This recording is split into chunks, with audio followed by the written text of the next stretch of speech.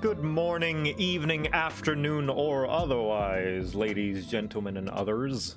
How are you doing today on this blessed Saturday?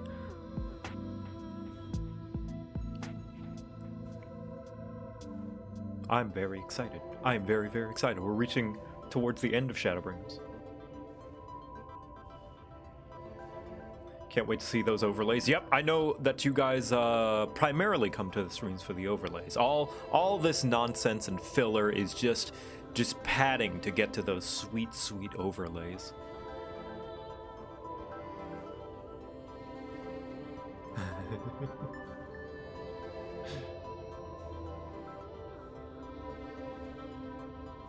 It's the meat. The rest of the stream is the rice. You gotta have rice.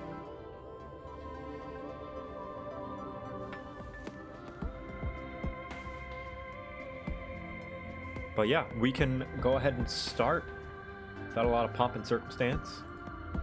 14, come on. And there we go. Okay, so yeah, last time we did the role quests and got very sad at all of them. But also, we learned a thing or two about the Warriors of Light of this world. Then we started, we defended Lakeland against an attack from Yulmore, and we said, fuck it, enough is enough. We gotta destroy the last few Light Wardens, whether Yulmore wants it or not. Screw you, Vauthry. And right now, we're trying to get the tram working so that we can perhaps go to a place where Minfilia intends on merging herself with the real Minfilia so that she may perhaps find where the rest of the Light Wardens is. A very risky move, and essentially sacrificing herself in a way to merge with Voice of Hydaelyn Minfilia. But yeah. Guess what time it is? Is it time to say why he? Thank you, say why he. I hope that this is all, finance that you don't need, and that this is just,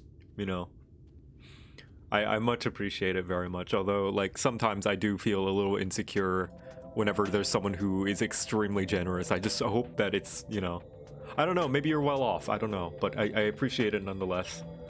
Thank you very, very much. It means a lot to me, and I think it means a lot to all the people who are able to receive those subs. Anyway, let us begin. I'm talking with Thaf, essentially the Biggs and Wedge. This is like the Biggs and this is like the Wedge of this universe. Not one-to-one, but they're very much similar in that they're engineers of a sort and kind of comic relief. If you're ready, we can leave right now. Though you haven't seen another fellow around here, have you? I thought he'd come out by now. I did, actually. You think he'll be alright? That's, well, I suppose he did force your hand a bit. Oh, yeah. I'll have a look, just in case. You go ahead, Thaf. Alright, looks like it'll be just you and me then. Try not to let anything take a bite out of you on the way out to the rail yard. Thaf's VA is Adam Howen, the same as Shulk and Pippin. Oh, nice. Yeah, I'd assume they would reuse some of the voice actors. More efficient than hiring, like, a new person for each and every single person.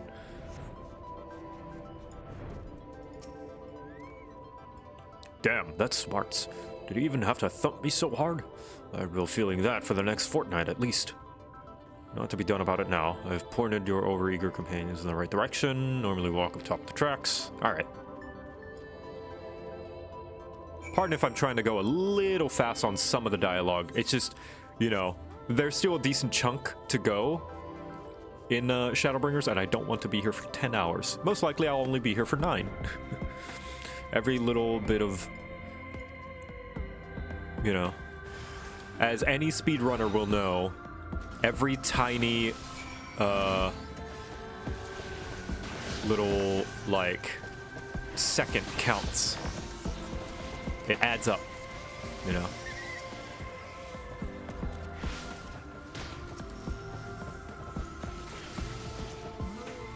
we go.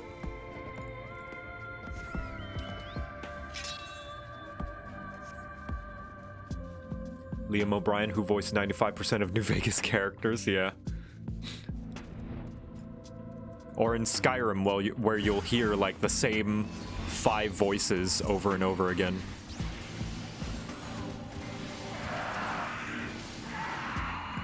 There you go. Gotta be careful, man. There we go, I'll help out. All helping each other out. There we go.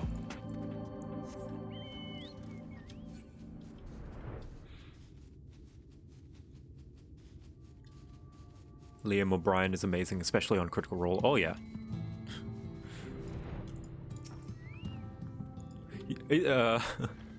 He's the one that started the whole "we play Dungeons and Dragons," right? That was him, right? This is it. Welcome to Twine.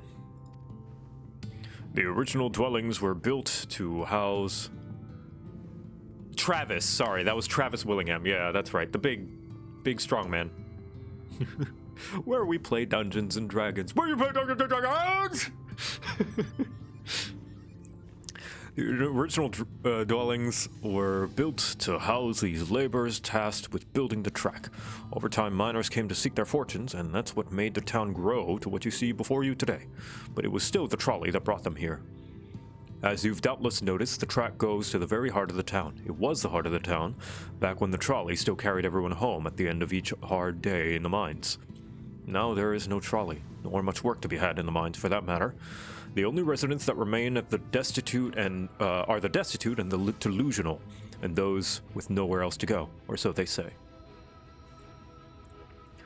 That should give you some indication of what to expect when you meet Magnus. As I said, it will help you understand why we can't get the trolley running. Just don't expect too much aside from that. Where we play Final Fantasy XIV!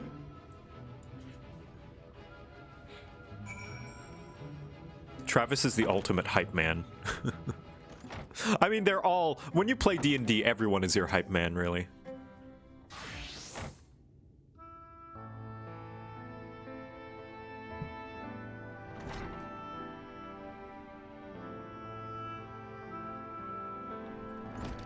Who are you supposed to be? Never seen the 3 of you in here before. Oh, let me get rid of this. Or the 4 of you. Wicked White, if you're going to bother me, at least have the damned courtesy to stand still. Methinks this one is deep in his cups.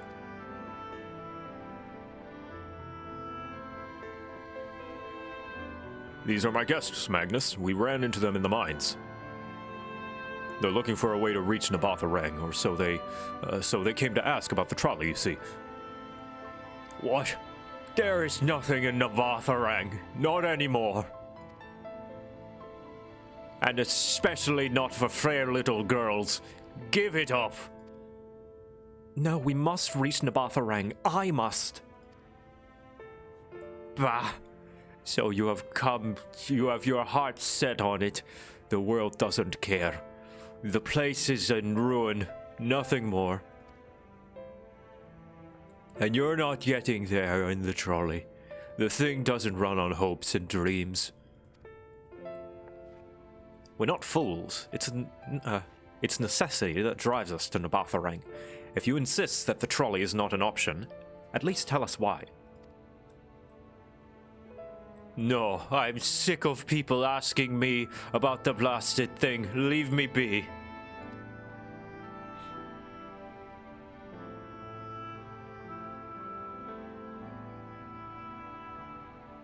We'll speak outside.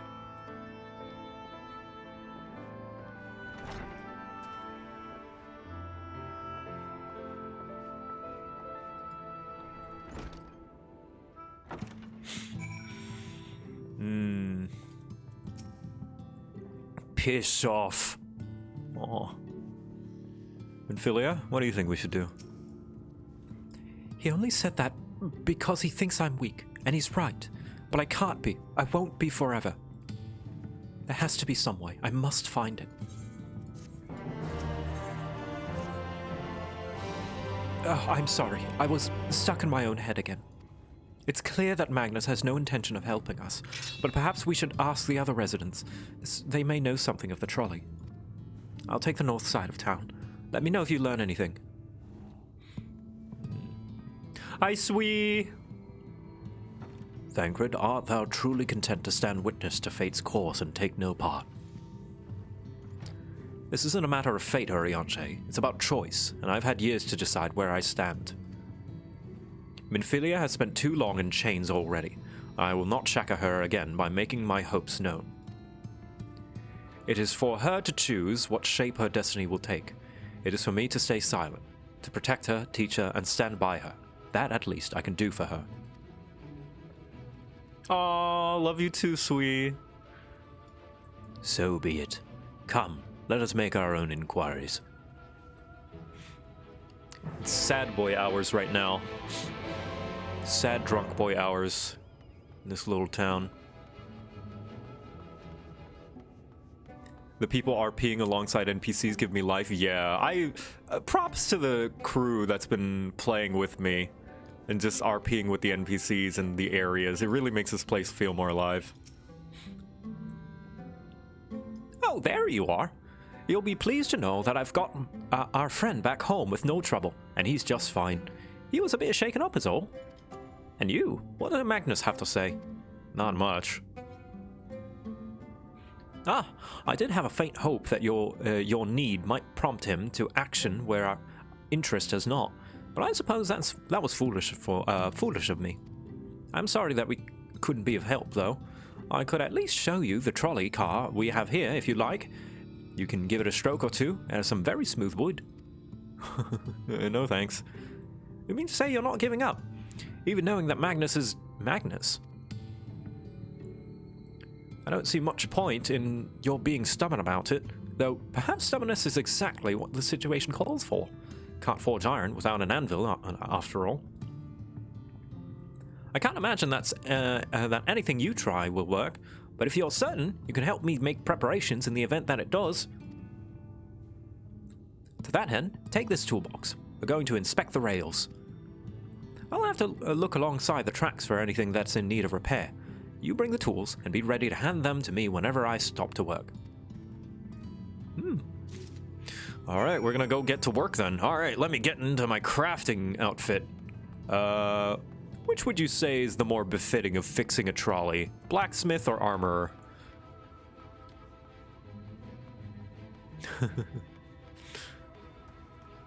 Blacksmith? Blacksmith. Alright, blacksmith it is.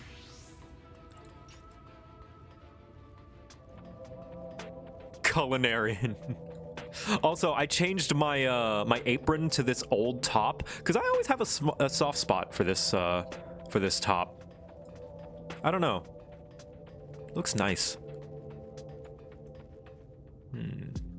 What you got? Where's the spot? Open the toolbox. All right. Do I not do it here? Oh, I can't do it because I'm not a... All right, there we go.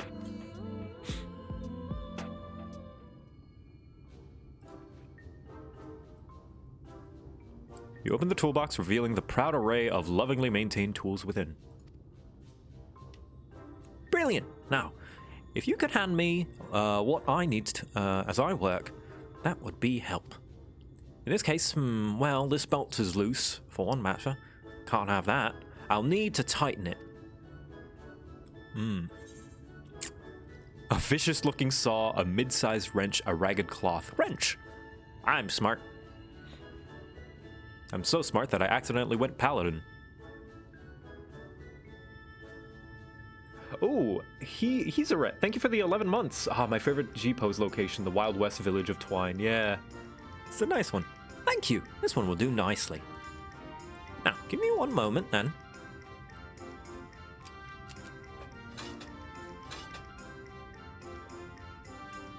There! I don't see any problems here, so let's continue along the track. That means the Warrior of Light is not great with tools. I think we are great with tools. Maybe the first tools are slightly different. I don't know. Because nothing says that we can't be an Omnicrafter at this point. And, well, you know.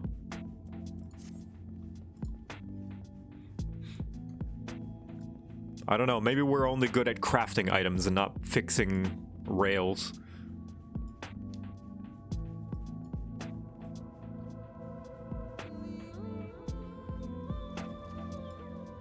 Alright.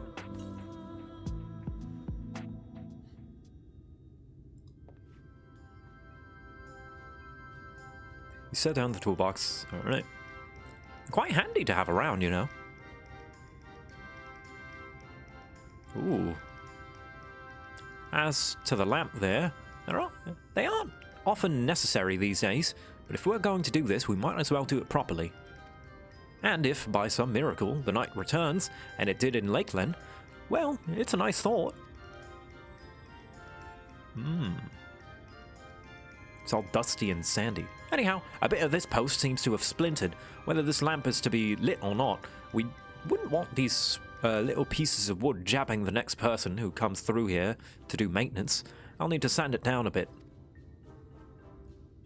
Rough file, heavy saw, heavy hammer, a bulky saw. We could just saw the post, you know, completely knock it down. Yeah, rough file. I had to do some filing when I took woodworking in high school. I like woodworking. I made a wooden sword once. At my university, we had like a wood shop that all students just had free reign to go in and do whatever. It was great. Yes, a wood file's perfect. Let me even this one out.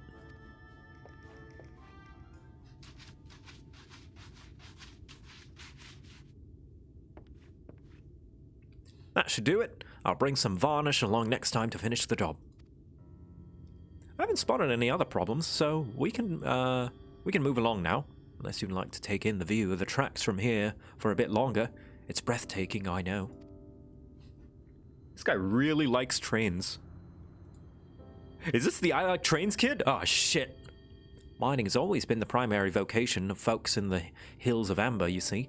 But after a certain point, they had dug up everything that could be easily reached and carried back by manpower alone. It was then that the Nabatharang Empire struck up the idea of the Talos, which they had seen at work abroad. At great expense, the Nabath brought the Mistal engineers who specialized in Talos here to the hills, and when you know it, the mining industry picked right up again.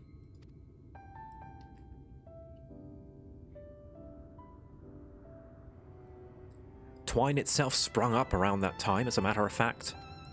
It was named after the entwining of tales, the fruitful cooperation between the native Ronso and the newly come Mistal.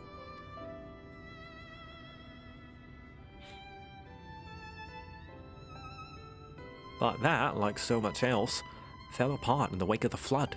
The Mistal left, taking their knowledge with them. Ah, so that's why there's so many Mistals in Yulmore. It was 15 years ago that the last of them, the folk from Daedalus Stoneworks, took off for Yulmore. Ah, see? Yeah. And now no one remains that can repair and operate the Talos. But there's no use in lamenting what can't be changed.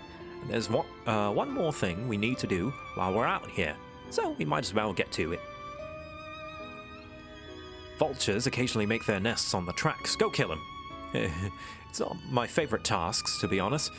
If you may have noticed, I'm not terribly suited to confrontation. That said, would you follow the tracks north and remove any nests you find for me? Right. Daedalus? Daedalus? Daedalus? Wait a minute, Daedalus. Where have I heard that name before? It's not in Final Fantasy XIV. I think I've heard that name. Dota 2. Greek myth. Ah, that makes sense. Actually, wasn't Daedalus a weapon in Skyrim?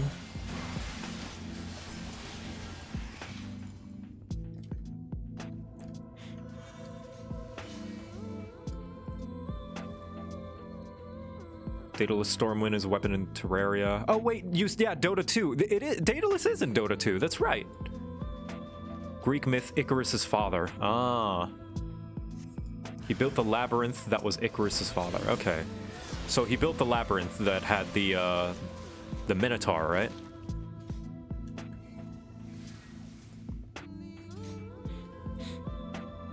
It's in almost everything, I feel.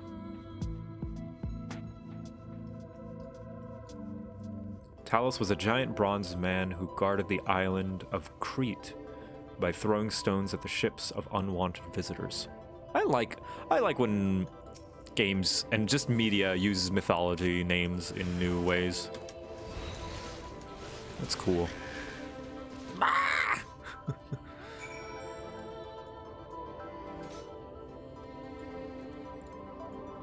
Greek mythology is rad. Oh yeah. I want like a animated media of Greek mythology that actually shows Zeus for what a shitlord he is. That isn't Hades, you know. Hades did a great job of showing how fucking awful Zeus is. And how he plays it up. He's a big frat boy. Thank you. That should be everything taken care of. In return for your help, I'll tell you a bit more about the trolley. Nothing that can get it started, though. Again, though. As I said, the only people who know how to repair the Talos are long gone.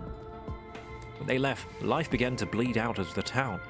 The trolley tracks rusted and its cars fell in disrepair. Now, I was born in Twine, raised there. My first words was, "Trolley, damn it!" And those were the worst years of my life. But then, about 7 years passed, Magnus and his wife returned to us. Magnus is a real, proper trolley engineer, and perhaps he would never have left in the first place if it hadn't been for his son.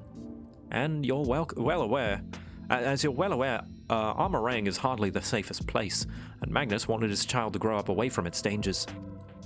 Didn't help in the end. The Sin Eaters got to the boy. Isn't that always the way? The child had always said that someday he wanted to see Magnus's trolley running again. So in his memory, they returned to Twine, started fixing those rusted rails and broken cars, and it was going well for a time. Ooh. Wicked white vultures. Are they back for revenge? Never mind, I don't want to find out.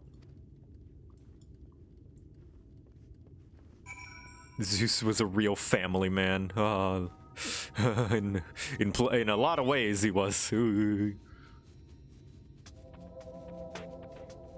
Playing Arena and Smite the game makes you despise Zeus.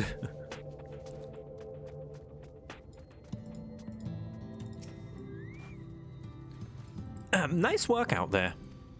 And now you know the story of the trolley. Won't do much good without a Talos, though. If there was even a single one that still functioned, things might be different, but, well, here we are. Not that it'll do you any good, but we do have a Talos we've been meaning to repair. I can show you if you'd like. I'd certainly be nice to hear something other than Magnus's griping for a change.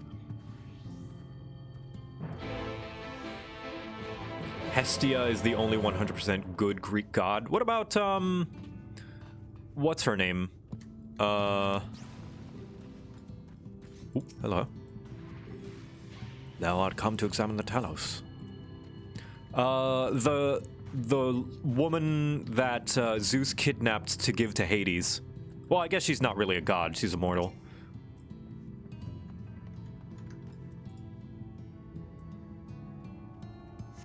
Persephone, yeah. Persephone did nothing wrong. Then again, I don't know if she counts as a Greek god. She was just kind of... Persephone is a god? Oh, okay. Truly a most vexing state of affairs. I thought mayhap a closer examination might yield something of value. Hades are... Hey, I think Hades has done a few bad things, you know, with the whole pomegranate and all that. I see. The means to build Talos stone by stone are lost to us, 'tis true. But here before us slumbers a most fine specimen. Indeed, were it not for a few minor failings, it would be in working condition. Demeter? I don't know Demeter all that much. But yeah, I mean, of course, Hades is a far cry from the badness of all the other Greek gods. To likely require naught but a few modest repairs and a suffusion of ether.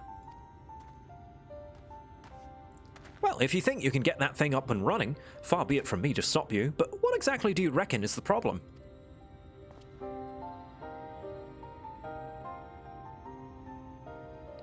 I should stress that I have performed only the most cursory of examinations, though such arcane constructs are not wholly unfamiliar to me. As I did suspect from the first, it is host to a network of veins through which ether floweth freely. Or so it would seem, were it not for several fractures which now impede said flow. How the hell did you get for all that from just a glance? I take it you've thought up a solution as well then. To bridge these fissures require a material highly conductive to ether.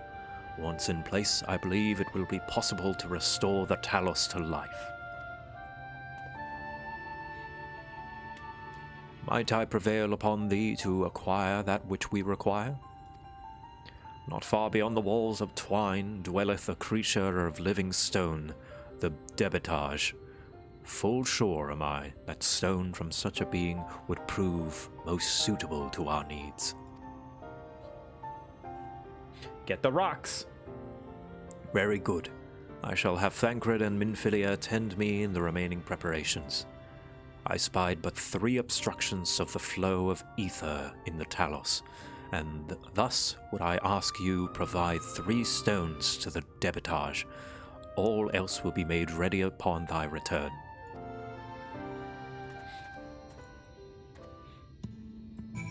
Let's see. Oh man, Hela was a... Oh, you guys ready? You guys ready to go on a field trip? Once I get the Talos running, we're gonna go. We're gonna go to the Vauthry. We're gonna get snacks. We're gonna stop by Mordsuk and grab a bunch of honeyed worms. It's gonna be great. But yeah, Hela was a jealous psychopath who was awful and murdered a lot of, not just murdered, but like did a lot of awful things to a lot of mortals who rightly were in situations that were not their fault. Zeus put them in that situation that caused Hela to be a jealous psychopath and want to murderize them and curse them and stuff. And he was extremely horny.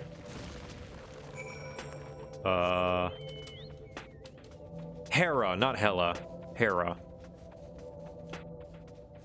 Hela was someone else, pretty sure.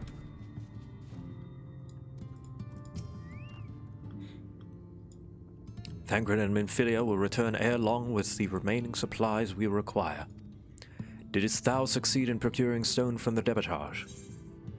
Hela is Norse, gotcha. Yeah. Hela's cool, I think. I don't know all that much about Norse mythology, actually. Fine specimens, one and all. You have my thanks. We need now but wait for Thancred and Minfilia's return. Is being horny a crime? No, but he was the bad kind of horny, you know? The frat boy kind. From end to end, the path by which leads ether may flow through the Talos have been duly mended. They but require a sufficient endowment.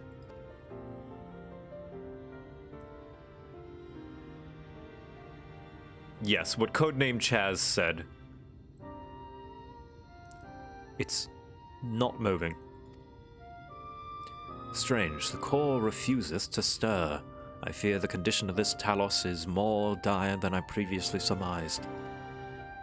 As a heart driveth blood through a man's veins, so doth the core ether throughout this massive frame. Failing its repair or replacement, the Talos cannot be restored. So it was the heart after all. Thou didst foresee this outcome? Well, no, not exactly. We've never gotten this far trying to repair it, so we had no way of knowing the heart was the real problem. We tried to find another, in case things turned out as they are now, but Jarek, this isn't really my story to share. Please, Jarek, if something went wrong, maybe we can help.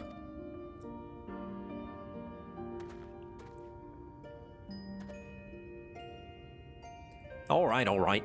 After all, you lot have done for me. I suppose it's the least I can do. Ooh, here we go. Backstory time. Zid CHS, thank you for the 2 months. Hello, Joe and chat. Catching up on and watching stream while getting ready for Endwalker.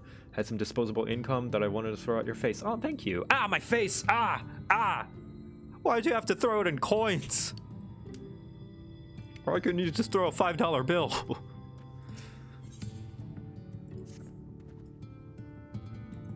Right then, the Talos. Their hearts cannot be made from just any stone. You need a special sort with sufficient ethereal conductivity. Both it and the other materials used in the construction of Talos bodies are mined in the same place. Ooh, Hizarot. Thank you, Hizarot. 500 pennies, jeez. I wonder how heavy 500 pennies would be. Thank you, Hizarot, for the 10 gifted subs.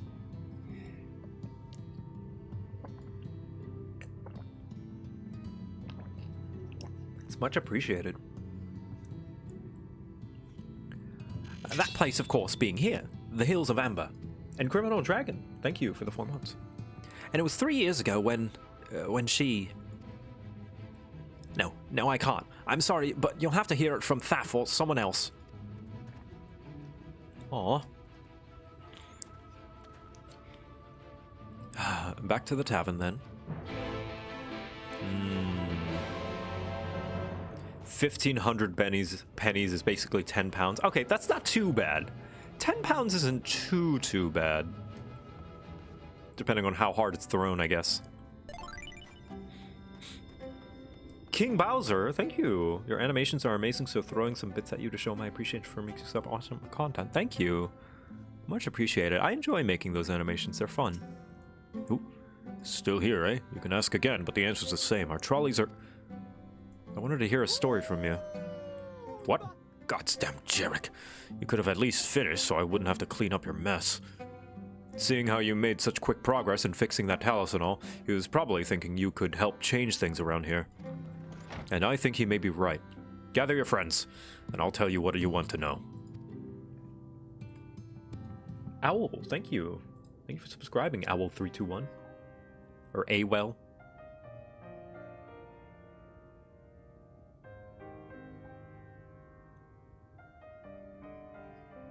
Magnus's wife was a miner, you know. Greatest prospector there ever was. Ah, I can hear it. Yeah, that's definitely Shulk. Like, you can hear him making his inflections a little bit lower pitch. When the golem hearts started failing, she was the first to head out in search of more.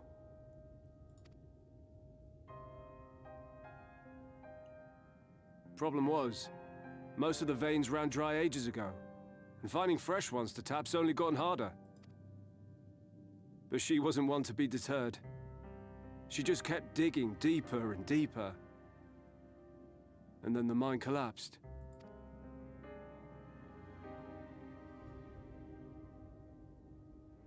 We labored day and night to clear away the rubble, but it took us 2 months to find her.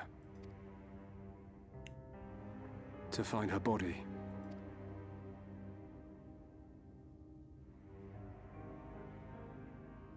Magnus has never been the same since.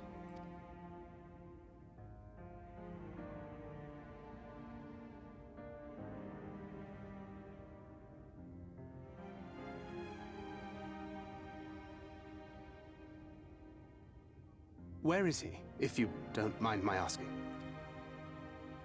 Ah, yes, well, if he's not here, there's only one other place he'd be.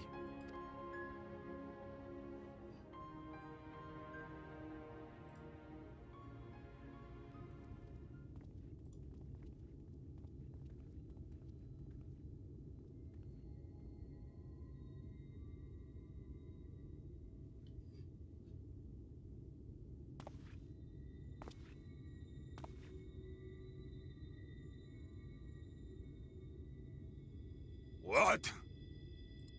Oh, you again. How many times must I tell you? The trolley won't run! We'd be better off dismantling the damn thing and selling the parts for scrap.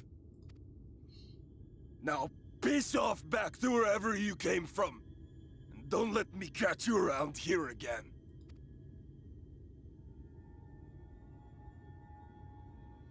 What were their names?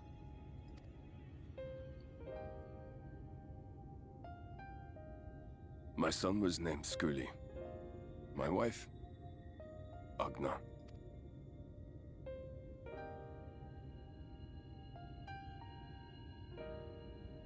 Being here with them, it beats going home. Home stopped being home when I lost them. I thought to try and drown my sorrows, but somehow the bottle's never deep enough. No bottle is. Believe me, I know. You've lost someone too?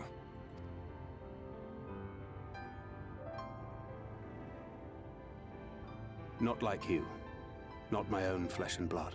I grew up an orphan, so I never really knew what family meant.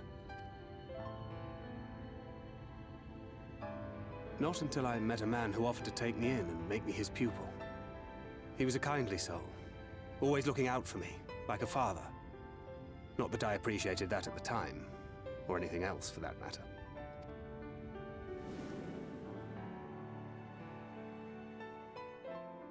But I finally had a family.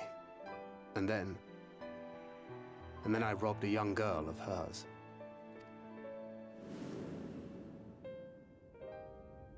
I did my best to make amends, to offer her comfort. But the more I look back on it, the more I realize just how inadequate my efforts were. I let her down. That is why I refuse to let her legacy die. In the end, all we can do is press on, for those we have lost, for those we can yet save. And that requires your Talos. Please, Magnus. You are our only hope of reaching Nabarth-Areng. What rubbish.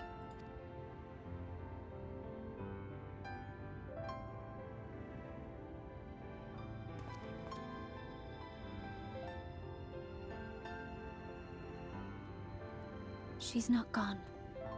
No matter what you say or believe, she's not.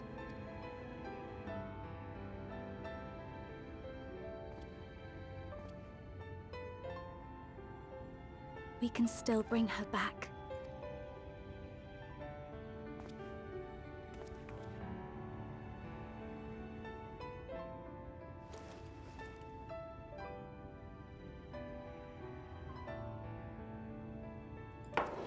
Dad cred!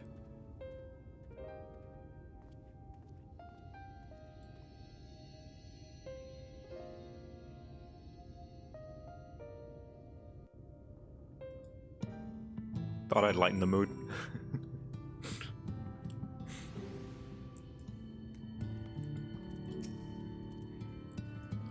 Full well do I know the pain of loss and how heavily it can weigh on one's heart.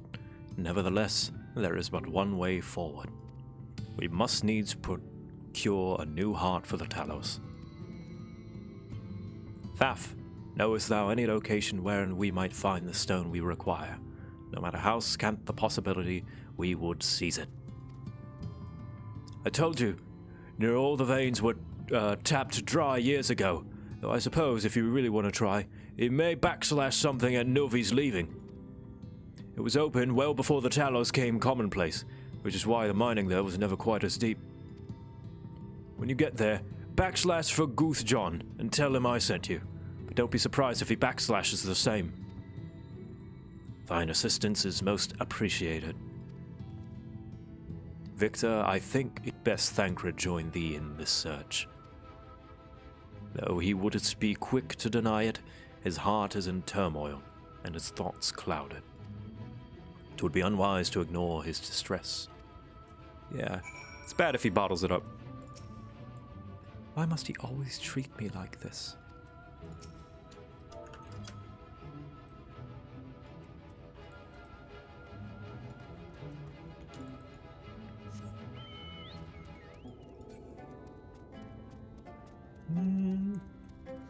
Excuse me. Thank you for the level 2 hype train. Thank you, everybody. Thank you, Toff Gear, Val Blair, and Sega Datter. Thank you. Off to somewhere, are you? Wanted to check in on you. How you doing, buddy? At last, a lead on the stone. We need to power the Talos. I can't very well have you go on your own. Lead the way. Yeah, but how are you doing? How are you, Thancred? I'd say we're long overdue for a good turn. I can only hope the gods feel the same way.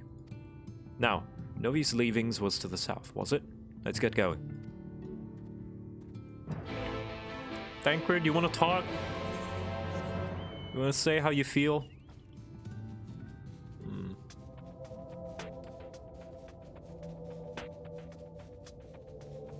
Half the streamers I follow call me Sega. Sorry. I guess when we read over the name quickly, we just assume it says Sega instead of Saga. We just think there's an E there. The way you described it, I was expecting the place to be abandoned. Perhaps our fortunes are finally improving, though we should probably hear what Guthjon has to say before we celebrate, assuming we can find him, that is.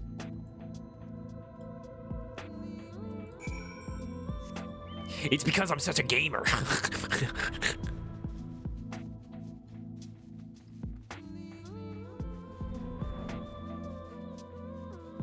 A bunch of the landmarks in Amarang are named after the named Ronso in Final Fantasy X. Interesting. They do reuse a lot of names. Like, apparently Doma was a reused name from another Final Fantasy game. I think, Hien's theme is, Cyan's theme. Something like that.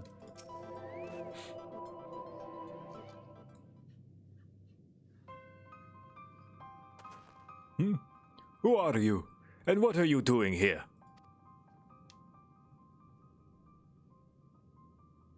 Well, you should have listened to Thaf. You're wasting your time.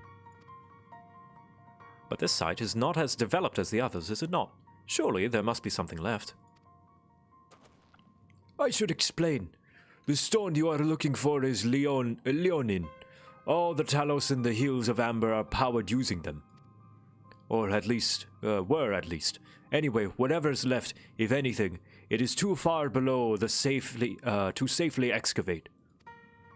In the deepest reaches of the mine, we use Talos to keep the pathways from collapsing. They're still there, but they could give out at any time, which is why much of the mine is closed off. Then our only option is to search the higher levels for any fragments of Leonin that may have been overlooked. I suppose there can be another way. Well, don't leave us in suspense. We're asking you for a trade secret. You're asking for a trade secret. I need to be duly compensated in exchange. Fine, what do you want? The other day I found a Volbert gold piece down in the mines. A bloody Volbert gold piece.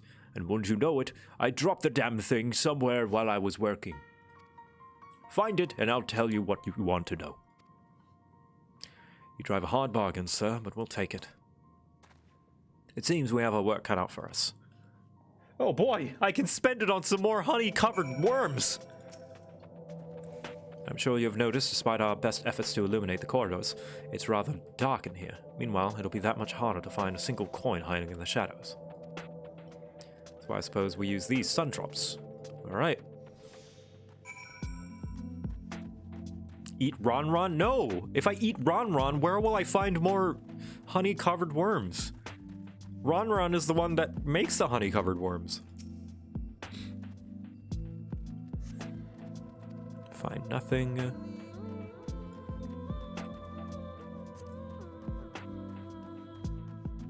Interesting that these are gnomes in the first.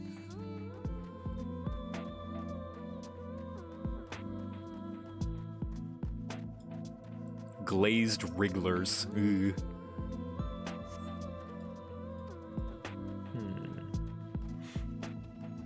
Big ass gnome, yeah?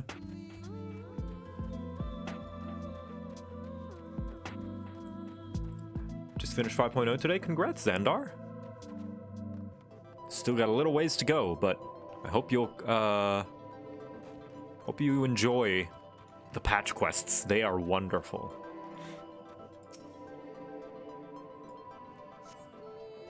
Oh, hey, a Vobert gold piece. Nice.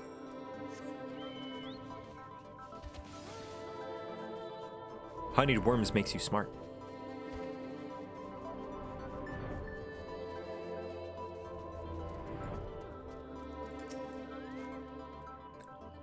I was hoping he'd drop the gold piece somewhere closer to the entrance. More fool of me to think Lady Luck would be on our side.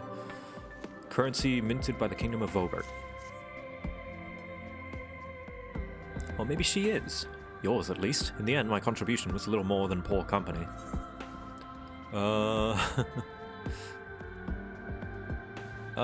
You're more prepared than this. You're more prepared than I was. You used sun drops. No more than usual, I assure you. I only managed to survive the Kurthan Western wilderness in the Imperial capital by virtue of an extensive preparation, a habit of mine since childhood, and one of my few positive traits which endeared me to Louis Soir, I imagine. It hasn't been easy finding ways to compensate for my condition. Every tool and trinket has proven vital to my continued success, such as this. Oh yeah, he's he's ethereally impaired. Had I chosen to pursue the arcane arts rather than espionage, well, I'd rather not think on it. So long as I have a means to protect those dear to me, and to see my duties through, that's all that matters. Now, let's hurry and see and return to Guthjon. The sooner we get back to Urianger and Minfilia, the better. Yeah, he can't do magic ever since the whole flow thing at the end of ARR. But, I mean... Well, Thancred, now you get to see what it's like to be in the shoes of a Garlean, you know? Sid never complained, you know? You're back. What does that mean? Wait, does that mean...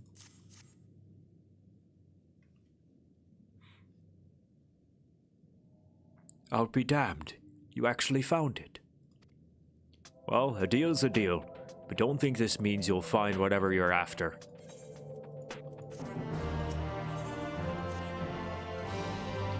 To be honest, I wasn't sure you'd pull it off. But you did, and I'm a man of my word. Come with me. Alright, so we did get to talk with Thancred a little bit. I like that. Gnome so thick the clap of the cheeks grabs the attention of all who follow you, Joe. Yeah. When you bring him on trust without Y'shtola or Reen, he can't use cartridges, which is a pain. Oh, really? Is that true? That is a clever small detail. Doesn't that sort of make him weaker than a Garlean? I figured he could have Sid look him up with a power armor. Maybe. That's a great detail, even if it is kind of... It's silly, but I like it. Every time I step out of those mines, the sky seems to get brighter. I'd never leave them if the air were so stale. If the air weren't so stale. But you're not come to hear my grievances. You're after Leonin. First, I have to ask, you ever heard of rockworms? Oh, jeez. Rockworms. I know them by another name, though I'm fairly certain the locals call them knockers. Aye. That they do. Whatever you call them, those little bastards may be the answer to your troubles. They can fit through cracks and crevices down where we could never hope to reach. And on occasion, they come back with something valuable.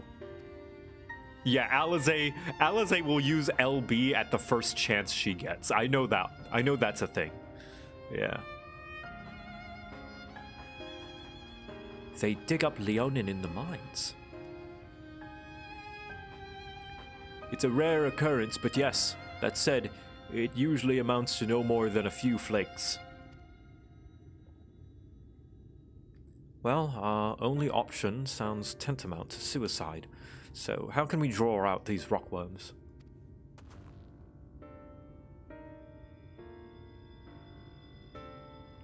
Over by that shack, you'll find a bag full of smoke bombs.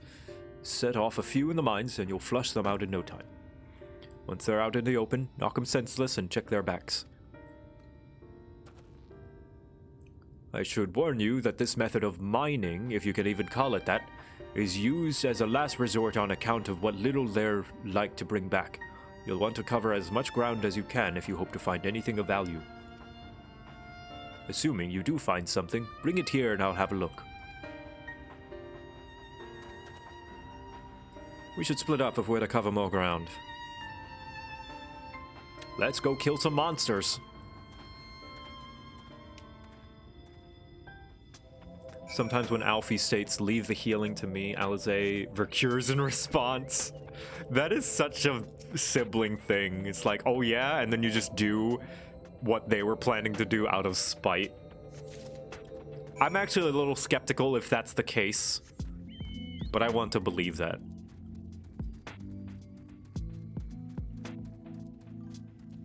I don't know if the AI is that advanced, or if that's actually a simple thing that they can do. But that sounds like a very sibling thing. Just the subtle pettiness of like, oh, do you have the healing? Oh, well then I guess, oh, let me check that. And then just heal without saying anything.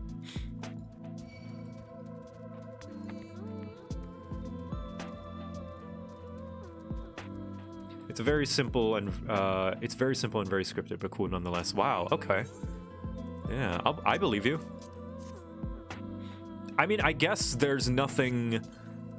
I mean, making that sounds like a simple script. If you just like play voice line whatever and then have Alize heal, so that they happen like in tandem.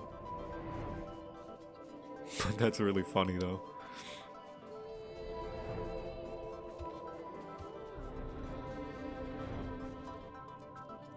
Am I part of the pre-order train? Yes. However, I will not be playing early access day one because, I mean, you know, there's a million reasons why I shouldn't. Plus, I'll be finishing up the last of Shadowbringers. I don't know. Yeah, because if I finish base Shadowbringers today, that means tomorrow we're doing 5.1 to 5.3. Which means 5.4 to 5.55 will have to be Friday. Level Sage Reaper? I just might.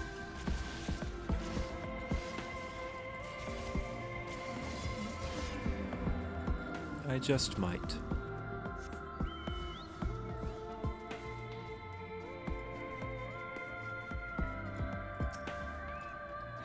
Friday's early access, yeah. That's not the button. Forgot to press the fray button. There we go.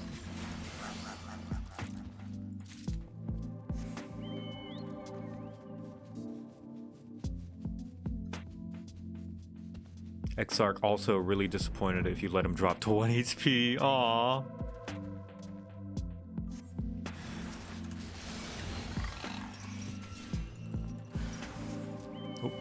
Oh, they keep spawning. I keep forgetting. Oh, they're like goblins.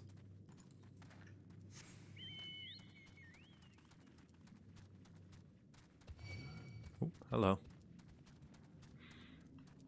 All the little trust dungeon thingies. Is there a video? I would like there to be one. I want to see all the small touches and stuff.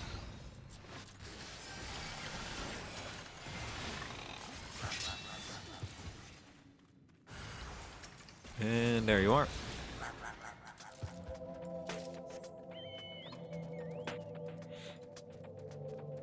There's a Twitter account about dialogue? Okay.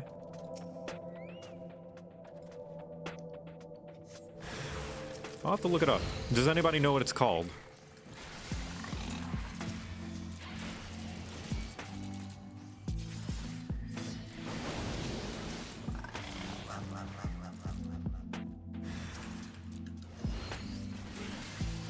Trust insider. Okay.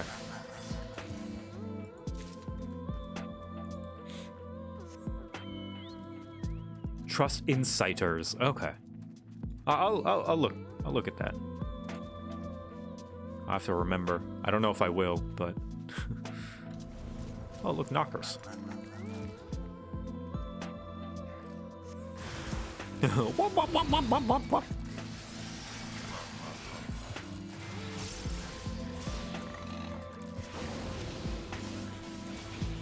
Wop, wop, wop, wop, wop, wop.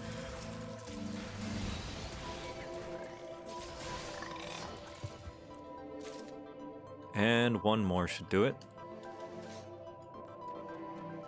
They're a little cute, yeah. Like they're a little ugly when you zoom into them, but they are kind of cute. They're like that ugly cute.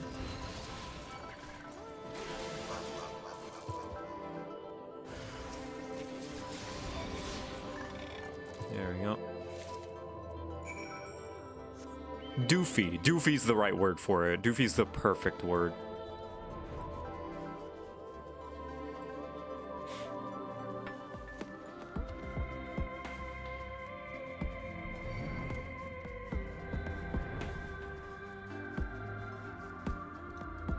Keep an eye out, Alwith. Hello, Mario. You are there. You are. Find anything promising? Chunk of rock taken from the hide of a knocker.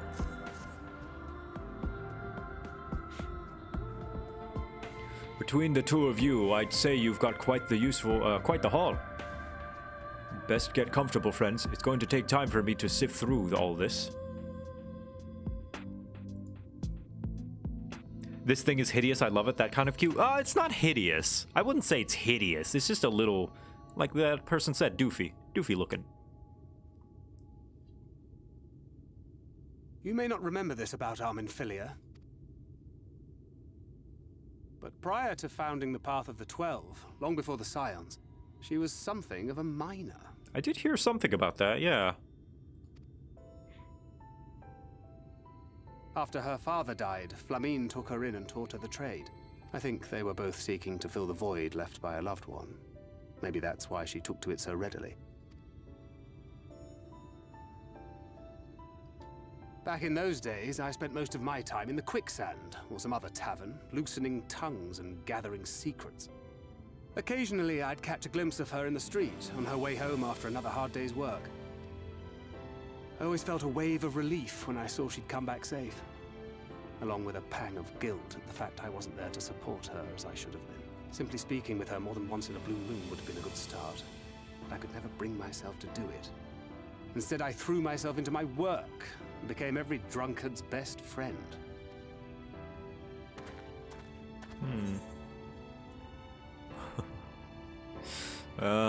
Not your finest hour, to say the least. Far from it, and Flamine has never let me live it down. But that was a lifetime ago.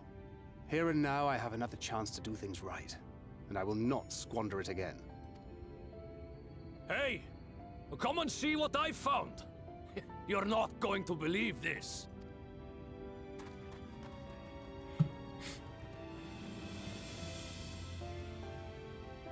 Tell me it's Leonine. It is at that.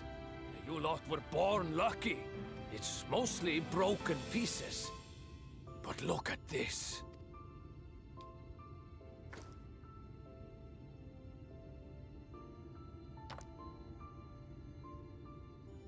This is a rather fine specimen. It's been decades since we found anything approaching this big. But that's not all. There's an engraving on it. We've come a long way from ARR, where they would hand us invisible objects. Ah, these scratches here. They're a little hard to make out. To my beloved Magnus and Schoolie.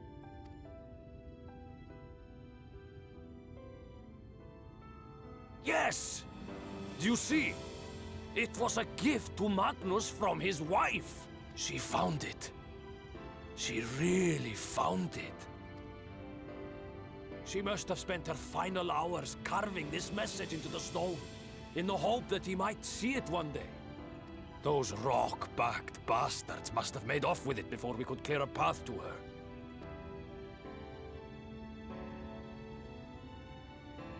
It's fate that brought you here to find this stone.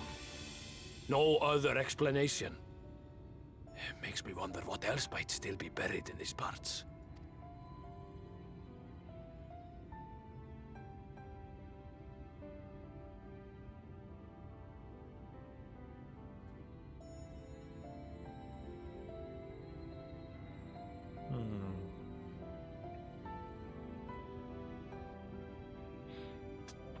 Writers, now we're stretching things. This part of the story feels a little too much like a coincidence. Yeah, but I mean, I don't think it takes away at all. Like, I think the finer details, although the finer details are a little bit contrived, I don't think, like, if it had been slightly different, like she had written on her shoe, or, you know, if she had written a note and we so happened to find the note, it wouldn't change too much different. The main point of this plot point, I think, is what matters. I wouldn't believe it had I not seen it for myself. Before you set it in the Talos, would you take it to Magnus? For 3 long years, he's believed she died for nothing. He must know the truth, that her sacrifice was not in vain. I'll take it straight to him. You have my word. Thank you, Grosjean, for your help. If anything, it just makes her death more tragic, yeah. The fact that she was so desperate that she was willing to write in anything, even a rock. Right then, let's not keep everyone waiting.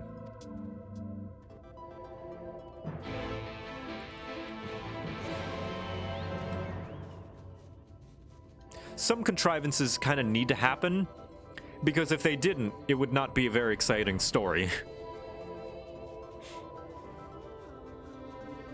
You know? If this was not a contrivance, we'd have a contrivance somewhere else. Most likely.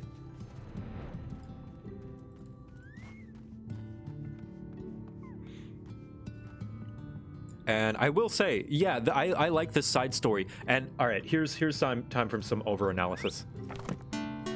I like these side stories where we're just helping people and learning about people's culture and what they care about.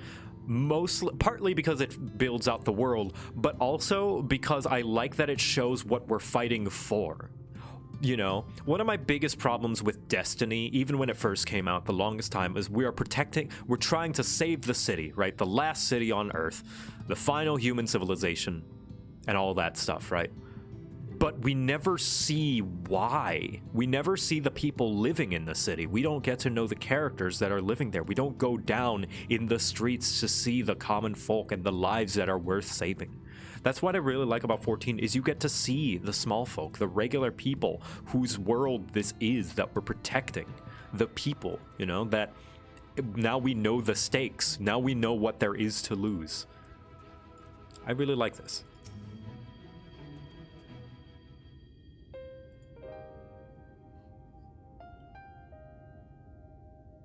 What?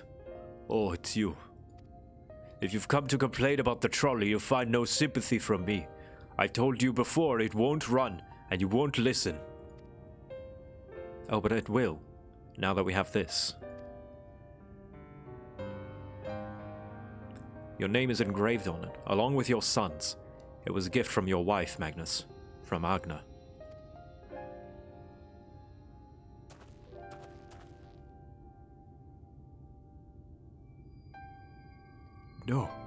No, she couldn't have. Agna.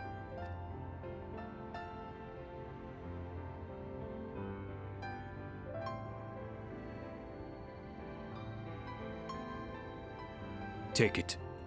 Do with it what you will. Are you certain? It would delay your plans, but...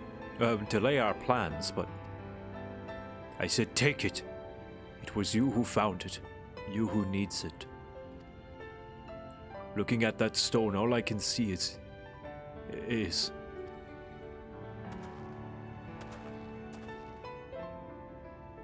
Please, just leave me be. I hope you'll be there when the Talos stirs to life. I'm sure she'd want you to see it.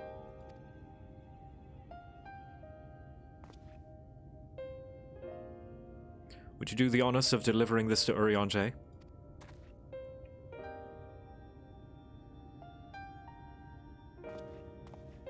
Thank you, Kia. I try my best. Oh, whoops. Should have turned that off. Whoops. Sorry about that. I'm not overanalyzing the story right now. That was 5 minutes ago.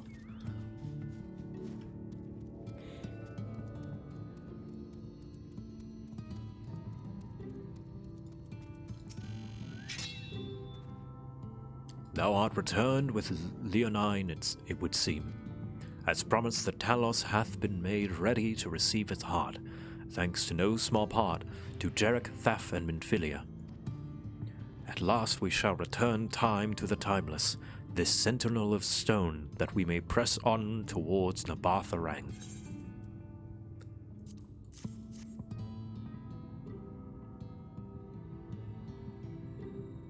Very good. Now, let us begin.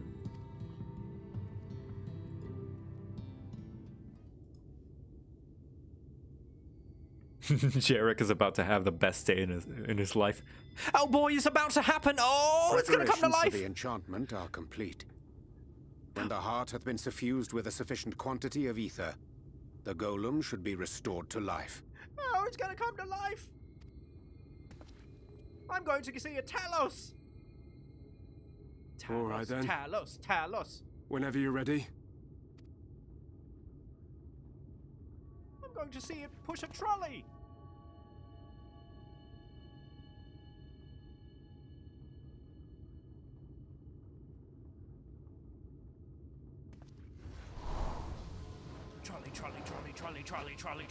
Trolley.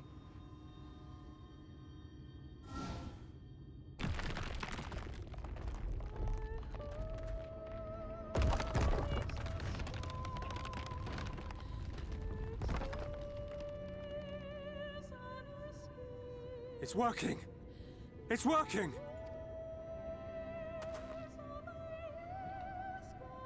Oh my god, it's massive!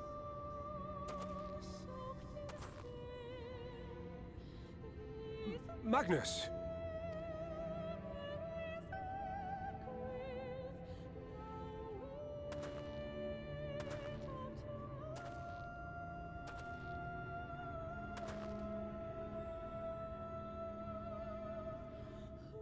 You left me for this? This wretched heap of stone and rubble?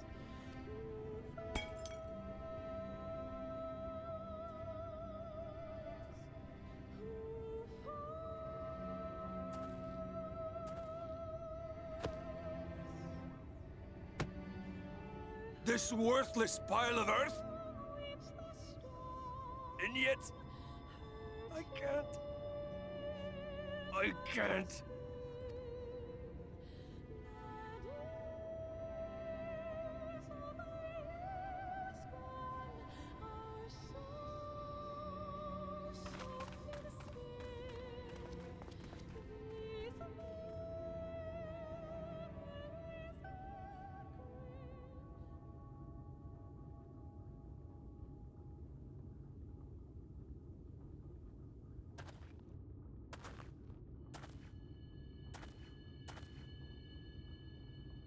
What troubleth thee, child? I shouldn't be here. I don't deserve to be. I don't deserve any of the things you've done for me. I'm just a burden, helpless and hopeless. If tomorrow came and I was gone, it would be better for everyone. Thancred most of all. He'll never admit it, but I can see it in his eyes. I wish he'd just say it. Just say that he hates me, that he wishes I was dead so that she could return.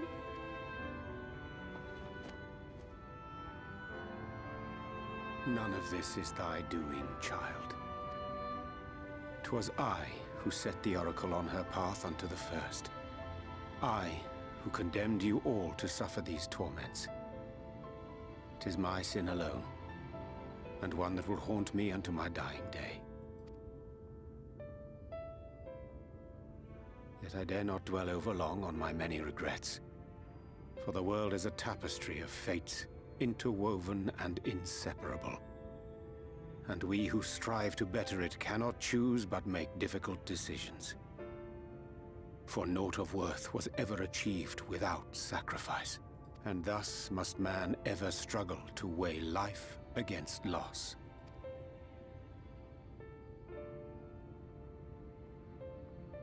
The one for whom thou mournest beareth no grudge. Were she here, she would not suffer thee to languish in sorrow. She would tell thee to seek thine own path, thine own purpose. It is a truth which I myself was slow to learn. Yet a truth it remaineth. Thou needst but have faith, and all will be well.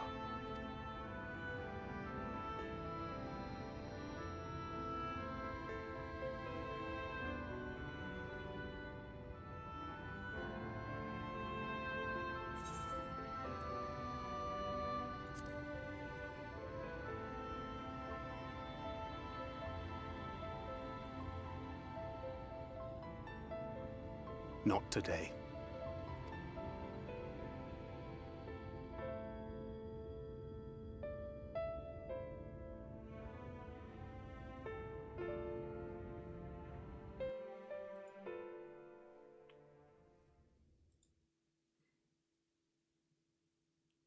Meanwhile, in the Crystarium, once again, we see Urianger J is the mentally strongest scion. He's willing to make the hard choices, and he understands that you can't stand around regretting everything.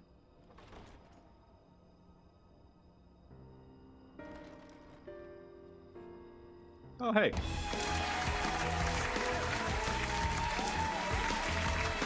To what do I owe the pleasure that is your extended stay? Oh, to the tediousness of our hero's present endeavors. That and the insufferable abundance of light in Armorang. I should be glad to keep my distance. Oh, I'm rather fond of sleep, you know. It's a wonderful way to pass the time. Oh, man. And thus did Emmet become the most relatable character in the game. Not that my compeers would agree, mind you. Always on the move, the lot of them. Like La Hebrea, constantly jumping from vessel to vessel. Such fire, such determination. So much passion fleeting and forgotten.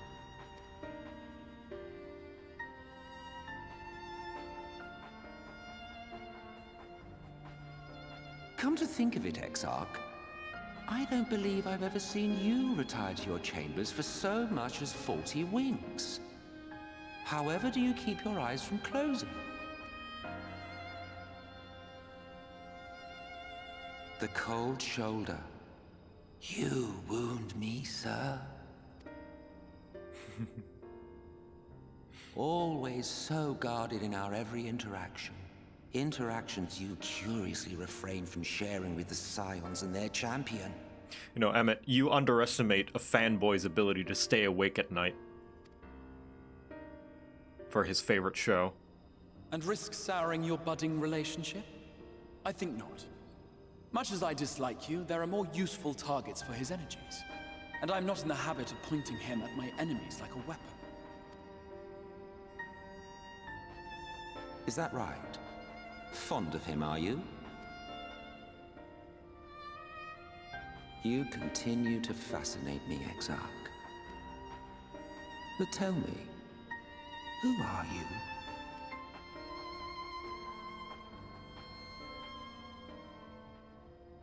The once great nation whose ingenuity gave birth to this tower was shaped by my hand. As such, I know full well the wonders it can facilitate and those it cannot. There is nothing in these walls which could have aided you in summoning our dear friend across time and space. much less in possession of his mortal flesh. Not even I could have performed such a feat. I see. You had a hand in Allag as well. Oh. You know, I wasn't sure when he said that. I was like, did he... You would know what I am? Did he manipulate Allag? I guess he did. That would make sense. Or I guess the Asians had a hand in pulling strings with the Allagan Empire, which is not a surprise, honestly. Shouldn't be all that surprising. I am the adjudicator of the sacred history with which you dared trifle. I am keeper of this tower's boundless wisdom. The wisdom of ages without age, of everywhere and nowhere. The great work of those who tamed the wings of time and grasped the nature of the rift. 'Tis a boon born of the sacrifice of brave heroes who gave their lives for a brighter future. They did say that Emmet had a penchant for nation building. Yeah, he just builds entire empires in his spare time because he is immortal. His spare time could be like 1,000 years. I will not see their hopes and dreams squandered. The history which led us here will be unwritten. I promise you that. Emmet is just a Civilization 6 player.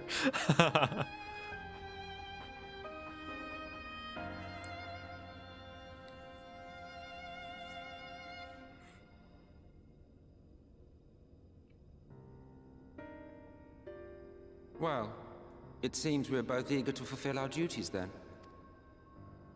On that much, we are in agreement.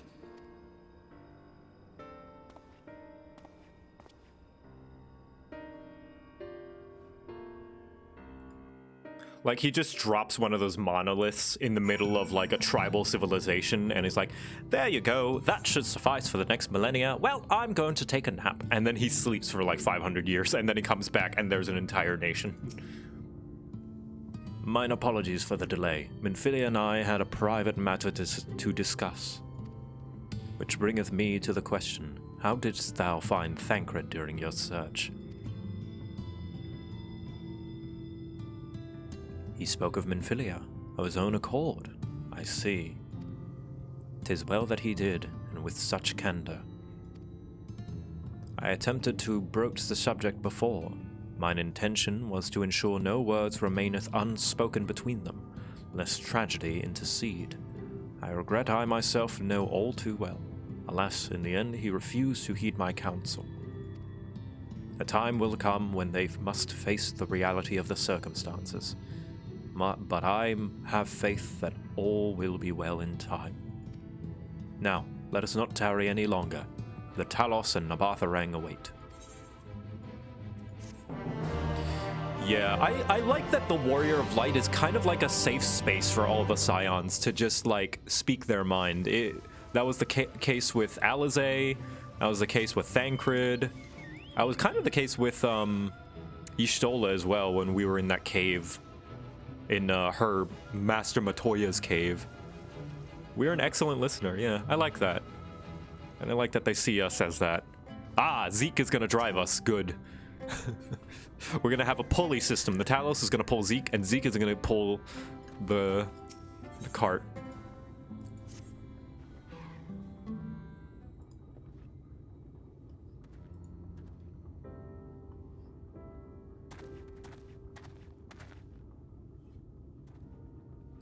It has been years since I've seen a Talos in such fine shape. Would that Agna were here to see it, or our son.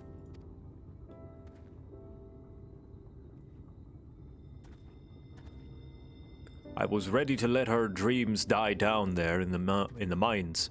Even though you'd find the Leonine, I refused to believe it could work. Gods, what a fool I was.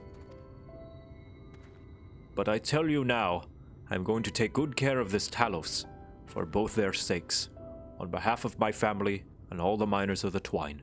Thank you. This is now my new son. I will name him the Boulder. Well, enough chitter-chatter. Let's get you lot to Vauthry, eh? I love my new rock son.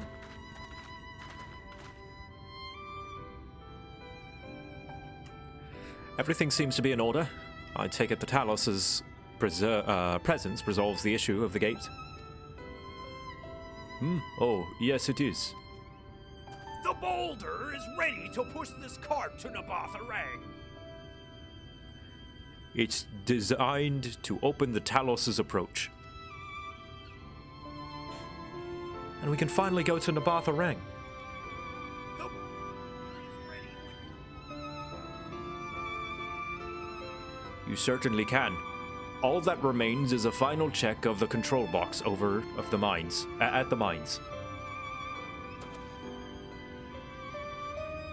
You hear that, boys? Get that Talos over to the mines, and keep a close eye on it around the curves. Understood? Yes, sir! Oh, that was Thaf. Yes, sir. Backslash!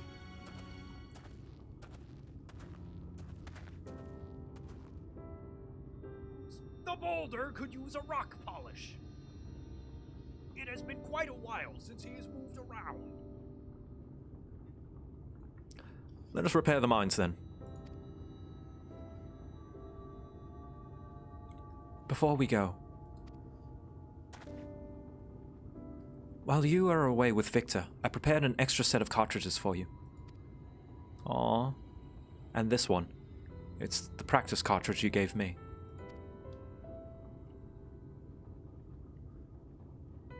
I know I should have thrown it away years ago, ages ago, but I've been adding a little extra to it every day. After so many charges, I'm honestly not sure what it will do, but I wanted you to have it, for luck. Minfilia,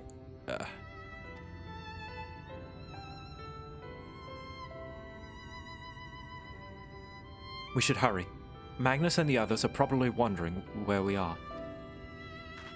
The boulder found that exchange extremely touching.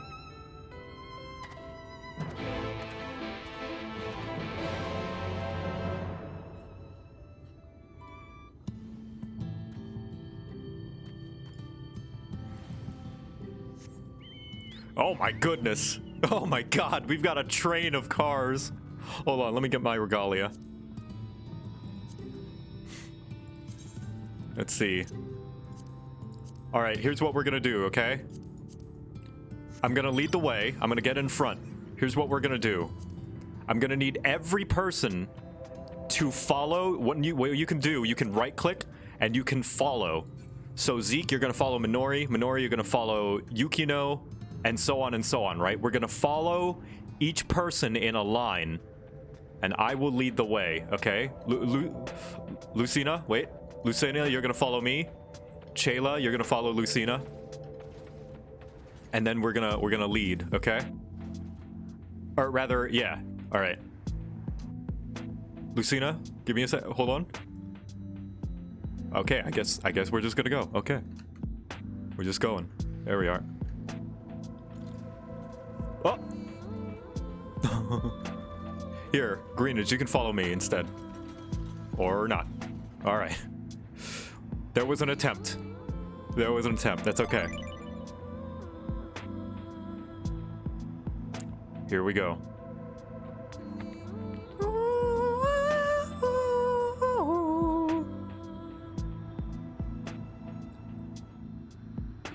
I know I'm probably not in that spot on their screen, but I appreciate you guys making space perfectly for it to line up good on the stream. Because the latency, I'm sure, looks different on your screen. Look at this! Now this is a train.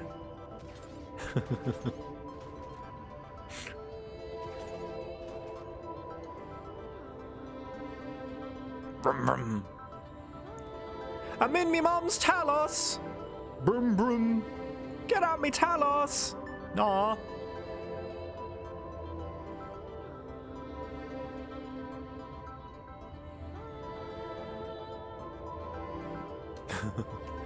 Man, I love traffic.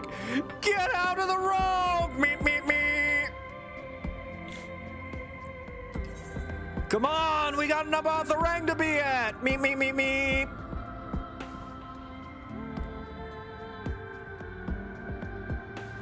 I could swear you're casting Resurrection with how slow you're going. Meep, meep, meep, meep, meep, meep. Come on, even my grandma knows how to use Swift Cast.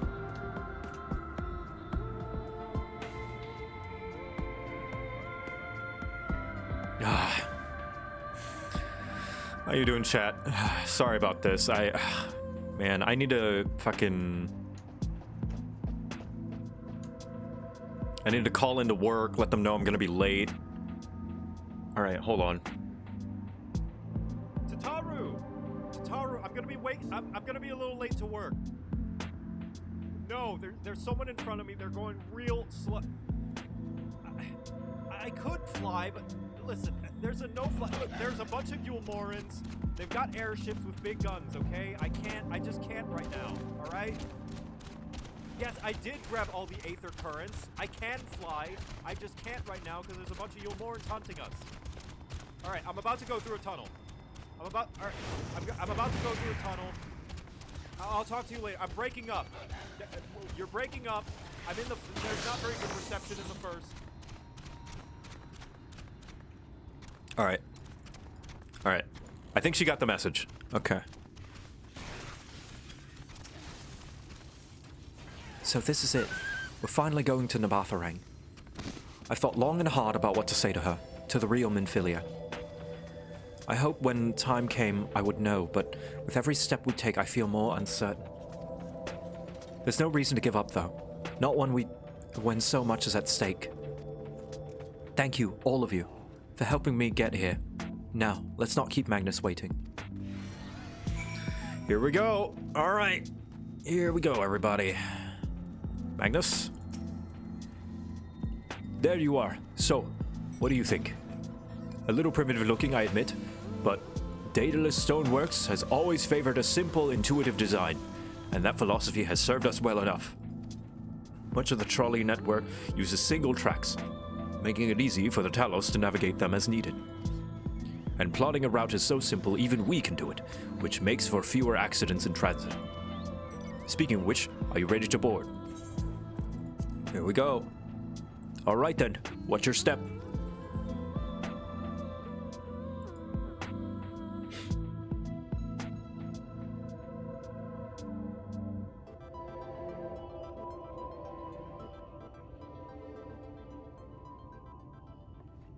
Choo-choo!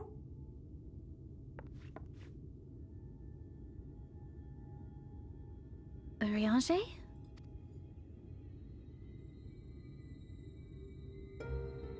Thou must needs carry on without me. The path to Vauthry lieth open. Whilst thou travellest thither to the south, I would apprise Mistress Elise and the others of our progress. As circumstances permit, I will thereafter rejoin the hunt for the remaining Light Wardens.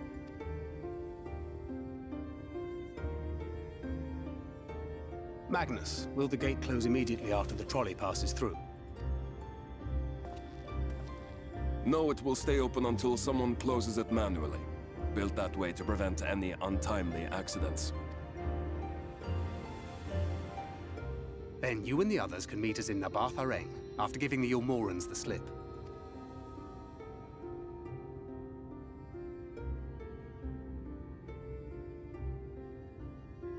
Ranjit. Thank you for everything. Remember, thou needst but have faith.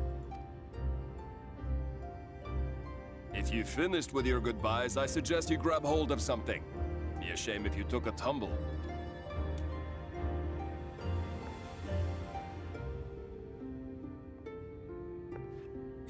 Thank you, second dad.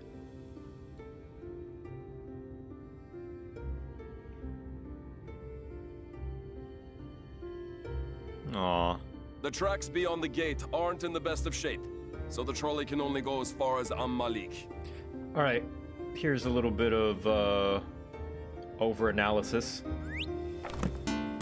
I like to think that Ranjit, that little look... Wait, what? The opposing? What the heck? Demily Pyro? Holy crap, thank you. Thank you for the raid.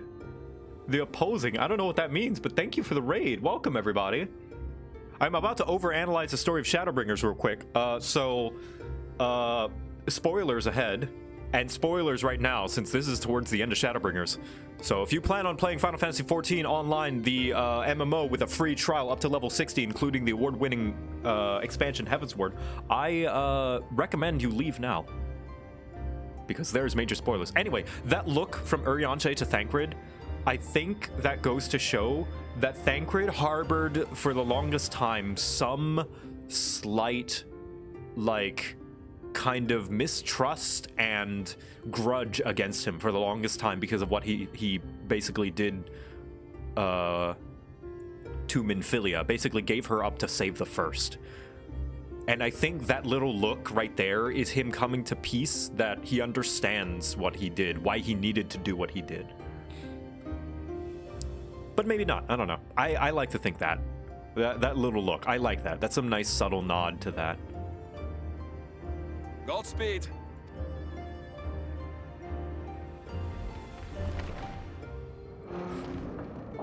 The boulder is ready to get going.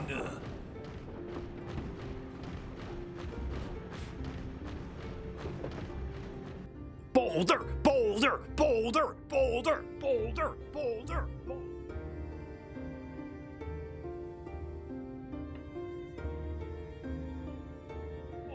Boulder, boulder, boulder, boulder, boulder, boulder, boulder, boulder, boulder, boulder, boulder, boulder. That must be the gate.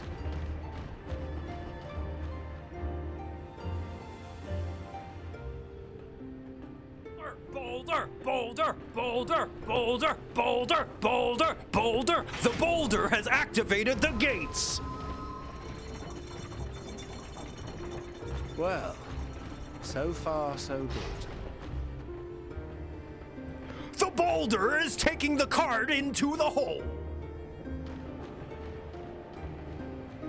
The boulder sure hopes that there isn't anything impeding our path.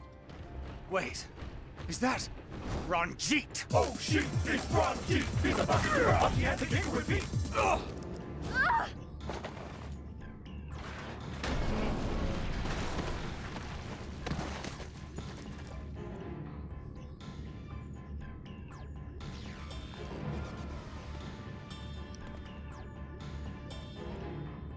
You're a stubborn old swine, aren't you? One who has mastered Gukumots fears not the blackest pit or the fieriest hell. Your deeds in the east did not go unnoticed. Long have I lain in wait, and sure enough, you did not disappoint. The boulder has sustained a major boo-boo.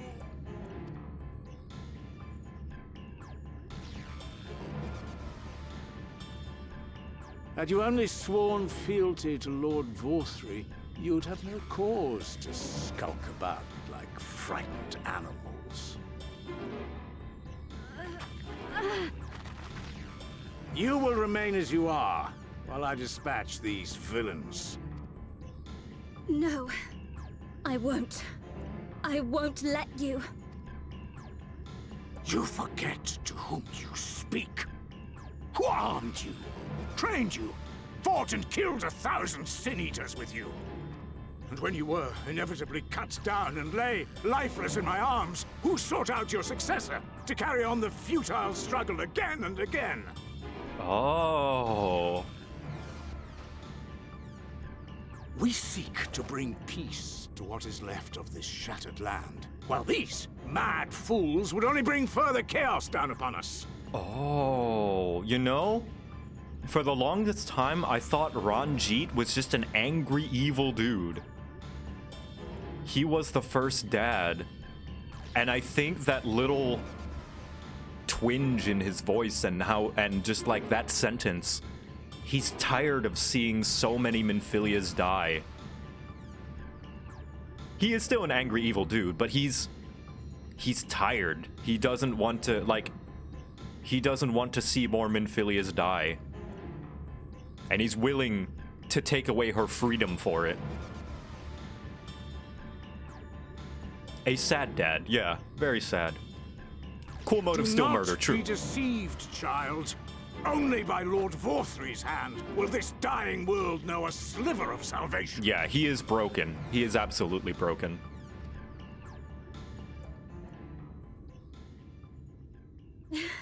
I don't know about the world, but I never asked to be saved. However much it hurts, and however hard it gets.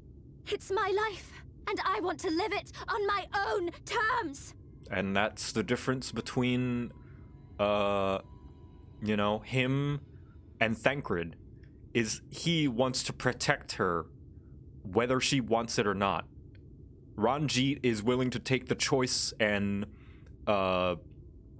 agency away from Minfilia for her own protection, whereas Thancred is letting her make her own choices, even if it may result in her doom.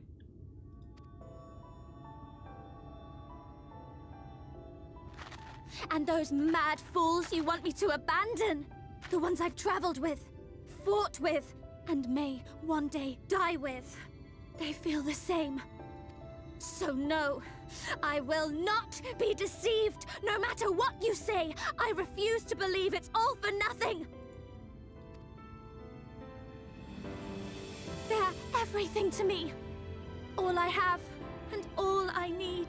And I would gladly do anything for them. Let us pass, or kill me. I'm not leaving here without them. How dare you! Very well. If you would cast your lot with villains, then you shall share their fate. And you lost me, Ranjit. Dad cred!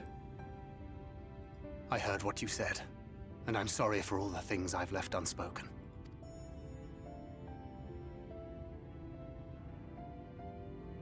You have to go, now! Thancred, no!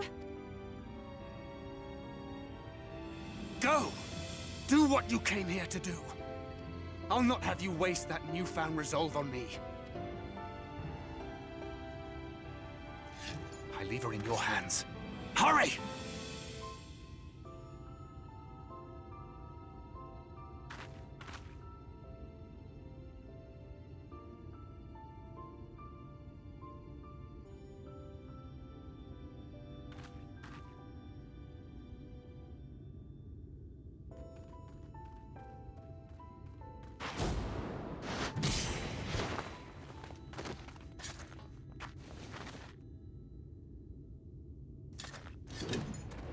Not another step. Your fight is with me. You think yourself her protector? Ha! As if a whelp like you could be a better father to her than me.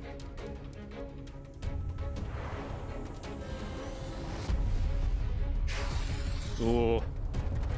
All right, it's time to play as Dad Cred. Dad cred! Yeah.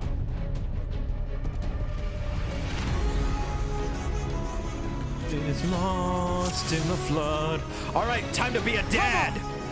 Hey, Ranjit, I hope this fight won't drag on.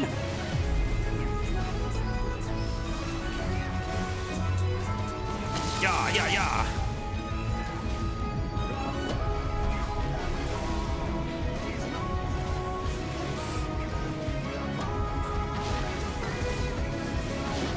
You know, I might not be able to use magic, but I'll still kick your ass either way.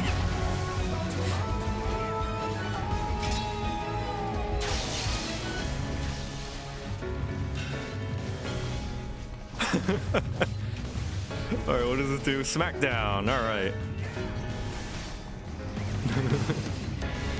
I have trained in the art of the dad joke ever since I did the Magic DPS role quest.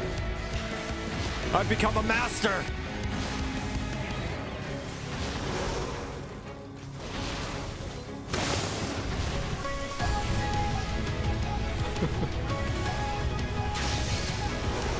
Oh shit. What does this do? Nebula. Reduce. Ah, okay, that's my mitigation buff. This is going well. Also, I really like, instead of having the normal Gunbreaker heal, Thancred has a potion because he can't use magic.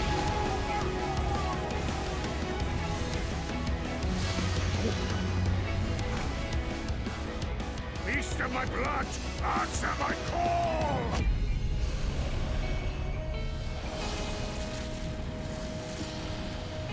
Oh, I didn't realize that your skill was up to this scale. Oh my god, he's a Reaper. Rend my foes and ward their blows! Wow, look at that, first Reaper. Whoa. Yeah, he's actual Reaper. Wait a minute.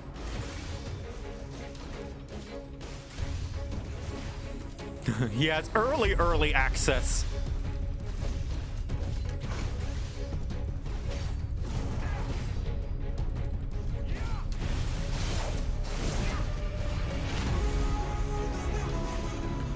Pact creature infusion with it. Yeah, his dragon is his like void scent thing. Yeah. Ready, set, roll D&D. Thank you for the bits. Whoa, that's a lot. Hold on, that's a long message. I'll read that while I'm dadding.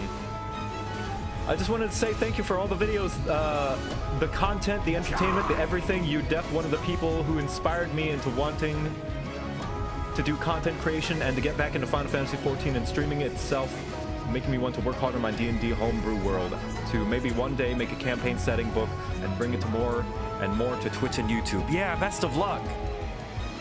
I hope you the best of luck in that endeavor. And I'm glad. It's very generous of you, and best of luck. I like me finally doing my own homebrew stuff has been very, very fun. Not good.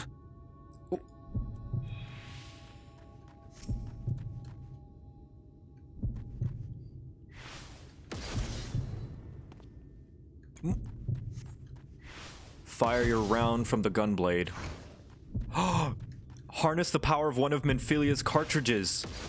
Her practice cartridge. Yeah!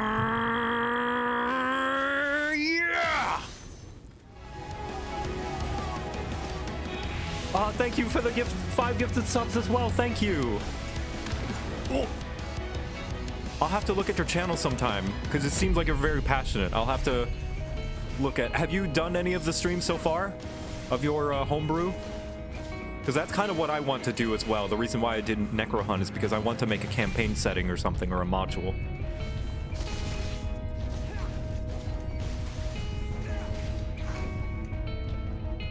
What is my favorite class? I don't know, actually. I think either Red Mage or Dancer. They're definitely loads of fun. Paladin's up there, but it's not my favorite to play, you know?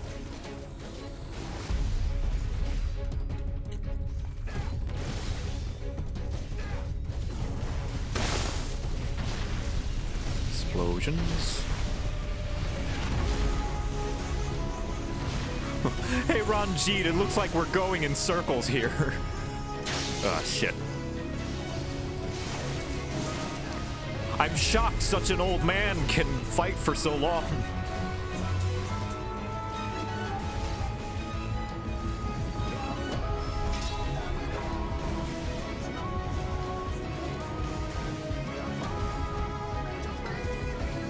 Sorry, I'm role-playing. Look, see?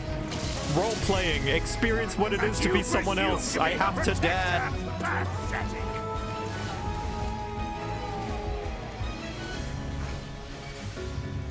Alright, time to go invisible.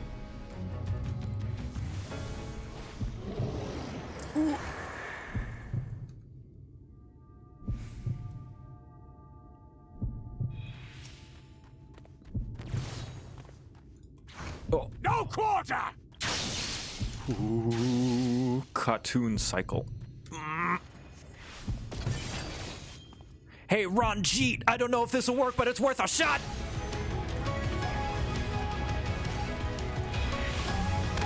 Ow. You've played your hand far too early, boy.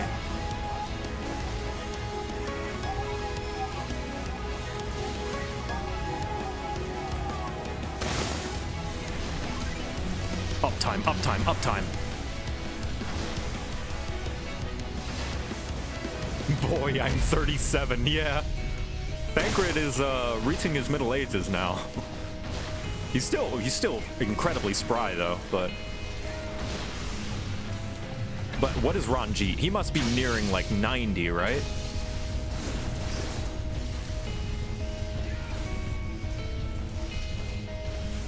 He's over 100? Yeah, I assume something like that. Why do you persist in this folly?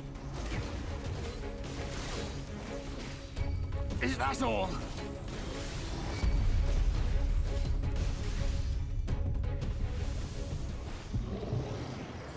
Severely restricting the life sustaining. Okay. So what is Thancred using when he's going invisible? Oh, oh shit.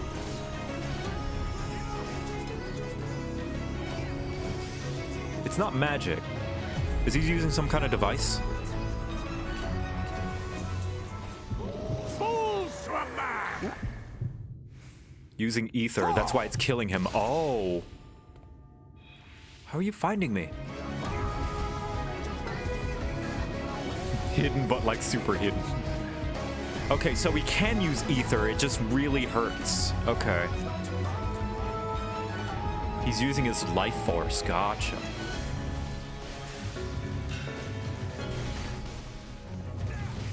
That makes sense. All right, that stays consistent.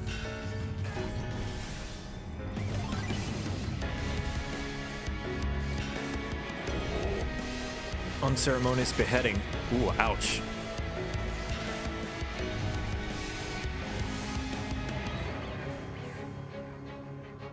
Yeesh.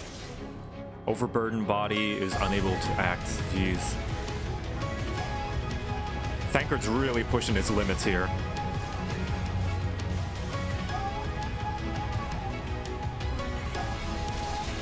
Ouch. That's a lot of bone stacks. One lost disappearing act. Well, you're not struggling to stand, I might think you serious. Come on, Thancred. I believe in you, bud. Come on.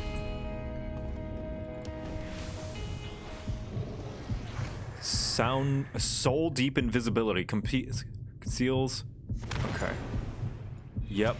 Not even that's gonna take it out. Leap of faith. Harness the mysterious power of Minfilia's experimental cartridge to deliver powerful onslaught. There we go. Now we're doing the practice cartridge. Come on, stay still, old man. Thank you, Minfilia, for this precious gift. To hell with you!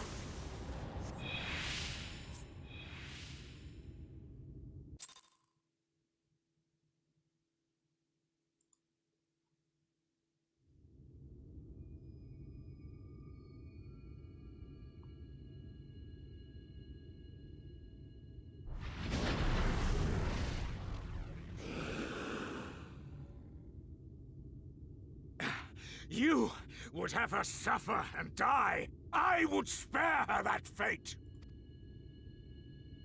That is not for you or anyone else to decide ever again. Dad cred!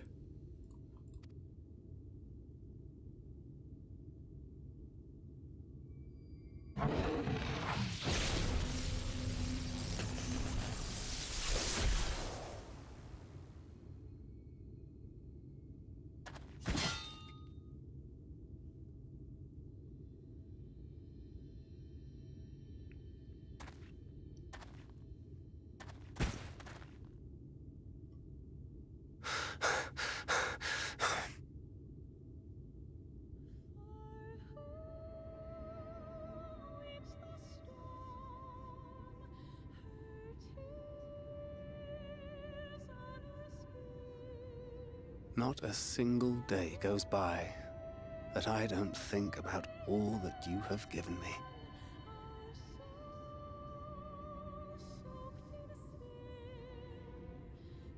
Countless memories and moments I took for granted. Gods, you grew up so fast.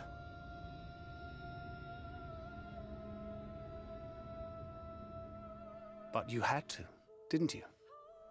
For those you had lost. For those you could yet save.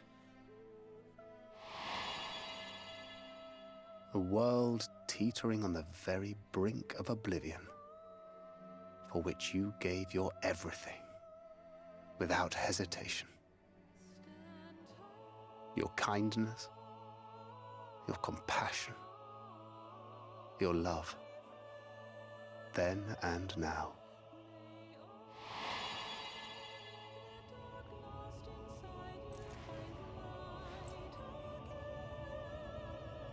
One last time, with a little help. I'm so proud to have been a part of your life.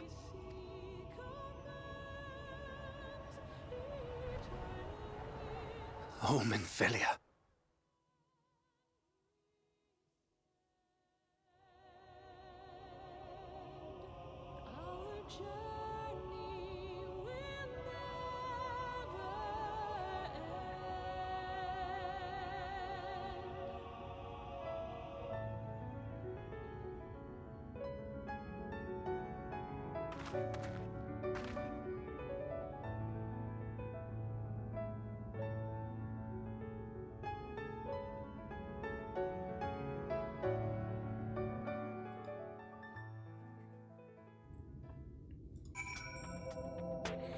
So, a lot of people like to speculate about what he said there, and I think it's open to interpretation. Somebody said that it's either thank you or goodbye. I think, yeah, it could. I think it could equally be either one of those.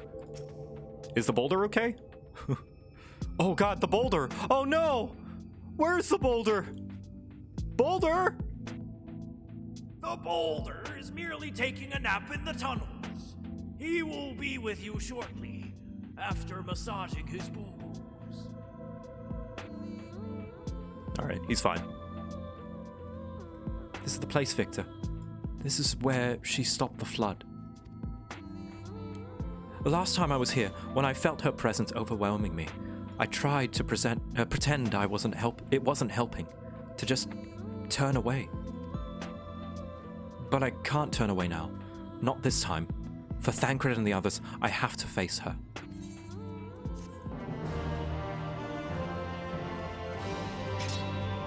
In the event that you have to leave the area, speak with the apprentice engineer at Twine and Emet-Selch.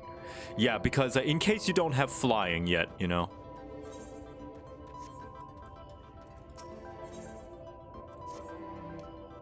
I can sense her presence, albeit faintly.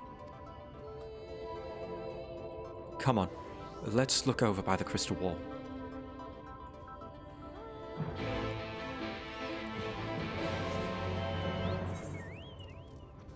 Here we go. Hope everyone had fun on the tram ride.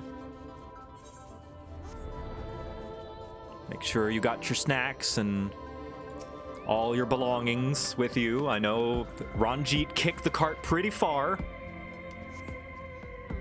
Might have flung a few of your bags and stuff.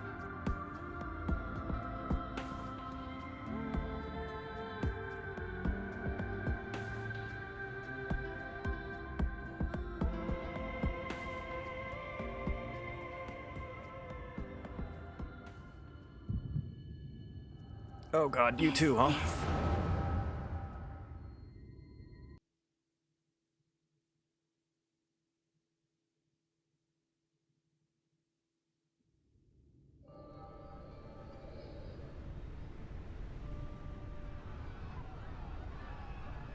Oh, this is Amarang 100 years ago. Run for your lives! It's the flood! Man, the flood! It looks so similar to Alamigo. Ah! Look! There's somebody up there! On top of the palace!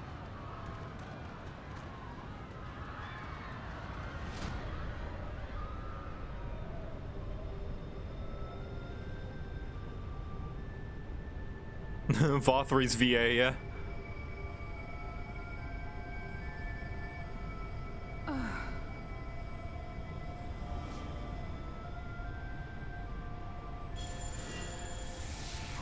Brandon. Renda Ray.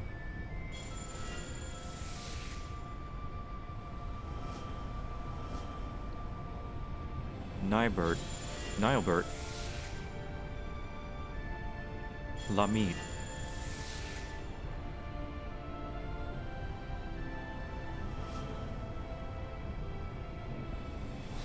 No!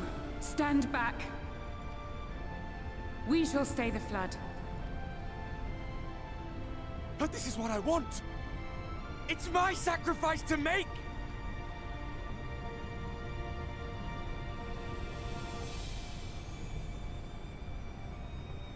Your time has not yet come. When all hangs in the balance, you must give them hope. Minfilia!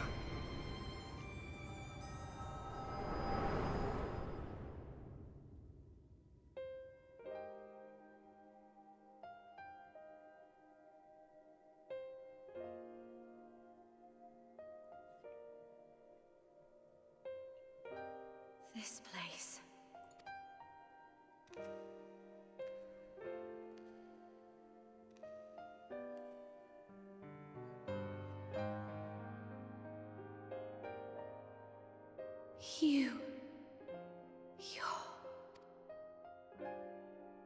Ours is a meeting long overdue.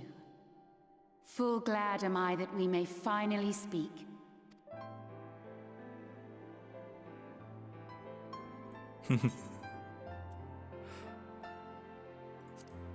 Nice to see you again. Flaman's doing well.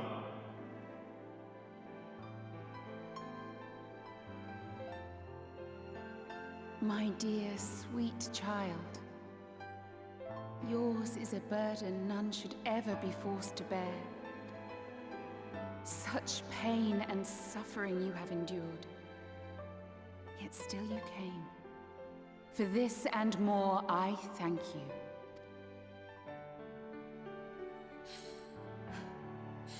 I've lost count of the times I've almost given up. If people hadn't helped me every step of the way, I never would have made it.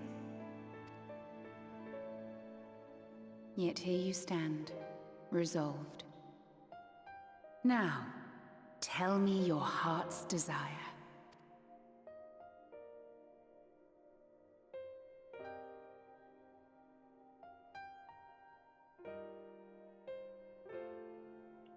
To defeat the Sin Eaters, and bring this world back from the brink. The remaining wardens have hidden themselves from us. But with the power of the Oracle, I thought we might be able to find them. Indeed you could. Their radiance would be unmistakable. But know, my child, that the power you seek will come at a price. We stand now at the crossroads. A decision must be made.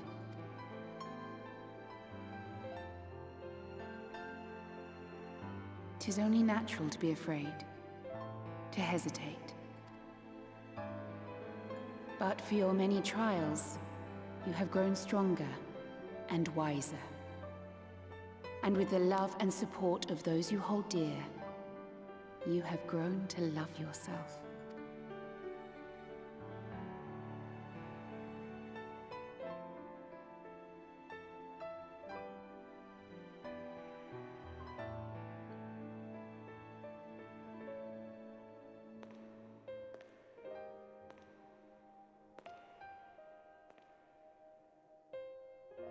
The flood has washed away so much of this world. So many people and places and possibilities. And all the heroes who fought to protect them. Yet here the Scions are, trying so hard to help those few of us who remain, and seeing how tirelessly they work, how completely committed they are to the cause. I can't help but believe.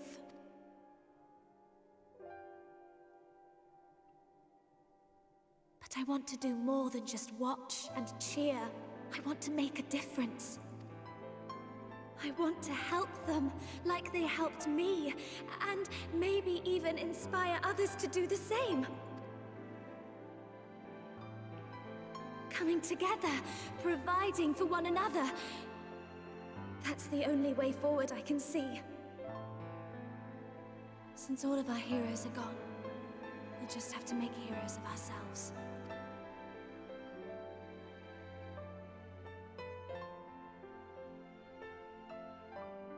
"'Tis a beautiful, wonderful dream.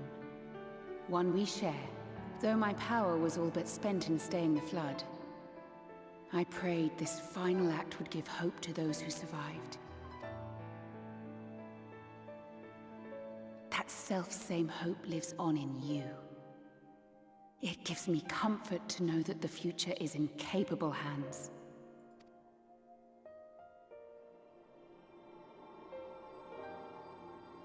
If ever you should falter, remember this.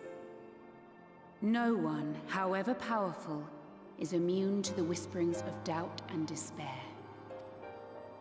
Do not give in to them.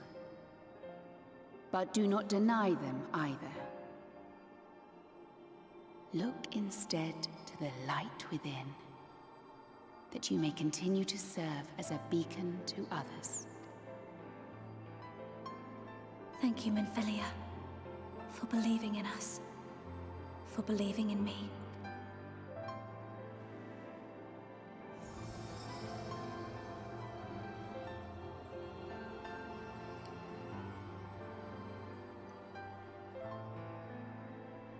Dearest friend,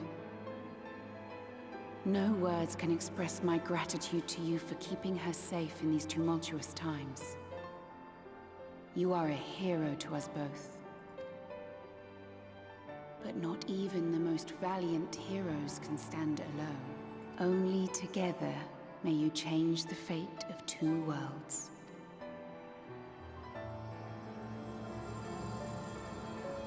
Goodbye, Minfilia.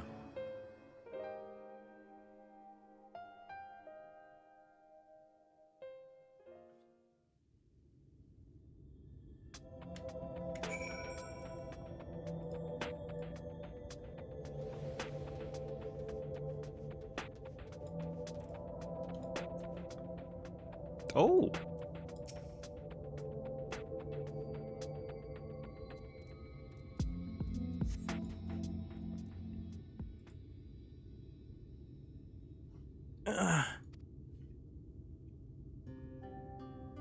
What happened? I remember speaking with Minfilia and then... Oh, you have pupils now. Your hair.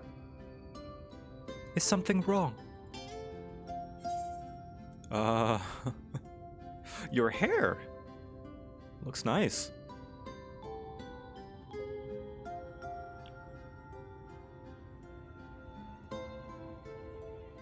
A parting gift, I think. Until now, I've walked the path she set before me. The path she set before all Minfilias. But she has given me a new path, a new life, that I can call my own. Even though she's gone, I can still feel her, warm and calm and gentle. I can feel the beating heart of the world, the light that swells within it. And the light wardens. There's one here in Armorang. Let's hurry back, the others need to know. You don't think Thancred will be angry with me, do you?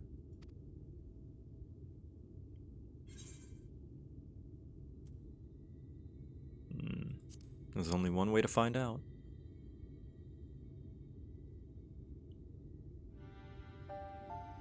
I know there's no getting around it, but...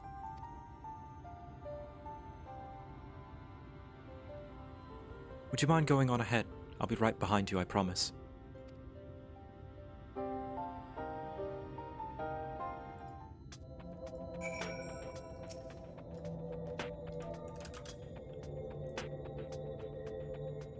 And this is where she first spoke with Minfilia the first time. Or rather, Minfilia spoke through her.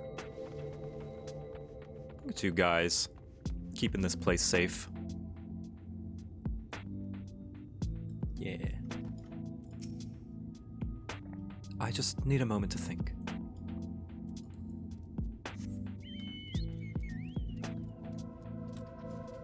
Search for Thancred. Hope he's not dead. the Quibbles Guard in all their glory once again. I don't know. As cool as the Quibbles Guard sounds, I feel like that name is a little conceited. I don't know. Maybe I can come up with a different one day. There, he's alive.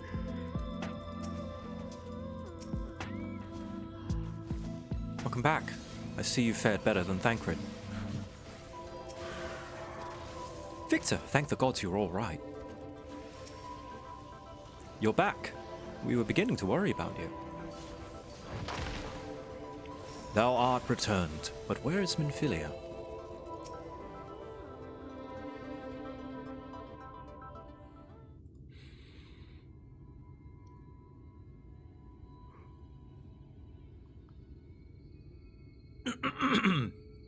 Ah, there you are. We were worried. Aha. Really? He wasn't the one that nearly got himself killed. It's a good thing Urianger called on us when he did. You were at death's door when we found you. The boulder is also here. Simply But off thanks to screen. your timely ministrations, I was not obliged to walk through it. Someone asked Yoshi P to give the boulder more screen time in Endwalker.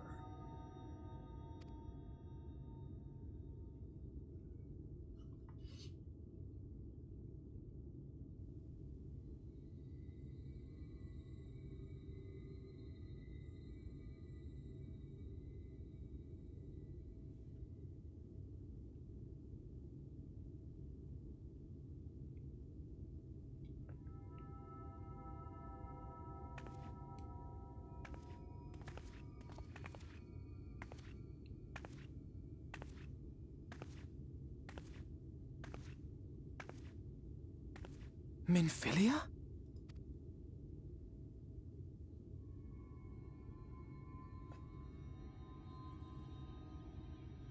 You saw her.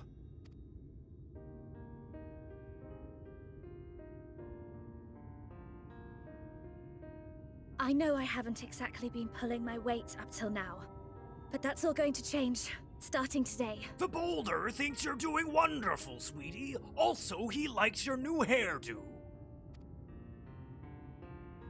I'll do whatever it takes to make Minfilia's dream a reality.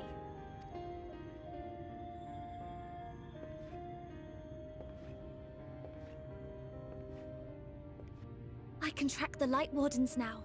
Maybe even help you fight them.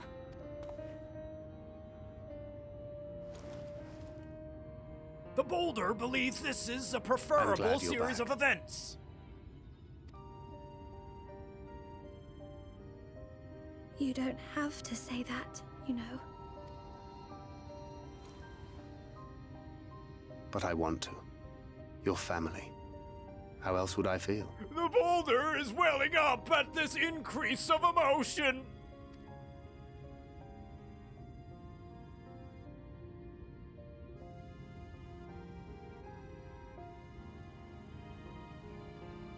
The boulder loves family reunions. She will need a name. A name? A name of her own. I would not have her walk in the shadow of another any longer. And I think it a fitting tribute to our departed friend, too. At the mention of Minfilia, I would remember the woman who preserved our fellowship when all seemed lost.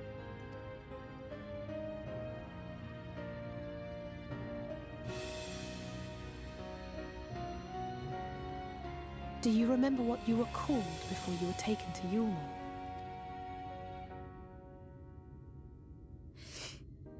I'm sorry, I don't. I couldn't have been very old when it happened. Then we must think of a new name. Suggestions? The boulder suggests she called the Pebble.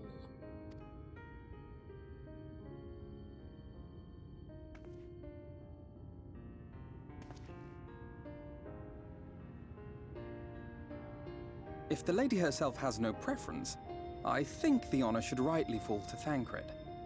After all they have been through together, He's practically a father to her. The Boulder is upset at the lack of asking for his input. The Boulder is the reason you're in Vauthry in the first place. Screw this. The Boulder is out. But still very happy for it. Well spotted. I'm so glad you're here to explain these things. And what exactly is that supposed to mean? Oh, nothing.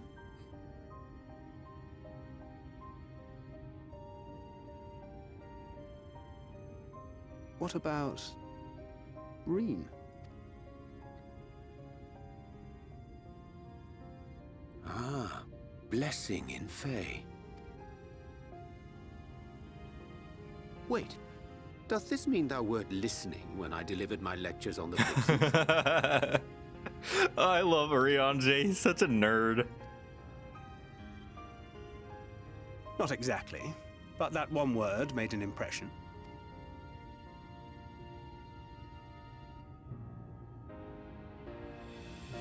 Of course, if it's not to your liking, I can think of something else.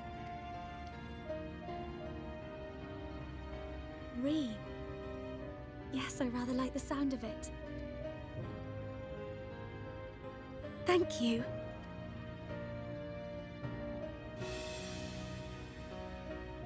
That settles it then. Welcome aboard, Reen. I won't let you down.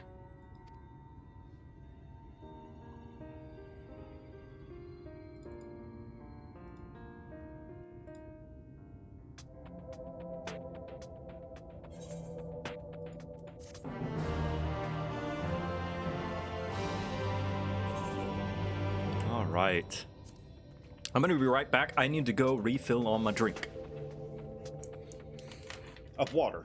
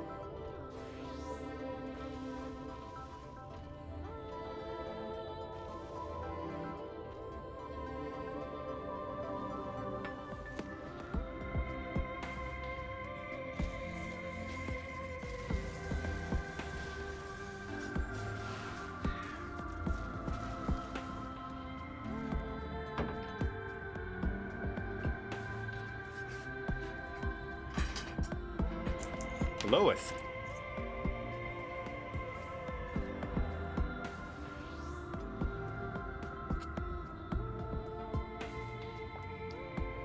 I like found family.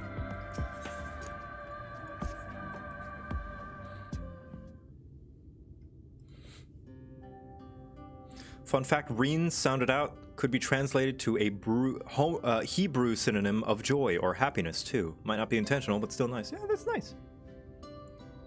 Are alerts off? Alerts are, oh geez, ready, set, roll. Holy crap, I didn't see those. That must have been during the cutscene. Wow, thank you for the 5,000 bits. Wow. I gotta go now for a bit, get some stuff done, and hopefully get my gladiator class caught up later today. Before tonight. Thanks for the stream again, Joe, and can't wait for the next one. Oh, thanks. Yeah, that must have happened during the cutscene or something. Oh, much appreciated. That's incredibly generous. They're probably not around now, but thank you. And Karumak, thank you for the 3 gifted subs. Much appreciated, very generous. I honestly don't know how to repay you all for all you've done, but I promise I'll do whatever I can to help. Are you certain you're up to fight so soon? I can't imagine. The power of the Oracle is something one learns to wield in the space of a few hours. Maybe not, but the presence of a Light Warden is unmistakable to me now. In fact, I sense one here in Amareng, to the west. I think it might be hiding underground. Underground? Then it is as we suspected.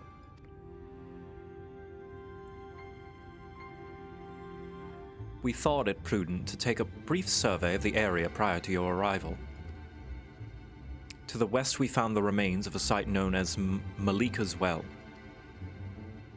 If I recall correctly, the well was built in remembrance of one of the ancient kings of Nabatharang to serve as a source of respite from the desert heat. It fell into disuse after the flood, whereupon the miners of Amareng thought to turn part of it into an excavation site. Judging by its size, the underground waterways are no doubt extensive, the perfect hiding place for a warden. Reem, are you certain you can track it down? Leave it to me. Then it's settled. We make for Malikah's Well. It's funny that you can bring Thancred. I assume you can bring Thancred on this trust so soon after. Is he cleaned up at least, or is he still messy and bloodied? That'd be funny if that's the case. Alright, to Malikah's Well.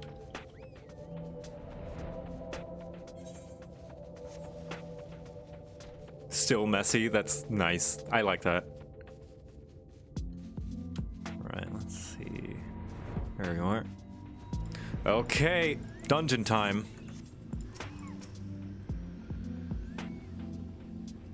Am I doing dungeons with players or trust? Players, because it's faster that way.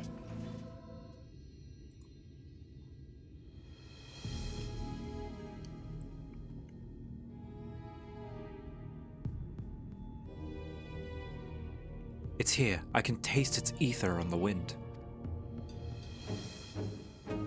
Then we finally found our mark. Let's put an end to this, Victor, and return the night sky to Amareng.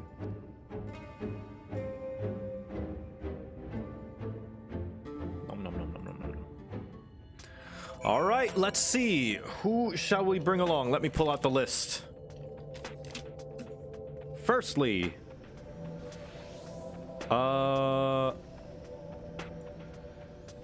let's see. Megalar. Many times have I needed Megalar, but they have been busy with stuff. I'll go to the player search, actually. Let's see. Megalar. Are they online? They are not. Okay. Next, then, will be Balawa. Is Balawa here? Let's see. Balawa. Nope. Kiira. Oh, is it Palawa? Palawa. I guess I wrote Balawa. Ah, yes, there they are. Palawa. I miswrote their name. My bad. Here. I'll invite you to the party. Are you here? There you are. Okay. Let's see. All right, next is Kira. Whoop. Kira's not here. Rula. Hey, there you are. Invite to party. Is Rula here? There you are. And lastly, Keytrain.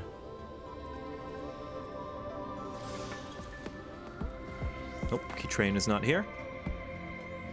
Alright. Not here. They might have, like, apostrophes in the name that I forgot to write. That is very possible. Hazoret.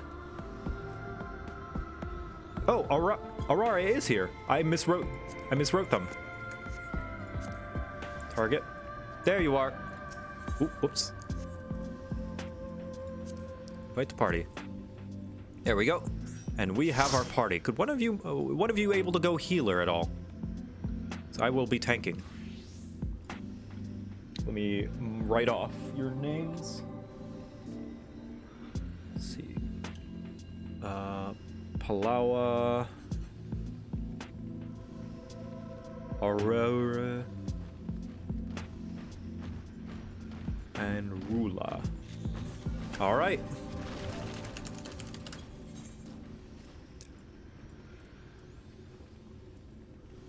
Here we go. Into Malikah's well. Wait, hold on. Make sure my thing. Yep. Yeah, I remembered this time. I remembered.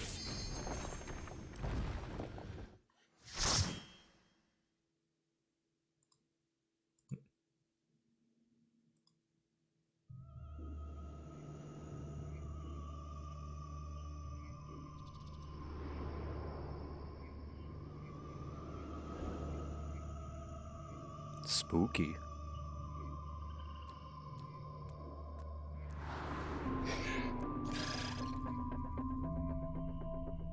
There's the Amarang theme remixed. All right. Nah, three DPS in this. This dungeon is oddly tanky. Like, you know how Don Meg, everything hurts? This one's the opposite. Everything hurts a decent amount, but everything is like really tanky. Actually, in that case, 3 DPS might be useful, actually.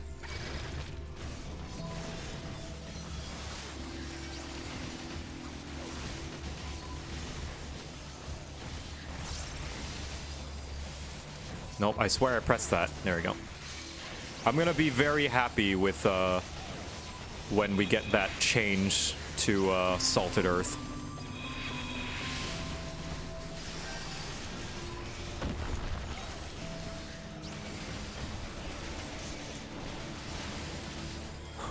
No, this isn't the boulder. It's okay. This is not the boulder. See, it doesn't say Talos.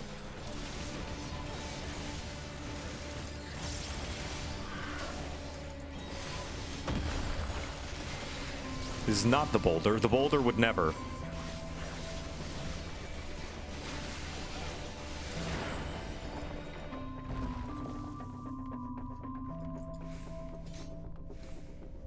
Yeah, and Walker will save me. Yeah.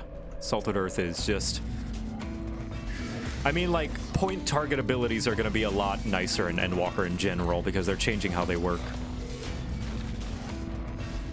You think I could? Do you think we can survive this pull? I think we can survive this pull.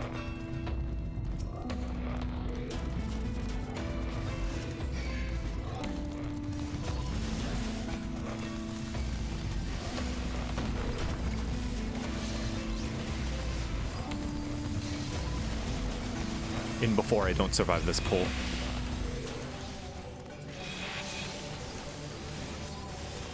I don't know, maybe.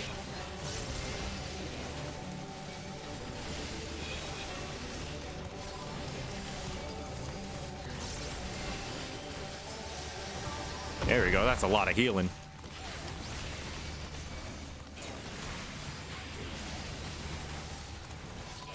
The Blackest Night is so good. I get mitigation without the loss of damage. It's great.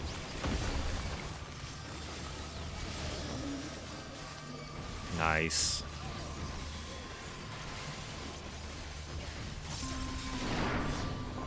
See? It's like I took nothing.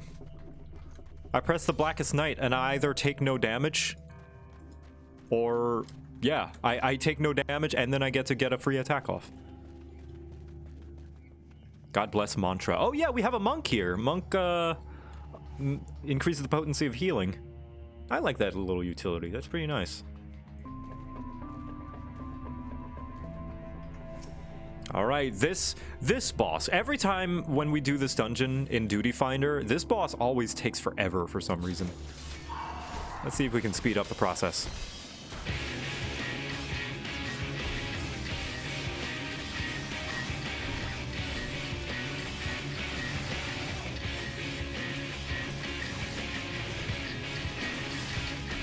Because of the constant spawn of ads, makes sense.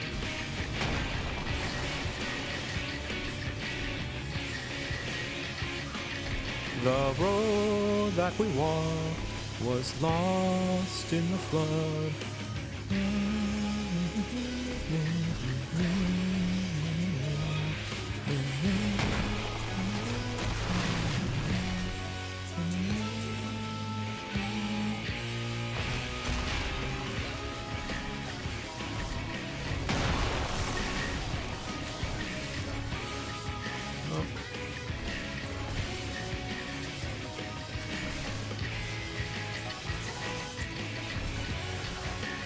There come the ads.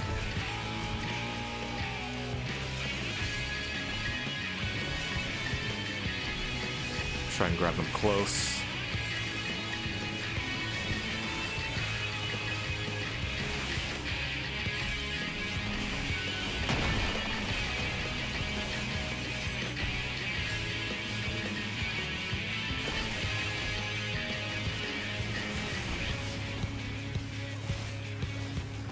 Come on, hit me. I never have the blackest night when I need it.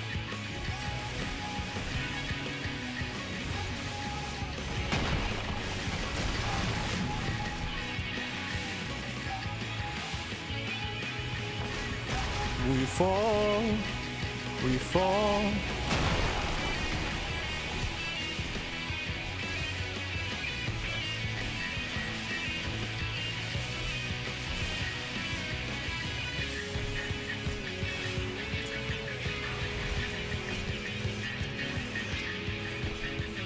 Come here.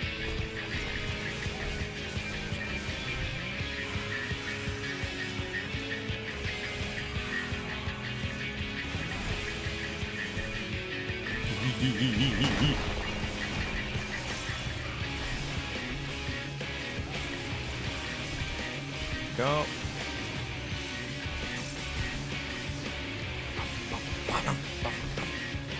Sorry if I don't have very good commentary when I'm in the dungeon. I'm trying to focus on my rotation. I'm not the best Dark Knight.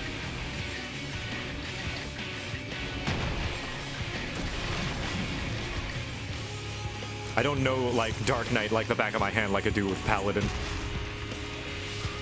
There you go. We're making decent time.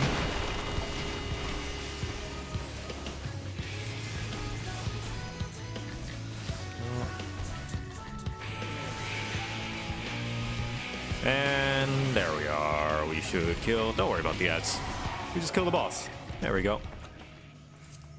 Oh yeah, this dungeon gear. What's really funny about this dungeon gear is that it looks like crafting gear, but it's combat gear, which is really funny.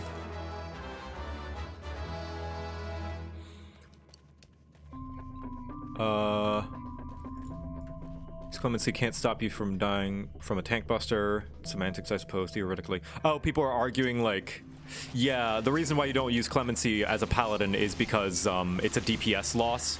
Because healer, you're better off letting a healer heal you, because a healer can heal you without giving up one of their global cooldowns, for example. Whereas you have to give up a global cooldown to do so, and it's less potent than a healer's heal.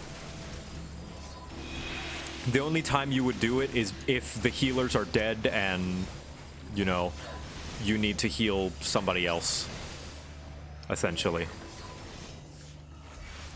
Healers can heal off their global cooldown, so you might as well just, like, do your attacks. Or to proc Veil, the healers can do that too as well. Like, the only time I could see it used is, like, during downtime when there's nothing to attack and you want to proc Veil yourself. But even then, like, it's better than Physic, that's true. That is true. Most things are better than Physic, though. I could put a band-aid on your leg and that would be better than Physic.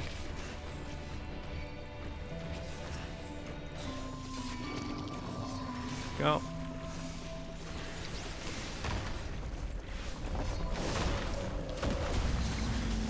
At least Summoner's Physic. I could still see some minor, like, niche use for, whoops. Can't think right now. Some minor use for Scholar's Physic.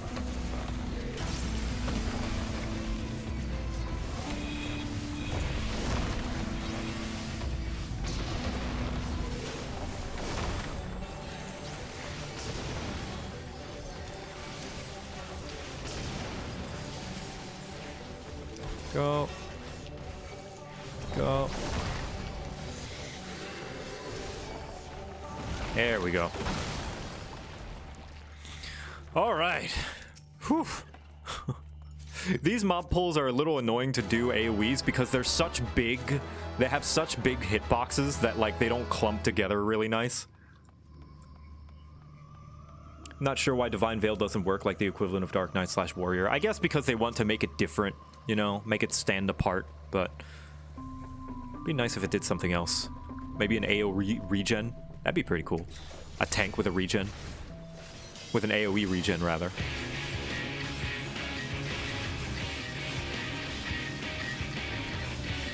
Oh, this guy, he's got buckets. He's got buckets on his head. I love him. Ow. Ah, shit. Come on, I need to land my 3, my combo. 3, there we go.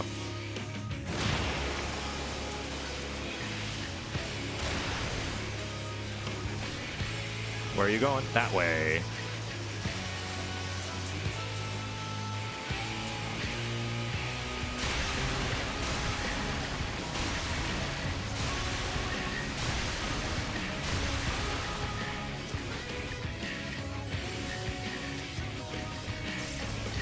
Talos technology has reached its peak. Oh yeah.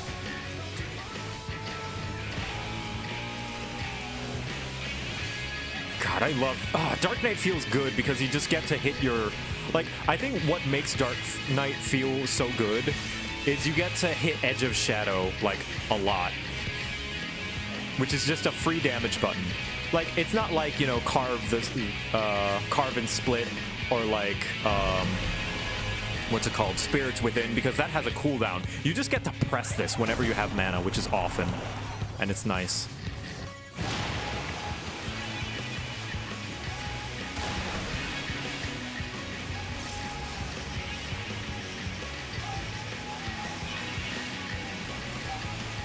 Like, I just get to press it, especially when you have a lot of mana, and you can weave in, like, 3 of them.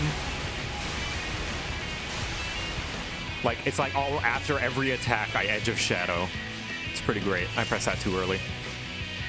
Ooh, come on, hurry up, hurry up, hurry up, hurry up, hurry up, hurry up. Yes, nice. And then the Blackest Night gives you a free one, which is pretty nice.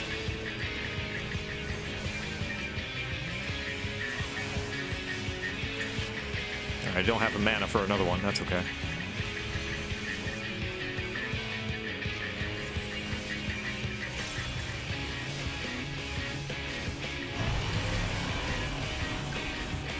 Endwalker not breaking combo is gonna feel really nice.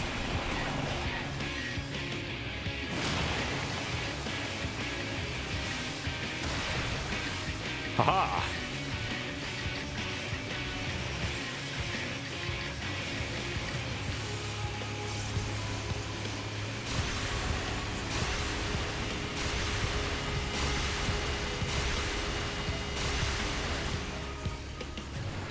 There we go. That was pretty nice. That was nice and fast. Yeah, there we go. This is crafting gear, but it's combat gear. I'll greet it. Mostly going to be turned into seals, most likely. Company seals.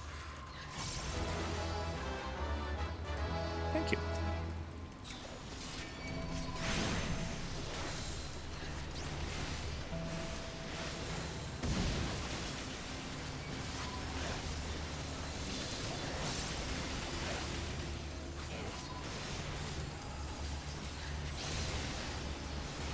I can't believe it. I'm so excited that Paladin is finally gonna have a heal in their rotation in Endwalker.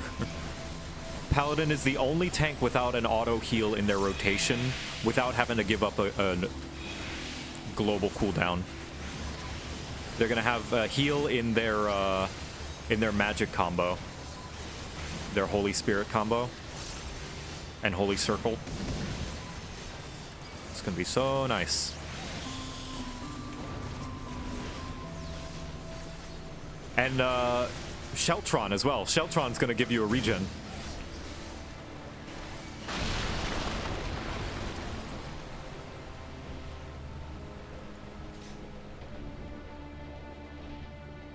And Intervention is gonna give your target a regen as well. Alright, let's see if we can take these down. Do we want to kill these, or do we want to go for AoEs? Let's try and kill these.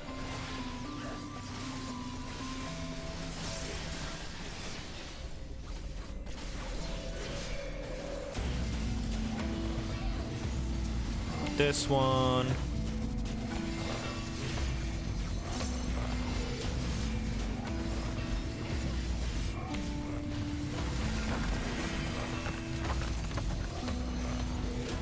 Nice that their health doesn't reset. And yeah. Like, look, Edge of Shadow again.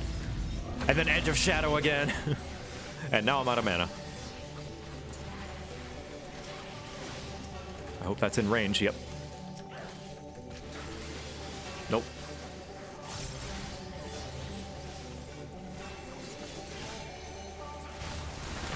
I know they have Holy Spirit, didn't know there was a combo for it. Oh yeah, well, sort of. They Holy Spirit and then at the end they Confiteor. Not that much of a combo. Holy Spirit 4 times and then Confiteor.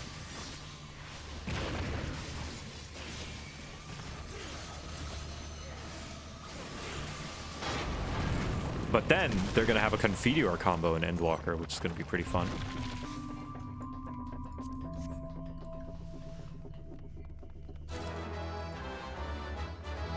Here we go. I really like this boss, actually. It's really, really fun mechanically. It causes a lot of Sprouts trouble, though. Storge. It's a biblical angel. Be not afraid. Be not afraid, mortal. The fuck did I just say? Be not afraid. All right, here we go.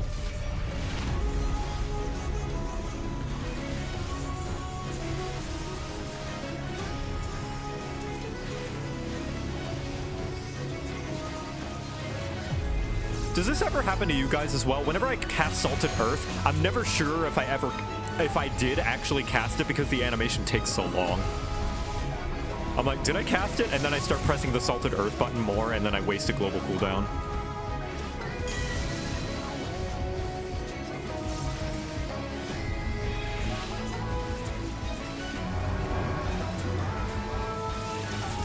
Every time, yeah.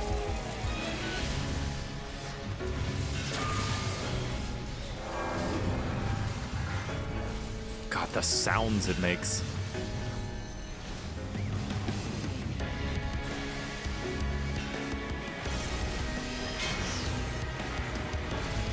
Heretic Fork. Max melee range, yeah! Yeah, max melee!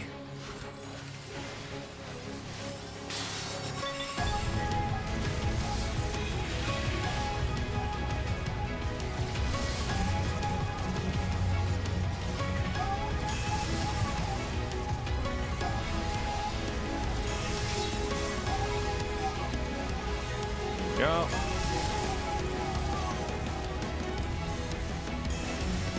And max melee. Yes.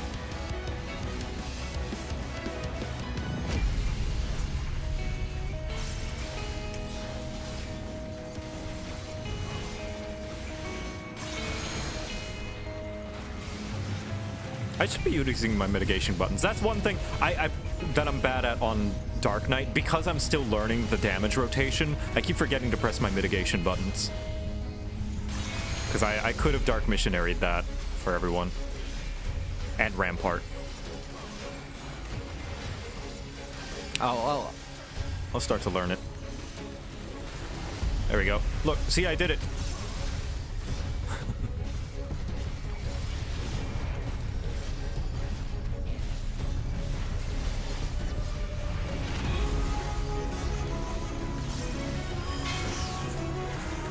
Three light wardens are named after the themes of the story leading into them. Oh.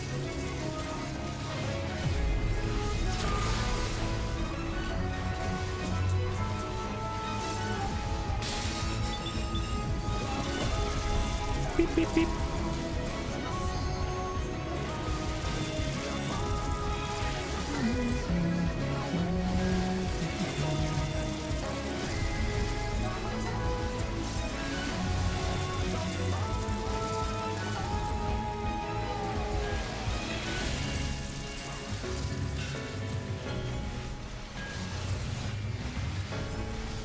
Salted Earth? Yes, you did what I told you to. Good.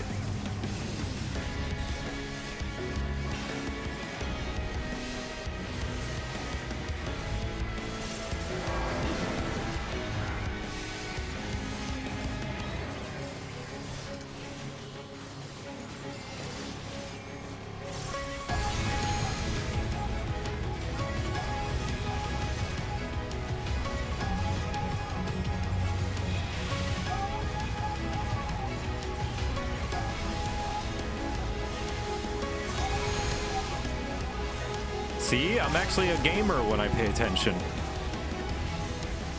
All right, nice, Rula. Very nice.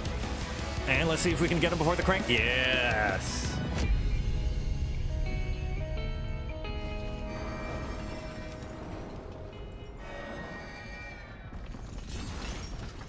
Oh, storge or familial love. Refers to the natural or instinctual affection such as love of a parent towards an offspring or vice versa. So dad crid, aww. So this is the dad crid light warden. Dad cred. Aw, fun fact.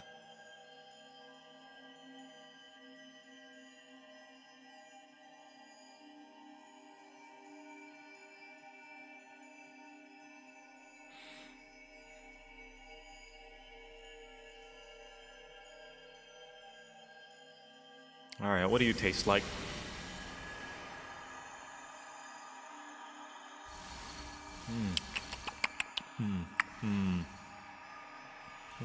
Okay. Ha! Oh, cherry flavored. Oh, fuck. Oh, God.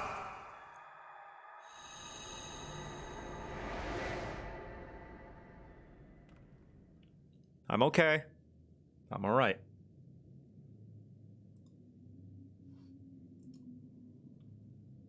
Oh. No fanfare. Okay, there's the fanfare.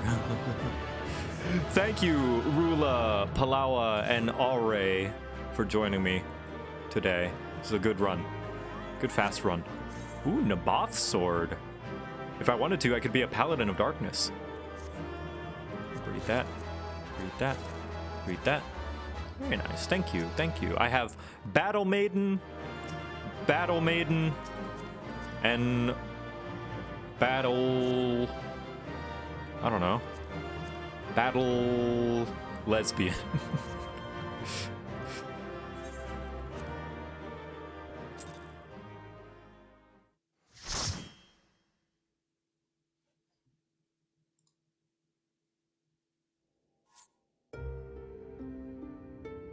Listen, that's a lesbian hairstyle if I've ever seen one. Let's go, lesbians. Don't get me wrong, I'm glad those travelers made it all the way to Vauthry. But when Urianger told me the Talos was in pieces, and the trolley didn't look much better, I couldn't help wondering what in the hell's had gone on. The boulder is fine. He simply needs to rest. Indeed. At least the heart is in one piece. The rest is replaceable. Looking at this mess, though, it's a miracle they survived. You can say that again. What the? Are you seeing this?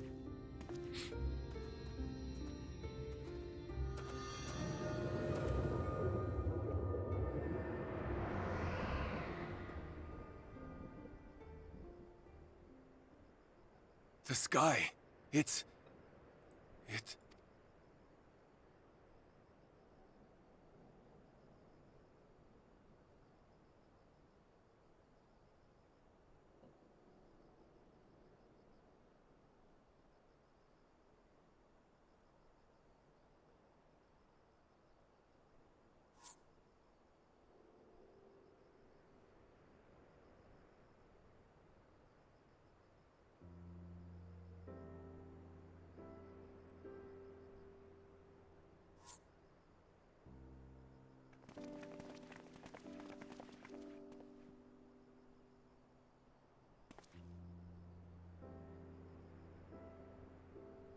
I might need to go see a chirurgeon.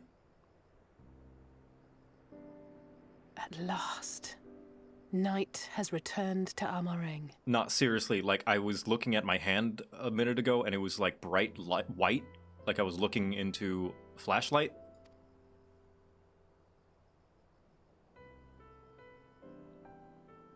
We'll save this broken world yet, Tesleen. You see if we don't. Aww.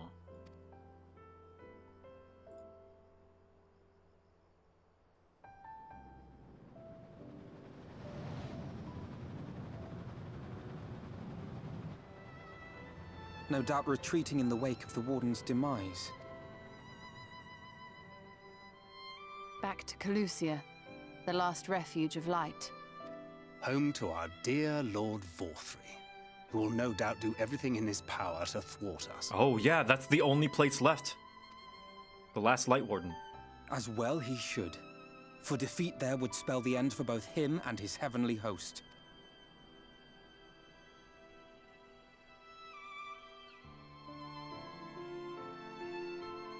There the fate of this star shall be decided.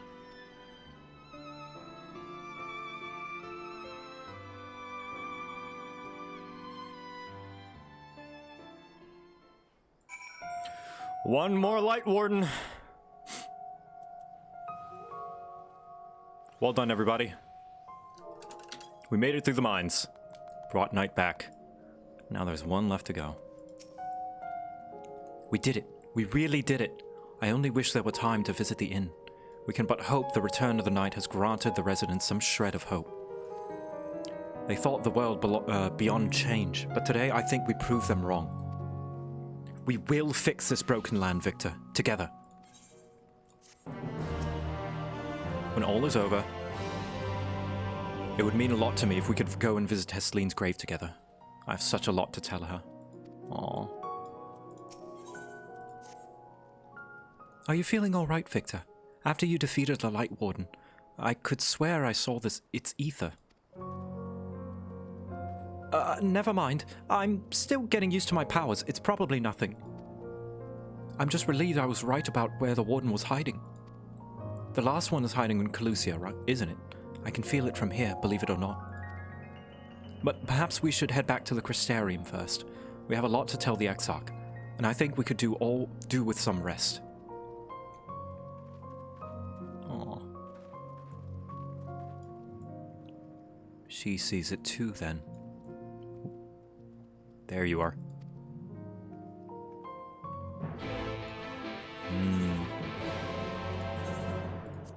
I'm gonna go see Grandma and see what she can do about it.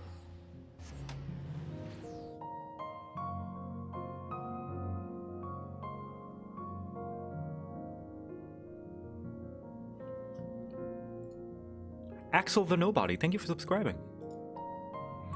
What are your hotbars? Why are only your important cooldowns bound to hotbars? Okay, so I'm going to show you once again. I've shown a few times, but I know there are new viewers every now and then. So I'm going to show, let's see, 1 second. So my hotbars, I have it set up so that I have a macro down here to show my full. So this is my full hotbar. So these are, you know, where my keybinds are and all that stuff. However, I have a macro that basically hides my hotbars, but they're still there. My buttons are still there, but I have this is hotbar 5 and 6 essentially, so that I can only see my cooldowns. It's nice and clean, right? Pretty cool. But yeah, I don't need to see my 1, 2, 3 because I can remember pressing them. Sometimes I mess up, but I like it being clean.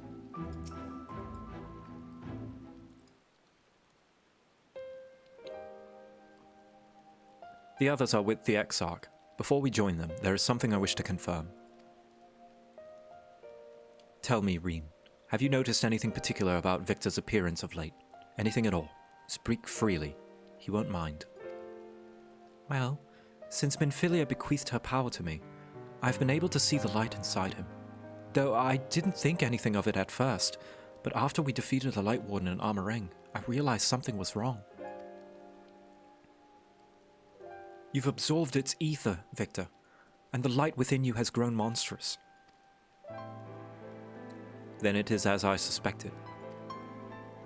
How are you feeling?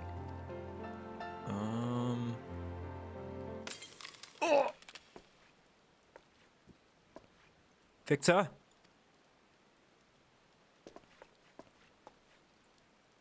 Ooh, that's new. If aught is done, this will only get worse. If naught is done, sorry. Rean, with the power of the Oracle, you have gained some measure of control over the light, have you not?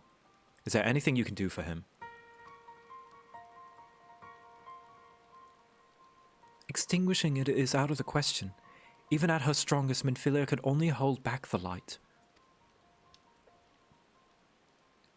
I might be able to suppress it, but I don't know for how long.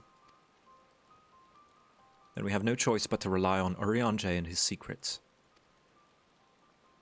In the next battle, if the next battle is to be the last, you may yet be able to play your part, but you will need all of your strength.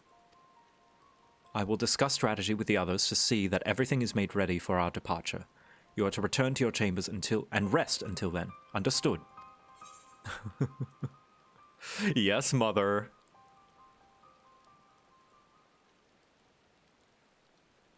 Ha! None of that cheek, or I will take you across my knee. Wife.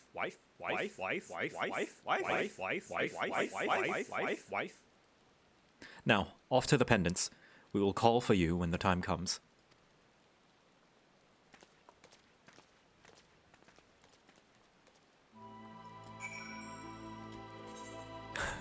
I did not make a mommy button, unfortunately. That would have been fun.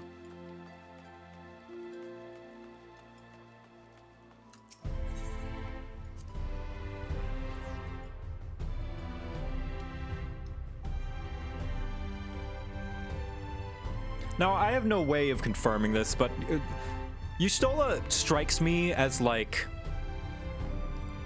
someone ace, but really, like, I don't know.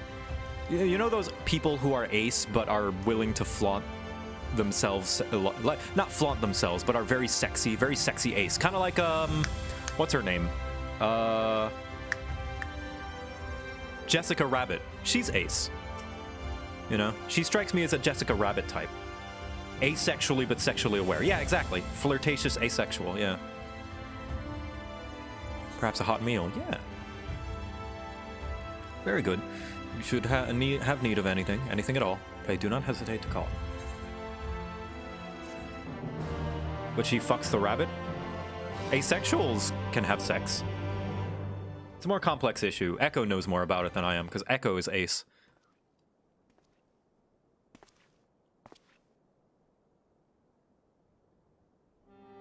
Hey, Ardbert.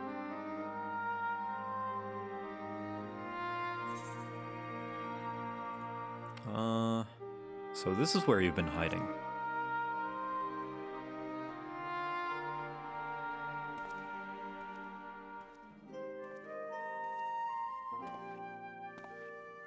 And sometimes the dead would rather not be disturbed. But enough about me. What of Armoreng? So, we found the Light Warden, we killed it, went into the dungeon, and it was a lot of fun, actually. We found this, like, creature.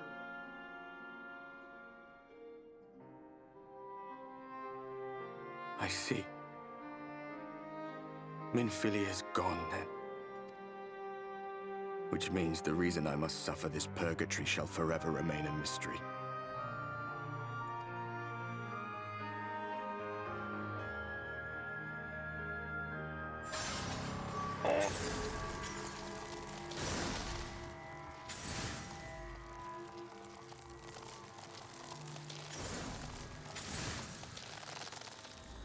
What's the matter? Are you all right?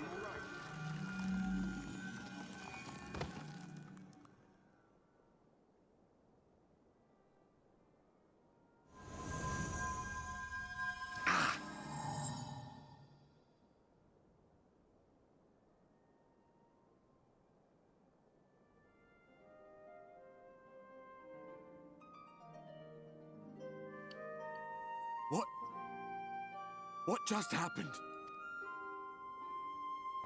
Well, that was an experience. Now, I'm about to steal a theory, right? This is a theory that I really, really like. I don't think it's ever been confirmed, and I think it's meant to be open-ended like this. But I heard a theory from, what's his name? Rich Campbell. When he was playing through this, he kept questioning, why can't Y'shtola see Ardbert? You know, because everything in this world we've taught is ether and made up of ether, but Y'shtola can't see him. If Ardbert's not ether, what is he? And he gave the theory that he is the absence of ether, which is an interesting theory, and which, you know, we're gonna see now why that might make sense. I like that theory. Rich can be really smart when he's not stalling. There was something Minfilia said to me.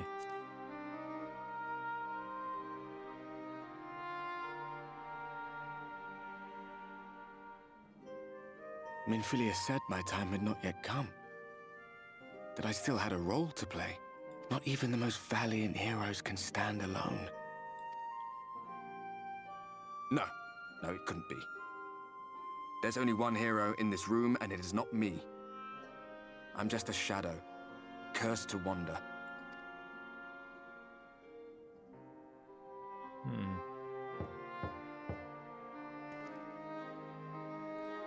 I really thought that was my door, and I was about to get up and go check.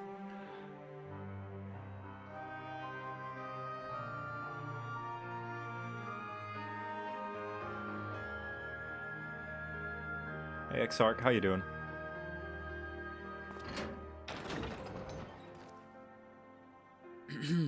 Forgive the intrusion, but Minfilia, that is, Reen, and the others were asking after you. Is everything all right? Yeah, everything's fine.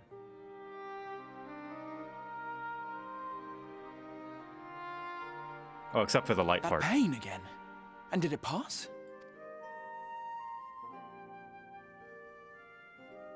Oh, you've been checking on me. Thank goodness for that. I would not wish to see you suffer. Aww. Though I know only too well how much you have suffered on our behalf in recent days. Indeed, I have no right to impose upon you further. Whoops. That you survive this, no matter what. When the dust settles, you must return to your world, for the battles to come and the wars yet unwon. The final Light Warden is all that stands between us and victory. There is still much we must do to prepare, but for now, I will see if there is aught that may remedy the strange affliction which plagues you.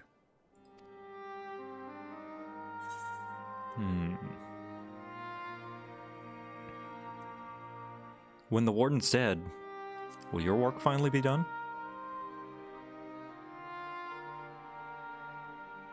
Yes, I believe it will. Once the tyranny of light is ended, the people of the Crystarium will be safe, and the future that must be shall come to pass. I'll not keep you from your rest any longer. Take as much time as you like.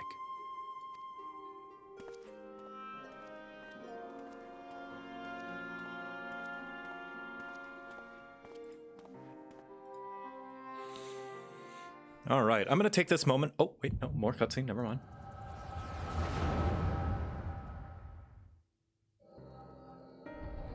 Wait a minute, this is an echo vision.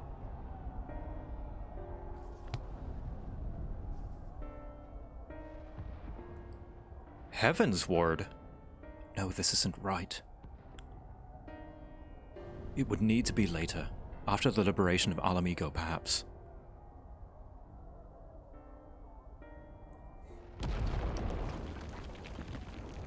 This is House Fort Tom.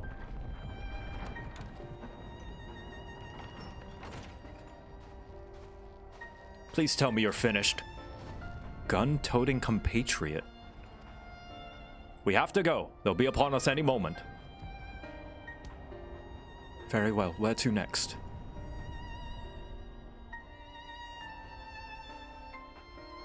Let's just worry about getting out of the city and pray the airship is still in one piece. Anywhere we go from here will just be more of the same.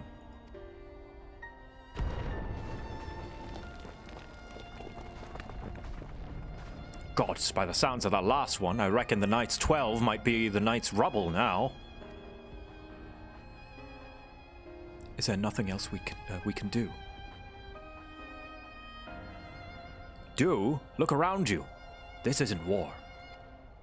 It's a sickness, and it's spread to every corner of Eorzea. The city-states are in disarray, and by all accounts, the Far East's faring no better. There'll be nothing left for us when it's over. The world is beyond saving.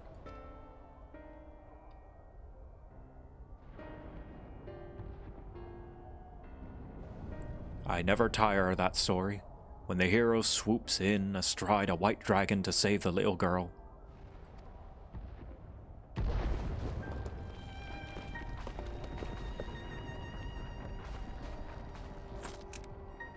I could die happy knowing someone like that was still around.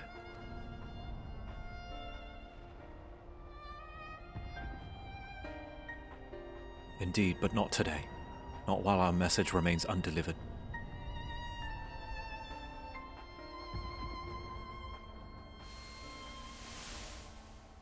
So I remember this part, but I don't remember what it means. Have faith, my friend. We will find him.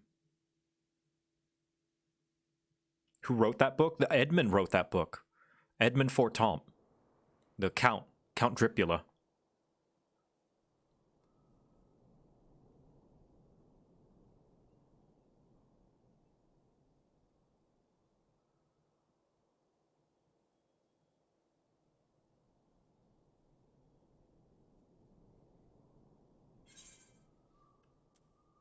What a peculiar dream.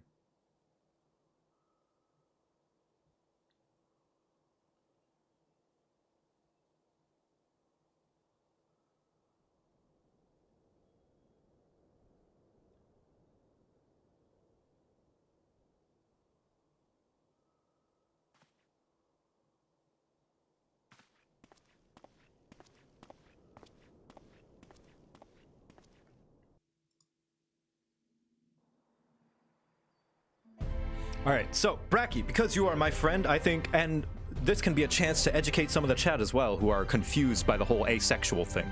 So, the term asexual is not a binary they do or they don't sort of thing. Asexual is kind of an umbrella term to describe someone who does not experience sexual or romantic attraction the same way that we do. In fact, there's another term called aromantic, which specifically means someone who does not feel romantic feelings. An asexual can feel romantic feelings for someone. Sometimes. Maybe they do, maybe they don't. But it's not that they, won't, rather. An asexual, think of a food that you don't particularly enjoy, but you don't hate. You'll eat it if there's nothing else in the fridge, right? That's how asexuals view sex and sexual attraction, right? It's like, you know, asexuals can sometimes have romantic partners, but it's not like they seek it, you know? And they don't feel wanting for it, right? But that's not to say that they can't. Just because they're in a relationship doesn't mean they're not asexual anymore. And the analogy that Echo used in one of her videos that I really appreciate is like, it's like you have a bunch of friends and they're really into doorknobs, right? They love doorknobs. They think they're so cool. Some of them have a, collection of doorknobs they wish to own one day. One of them has their one favorite doorknob that they will always live with, and you just kind of don't get it. It's like, what? No, you're not being scolded. You're being educated. I'm excited to help you learn about these things so that you can know them better. No, not at all. It's like your friends, and you're like, why do they like doorknobs? It's just a doorknob. It's not a big deal, right? It's like everyone's like, fuck yeah, doorknobs. Oh man, look at this doorknob. And you're like, why? I mean, sure, they're there and all, but I just kind of use them to open doors and stuff. However, that's not to say, Glitter Apple, thank you for the 10 gifted subs. I'll come back to that for a second. But Jessica Rabbit, that threw me out of left field. Well, yeah, I think it's been implied that Jessica Rabbit is asexual. It's not confirmed, but I think she's ace-coded. Where there are theories that you can, you can read her as asexual, where she likes Roger because Roger makes her happy, right? And she's willing to do things for him, and he is someone she cares deeply about, and that he most likely asked her to go out with him, and she said yes, not because she wants a boyfriend, but because she cares a lot for him on a platonic level, It's kind of like an asexual might be willing to have sex just like, friends with benefits, right? Wouldn't that just be pan? Not quite, because a pansexual does experience sexual attraction on the same regular level as most people do. It's just that it's indiscriminate, It is not without any preference of gender or anything like that. The rabbit thing feels like it's a lot like projecting. I don't know, maybe. Could be. I'm just saying, from what I understand about asexuality, is it is not a binary, oh, you're asexual, so you never have sex, right? It's like, no, they can. Just like how someone who doesn't like pizza might eat a pizza, because, well, it's food, right? That's a bad analogy because you need food to survive. Anyway. All that to say, just because someone is asexual doesn't mean that they can't have sex or that they won't have sex. And it doesn't mean that they can't or won't feel romantic feelings towards someone. They might have romantic feelings for one specific person, but that doesn't mean that they're attracted to people on a larger scale, Echo, my girlfriend, is asexual. She considers herself asexual. She is sexually attracted to me, as she would describe it, but that doesn't mean that she is sexually attracted to men, right? Or people in general.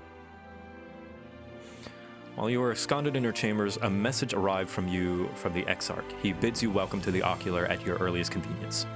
And sir, wherever your duties may take you next, I shall pray for your safe return. May the night keep you. Like, for example, I am sexually attracted to Echo because I'm sexually attracted to women. I can find other women attractive, and there's nothing wrong with finding other people attractive even when you have a romantic partner. That's natural. Some people are just beautiful and attractive, and it's okay to acknowledge that. And sometimes I will show Echo some very pretty cosplayers. I'm like, oh, Echo, look at this girl. She's so pretty. And she's like, yeah, she's pretty. That's a healthy relationship. I thought that was pansexual. Not quite. Pansexual means that let's say I am attracted to anyone, and, anyone is attractive to me based on, when I know them, their personality or something, regardless of their gender. It's like they could be male or female or non-binary or trans or anything like that, and I would not care. That's what pansexual would mean.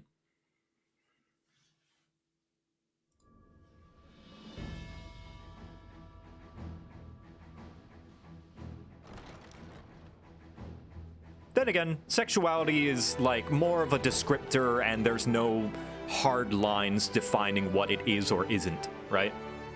There you are. May I assume you've had your fill of rest?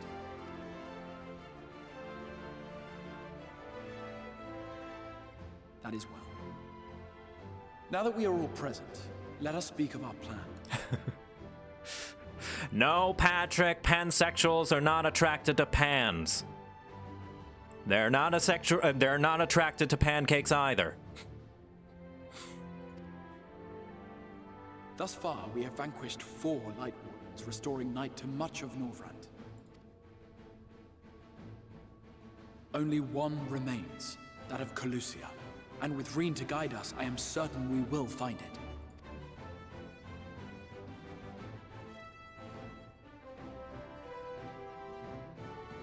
We're so close now. If we can just take care of this one last warden, we'll rob the Sin Eaters of their final foothold and drive them out of Norvrand once and for all. It will be a new beginning for the First, a chance for the people to rebuild their world. In short, a prize worth fighting for. And in thus delivering the First from destruction, so too shall we unsow the seeds of the 8th Umbral Calamity. Yeah, that's pretty important. Do you hear?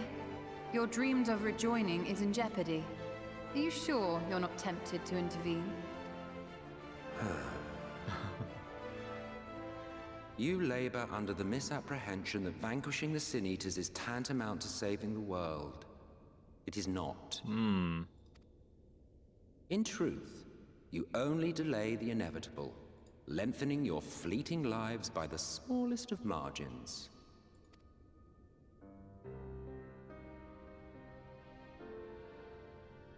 Twould be churlish of me to deny you this small concession, close as we've become.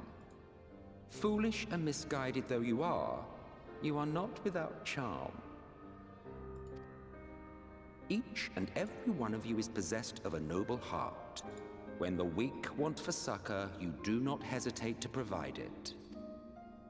Alas, your nobility is short-sighted. You think only of the problem in front of your nose. A limitation of your ephemeral existence. Our lives may seem short and insignificant to the likes of you, but one does not need to be an eternal being to achieve lasting change. Ooh. If I may stop you there, I do not claim that we Ascians are special. That is another misconception. In the beginning, everyone lived nigh for eternity. Such was the natural order of things. But like so much else, this was taken from you.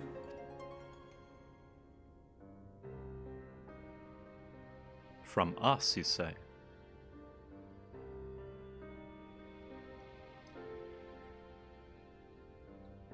You won't object if I borrow your plaything?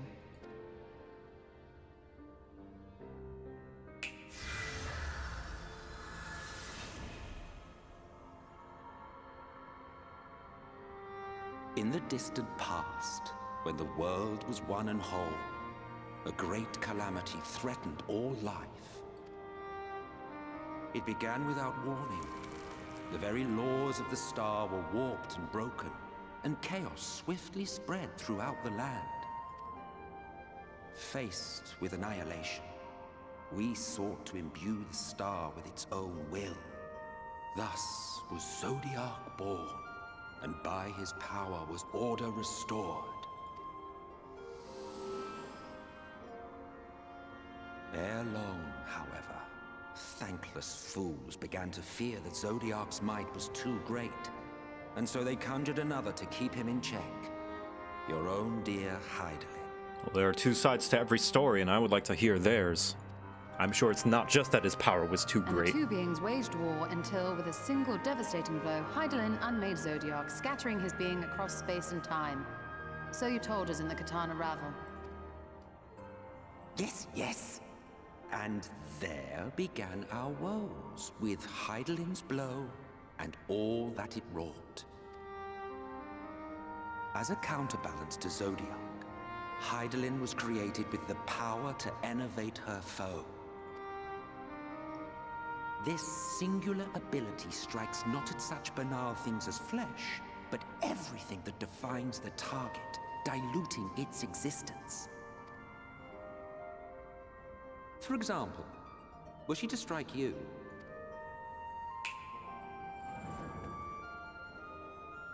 2 individuals, identical in appearance yet reduced in all respects. Strength, intelligence, the soul itself, all is halved.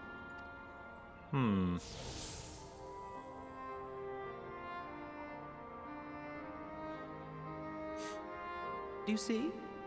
This self-same fate befell not only Zodiac, but the very stars. So what he's saying is that we are all lesser and lesser beings, like objectively, than the Ascians.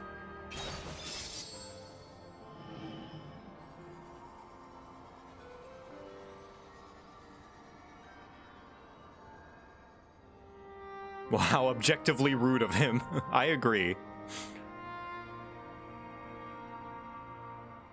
Only 3 were fortunate enough to escape the Sunbury, me being one of them. Oh. When I beheld the shattered remnants of our home, I knew deepest despair.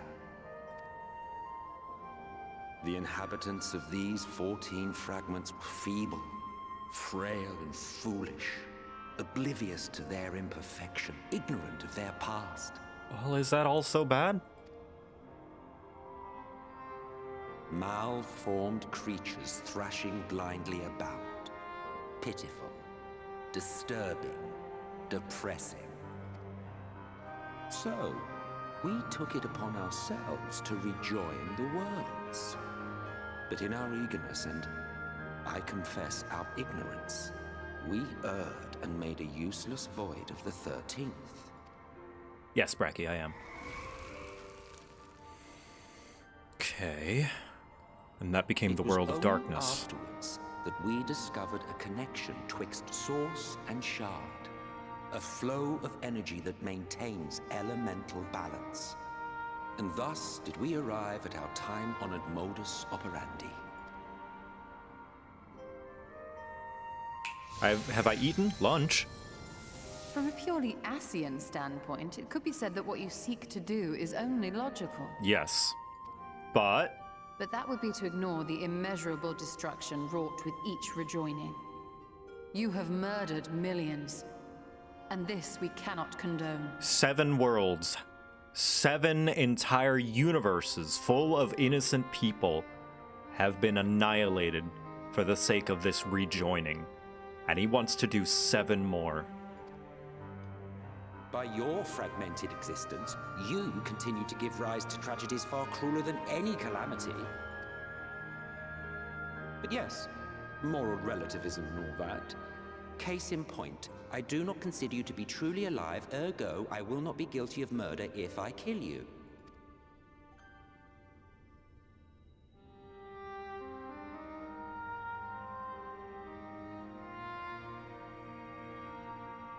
Oh, don't look at me like that. You for whom I have only the highest expectations.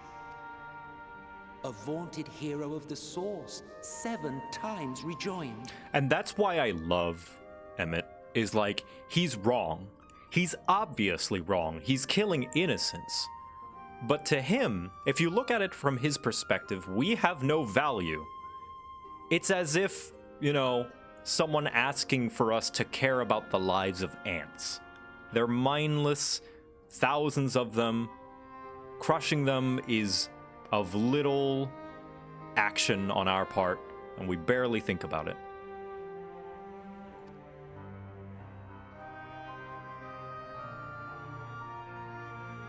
Long have I awaited one who might brave a path of lesser tragedy.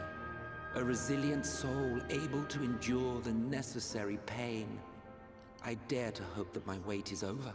He doesn't believe, or either that, or maybe doesn't understand that we are sentient and self-aware and have our own lives and wants and, you know, beliefs and things that are valuable to us as well. That is why he is the villain.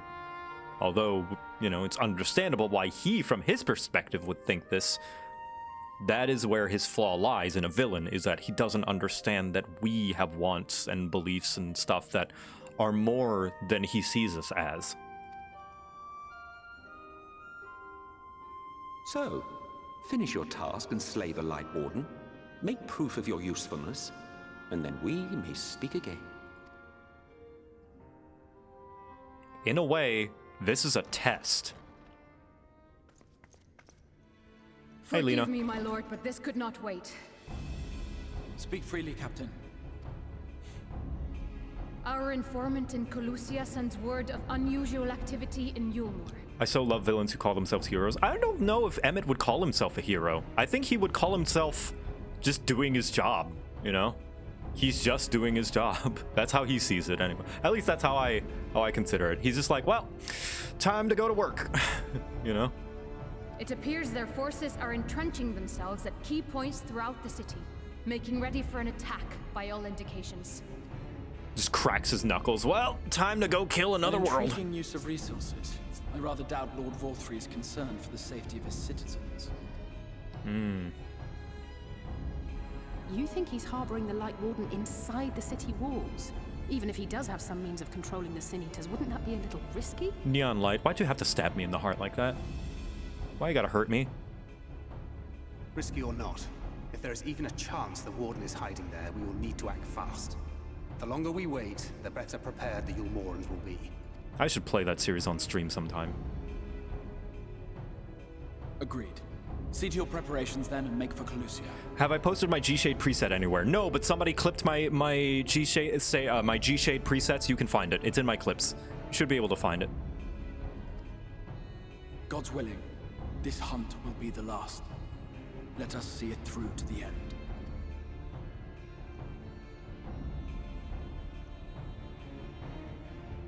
We should begin by assembling in Right.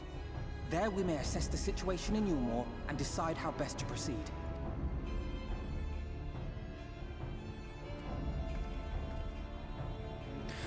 Did Hydaelyn sunder just a planet or a universe? I think a universe. They're very kind of like, I assume they mean universe, but they refer to it as a planet because the planet is all we've ever explored, really. I'm gonna say universe, but the scope of the story doesn't really extend far beyond the planet, really.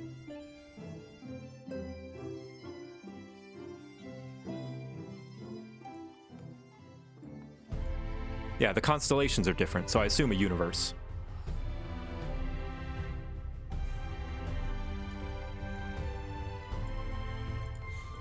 Midgard-Stormer may know if he ever wakes it up. Okay. If he ever wakes up, that's true. Only Midgard-Stormer would know because he's like from beyond our star.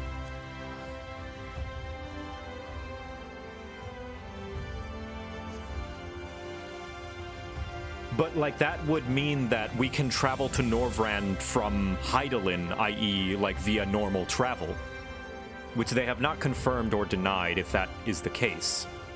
Are we just in a different galaxy, you know? Are we simply in the same universe but on a different part of our galaxy? It's unclear.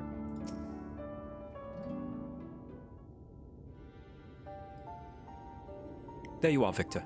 The others have gone ahead to reconnoiter Gate Town. We are to follow shortly.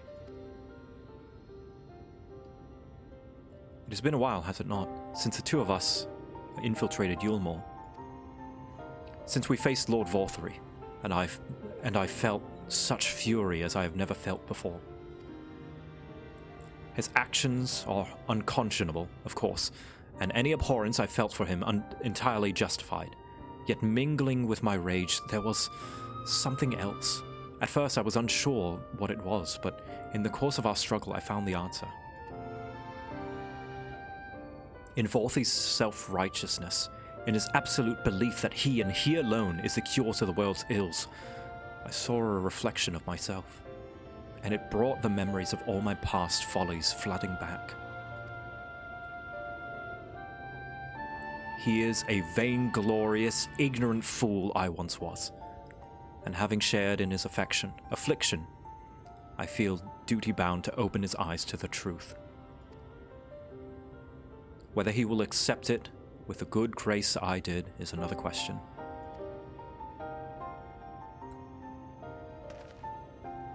What is it, Reen? Do you sense the Light Warden? I'm not sure. The aura is different. Perhaps if we were a little closer. 'Tis time we were on our way in any case. Let us join our comrades in Gate Town. Victor, as a precaution, may I ask that you go first, to ensure that the path is clear. The closer we are to Yulmore, the more I worry about Reen may be recognized. If you see any prying eyes along the way, pray, encourage their owners to look elsewhere. It's about time we got some more good old Victor Alphino buddy cop action. Heavensward Squad.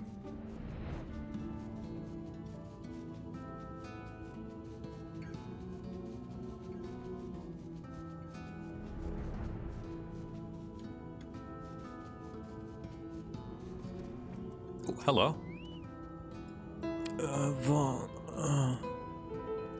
You hail the civilian, but he doesn't respond and continues his incoherent rambling.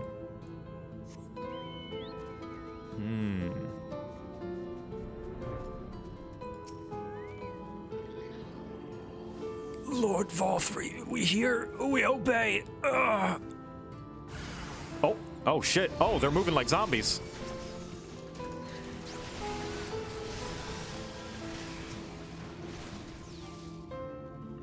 Okay, non-lethal, it's fine.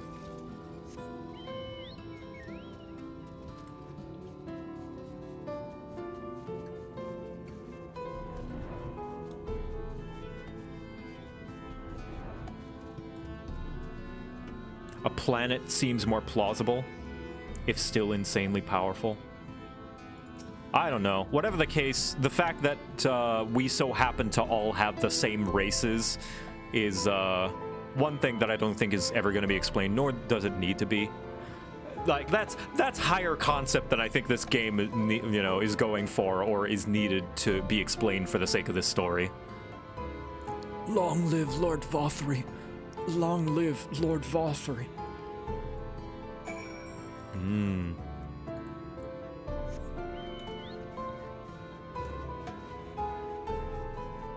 Yeah, that's another thing. If it's simply another planet, why does time work differently, right? That's why I think it's a different universe. Ah, good of you to join us. I was debating whether to warn you, but it's too late now. I take it you noticed the people behaving strangely along the path. It's more of the same. Y'shtola and Alize are investigating as we speak. Let's wait and see what they have to say.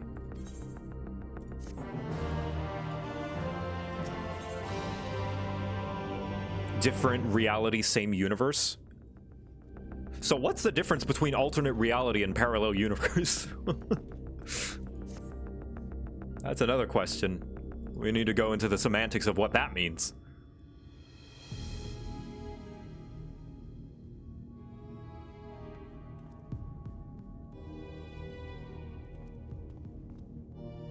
Strange. Passing strange. By their behavior, we may safely assume that they are under Vauthry's mind control. But he can only... The extent of the effect seemeth to vary dramatically between subjects. But he can only... Wait. Oh, wait, no. Crystal Exarch said that he did have some kind of mind control spell, or he tried to use some kind of mind control spell during his parlay. It is far too pronounced to be attributed simply to the vagaries of innate magical resistance. Once we get the answer, the magic will be lost. I disagree. I don't think so. But I will say that we don't need the answer, because it's not important to the plot and story.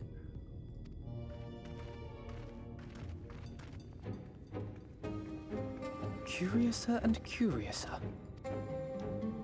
We met with no trouble en route. My thanks for securing the way. But given the state of the townsfolk, I see we were never in any danger of being recognized. What can you tell us from here?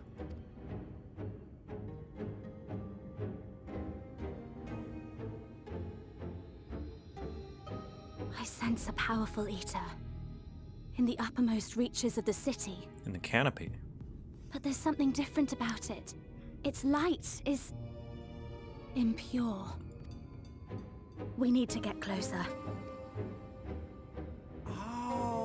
So that one's Alfino. Well, unless you're triplets.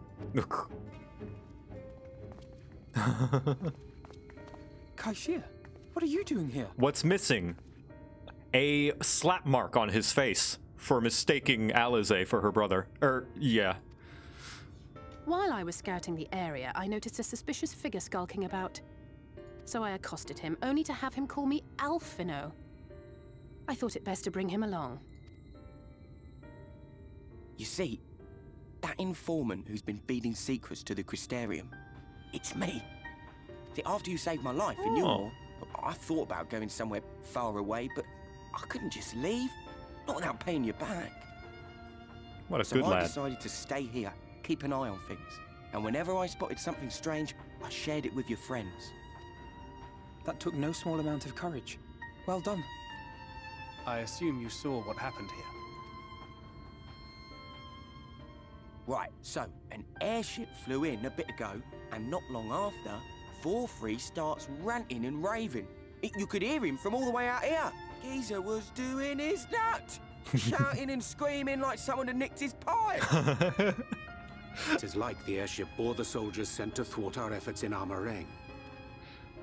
So eventually the yelling dies down, and then this hot, sticky wind comes blowing through. Now that's when everyone went funny. No, everyone but me. Well, me and a couple of newcomers, though even they started mumbling about Vauthry after a while. Not as bad as the rest, mind you. Newcomers.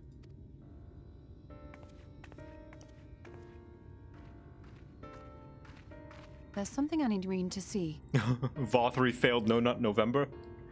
I have failed No Nut November! And I pin the blame on the Warrior of Darkness, for his ass is too thick!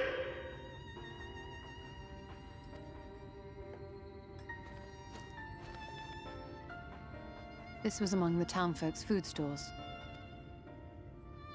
Meal. Oh, that's just meal. You almost doles this stuff out. No, it couldn't be.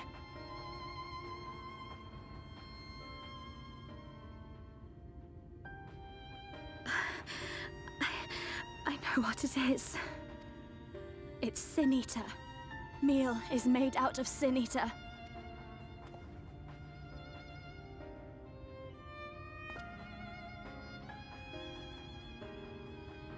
So it is. In limited quantities, it may have little effect on an average individual.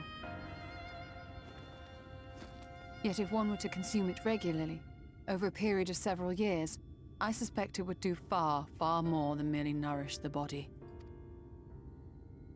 That Vauthry wieldeth power over Sin-Eaters is known. Could it be that those who partake of their flesh do thereby render themselves susceptible to his influence? 'Cause Vauthry can control Sin-Eaters. 'Twould serve to explain why the town's newer arrivals succumbed less quickly than those raised on a diet of meal. He's been rounding up Sin Eaters and feeding them to people, altering them mouthful by mouthful, all to stop them answering back. There are desperate souls out there killing themselves to escape turning. This is unforgivable. An atrocity. These Sin-Eaters. What if they are not simply rounded up? Many enter Yulmore, but very few leave. Do you remember what we were told when first we came to the city? Many enter, but none leave.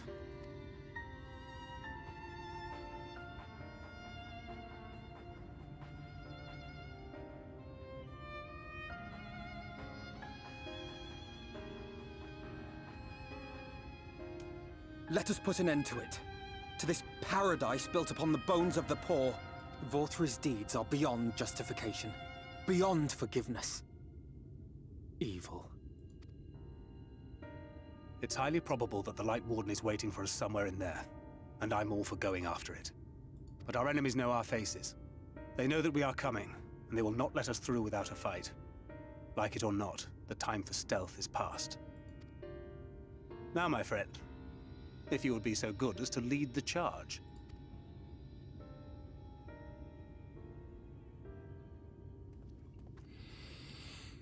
All that's fucked up. Oh, that's fucked up. Oh, even knowing that it was coming. Oh, that's fucked up. Yeah. So that was a revelation and a half. When we step through the gates, we shall not find place of hedonistic pleasure we remember, but a battlefield. If you are prepared for this, then let us sally forth.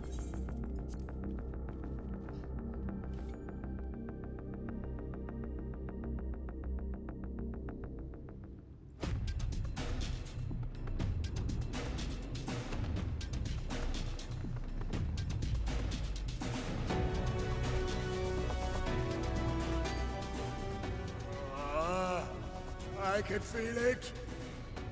A dark presence in my domain. You must not allow that thick ass to come here. I will not fail, no, not November. Ah! It's them! The villains who would sow chaos in my perfect paradise! The clap of his ass cheeks! Stop them! Keep them away from me! I command you! Keep them away!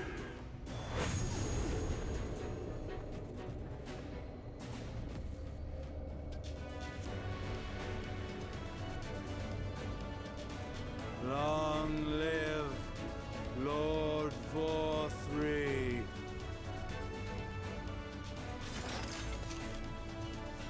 He would use his own people as shields. This area is older than Gate Town. There are bound to be far more civilians under Vauthry's control. But they do not act of their own free will, and we must not harm them. The sacredness of No Not November must be upheld! No Notness will prevail! As if we ever would. Press on with Alphano. We'll hold off the civilians and join you as soon as we can.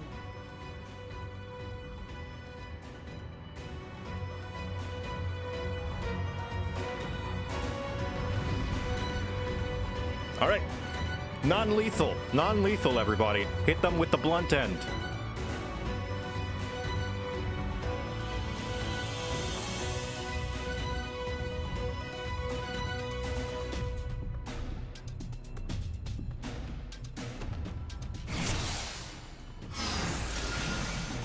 There are only 3 more days! Keep them at bay!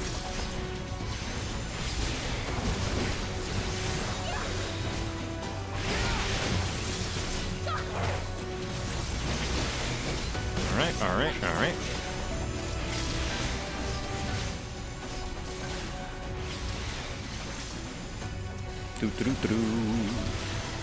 Easy peasy. All right. Have care, you two. The rest of you with me. May the 12 guide you. Their minds are not their own. Remember, avoid harming them wherever possible. You got it, Alfie boy.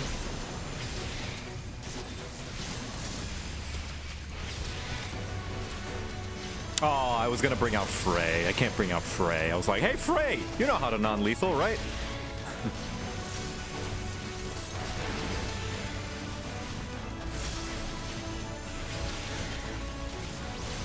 I fear. Just like you non-lethaled all those Asgardian knights.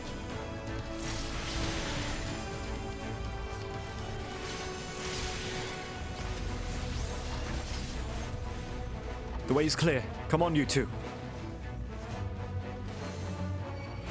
Oh, confound it, more of them. We were almost through.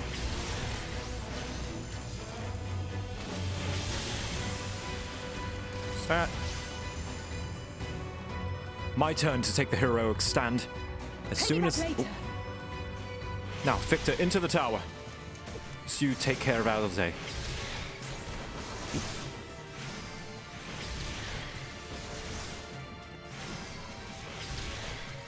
Oh, take care, Alizé. Gotcha.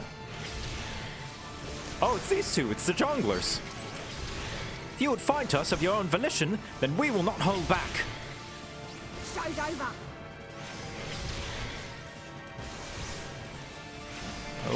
creepy twins. I'll break your funny bones. Oh, Alpha, no.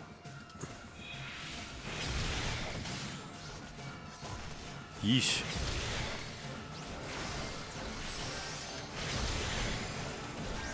Right. No more Mrs. Nice Jester. What is this, like, Drakengard music? Like, it's like panic mode.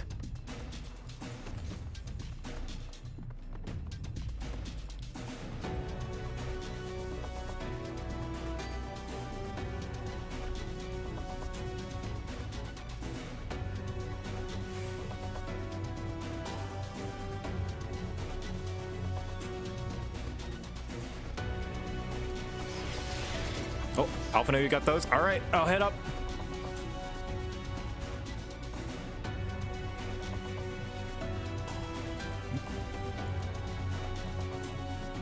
Hold on. All right.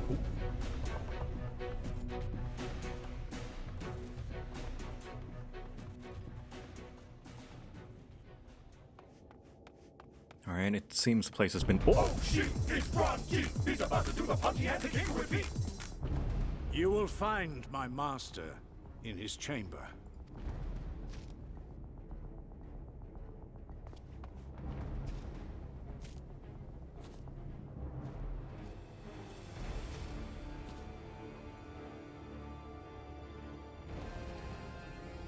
But only should you kill me this day. And you will not.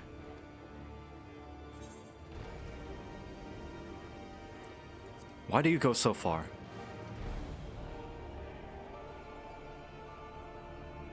You may think me under his spell, but I uphold Lord Vauthry's ideals of my own volition. Man is an inherently flawed creature. In his vain pursuit of righteousness, he but sows the seeds of future conflict. Thus, have I chosen to place my hopes upon he who has transcended men, upon he who is unbound by the vagaries of conscience.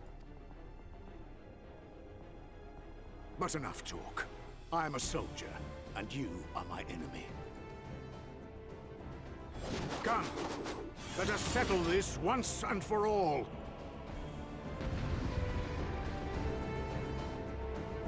Dad crit is better. My dad can beat up your dad.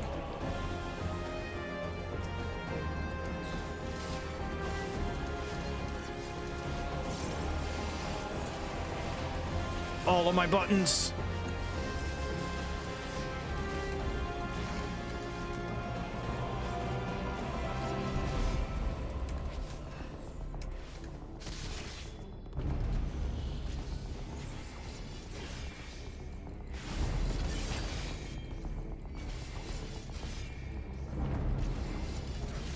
I might eat that for a free Blackest Night, or free whatever. Ah. Oh well. It's a strat.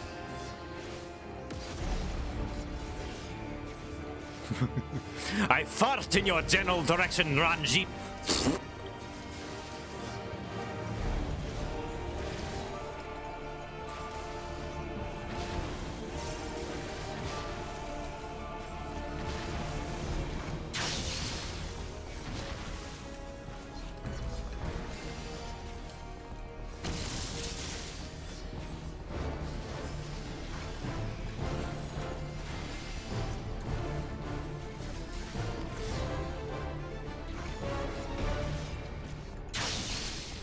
Blackest Night. Boo! Can't you do anything, Ranjit? Come on. You're supposed to be an experienced soldier.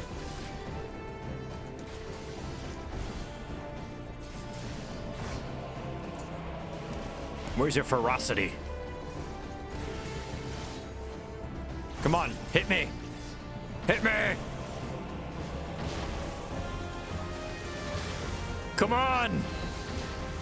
Wow, could not break the Blackest Night. What a shame.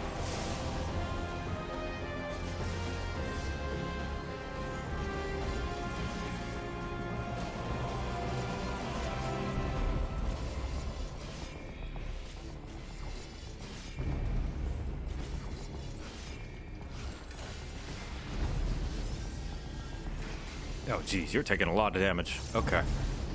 Oh, I need to kill these. I'm smart.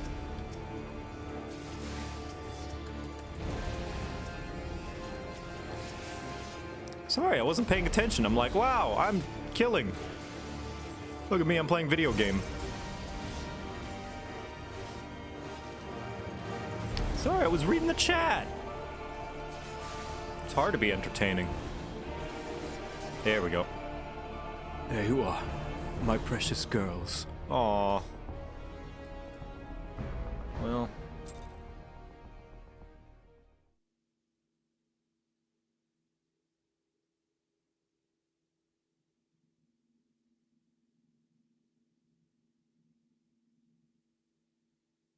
Yeah, I can pity him, but I won't, you know, I cannot condone him, but still pity him.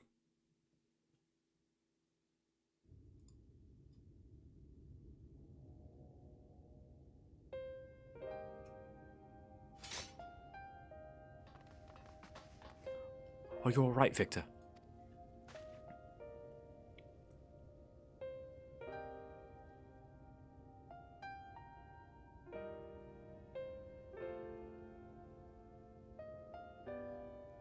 The citizens appear to have calmed down for the moment. I can only assume Vauthry is otherwise engaged. Let us go to the upper level while we can.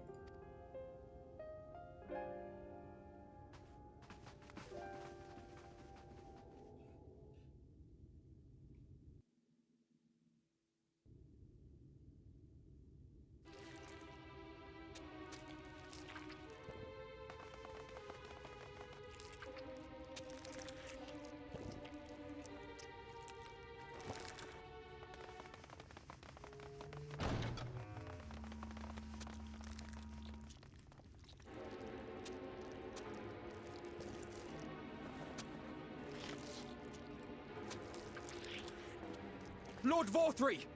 Your reign of tyranny is at an end! For too long you have preyed upon the desperation of the poor. Now you will answer for the suffering you have caused!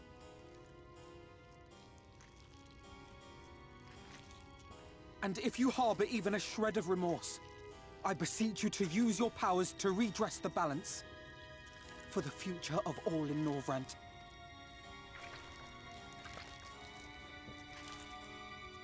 No, it can't be. This is wrong. It's wrong.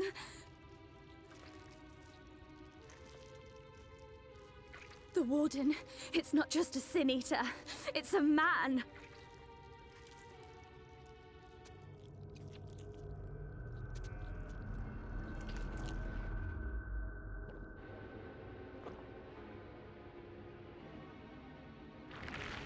Ah! Remorse? For the future of all? What nonsense is this? There is no justice but mine. No future but mine. No will but mine. It is preordained. I was born to deliver this wretched world.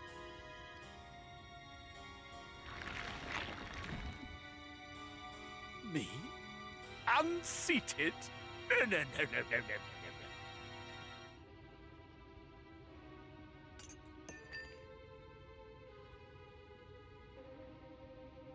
It's impossible. Inconceivable. Absurd. I am a great and wise king. Greatest and wisest. I reign from on high. I will not be brought low by maggots like you! Ah!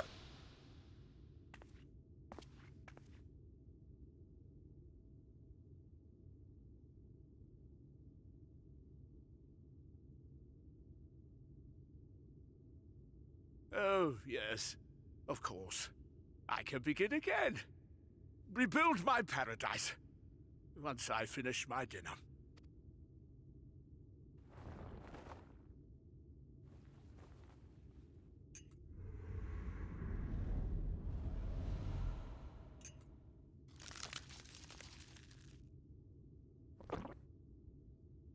Oh God, no. Stop him! Thancred, stop him!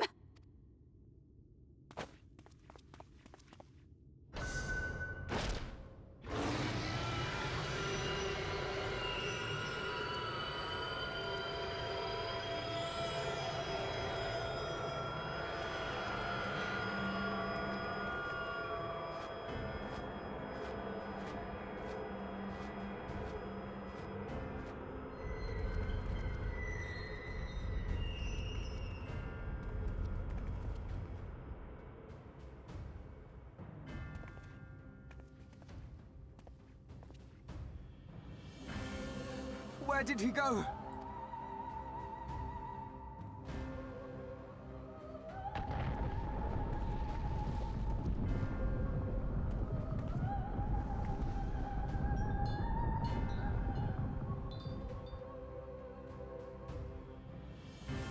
He did it. He won No Nut November.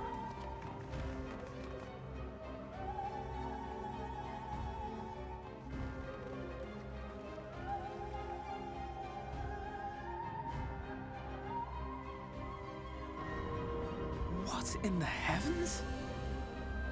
Did Vauthry do that?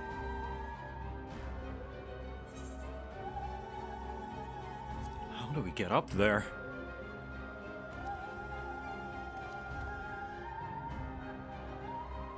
Wait!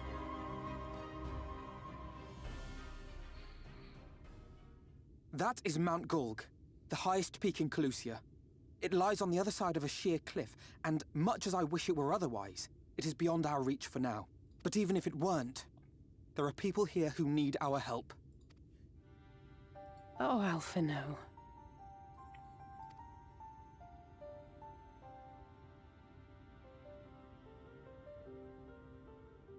Please, even if it's only to tend to their wounds.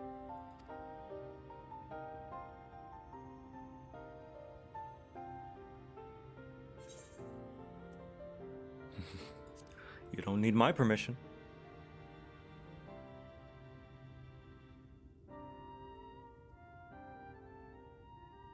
Thank you. I don't know if it will work, but if Vauthry's hold over the people is rooted in light, I might be able to reverse its effects. Will you let me try?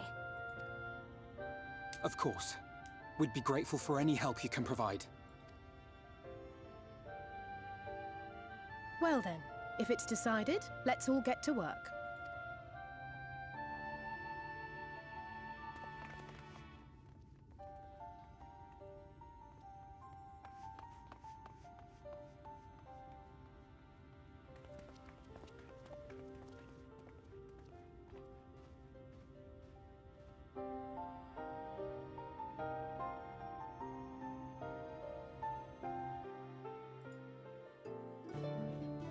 Yeah, alerts seem to be really weird in that sometimes it doesn't go to people when it needs to. And now we get the nicer Yulmore theme. Much more pleasant. Now, if only the NPCs would load in. There we go. Good news, Victor. It would seem that Reen is indeed able to reverse the effects of Vauthry's influence. Even as we speak, she tends to the afflicted in turn. The problem being, there's no end to them. We're trying to provide what relief we can to those who are waiting, and would appreciate your help if you're willing. Comfy Yulmore. Yeah. Look, it's Samus, who can now attune with the Aetheryte in Yulmore. Yeah, so this is the point where you would normally be able to attune. So, here is some dream powder. We're administering it to the enthralled to keep them calm until they receive proper attention. I would appreciate if you could assist with this task. Now, those afflicted are scattered all over the city. I suggest starting your search in the derelicts and work your way up. When you're done, be sure to let Reen know. Hello, Samus. I like you. You are good.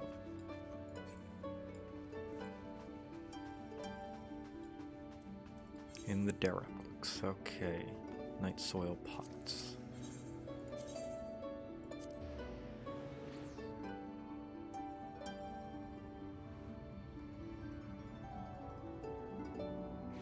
I love the creepy music. Well, I like the creepy music for its own reasons.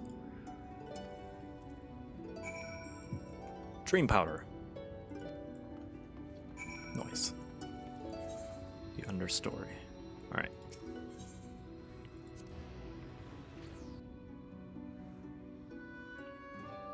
Dora the Destroyer.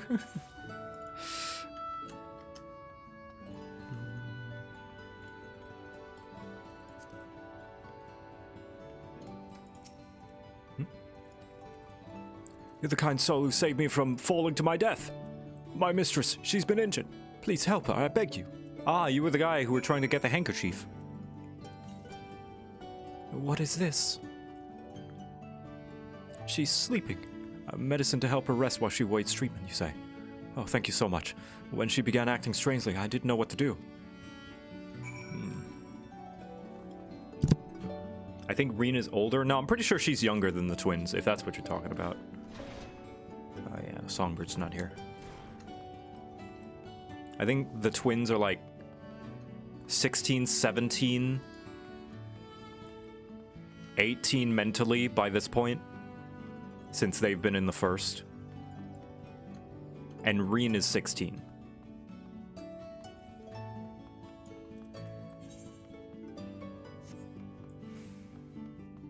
Hello, Minori.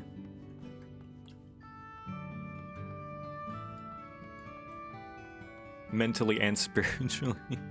Yeah. Well, their souls have been in the first for about a year.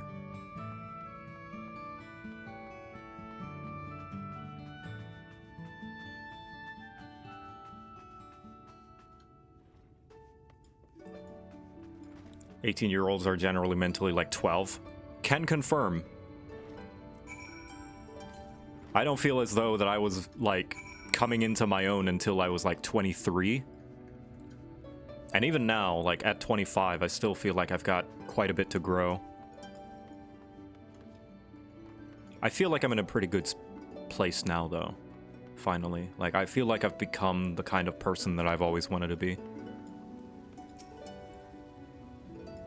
Oh, there you are, Victor. I've just finished aiding this man. Now, for the next one.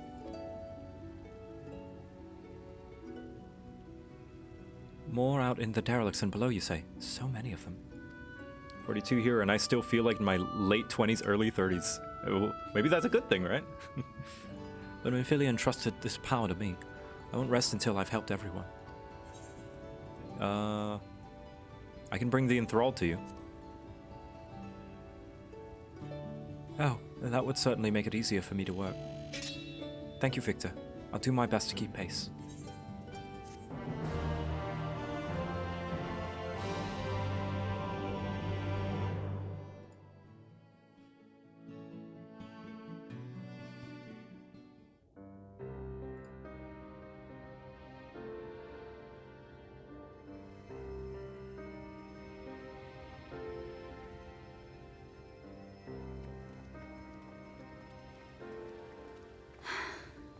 You're going to be all right. I think that's the last of them. We've done all we can for the wounded. As for the rest...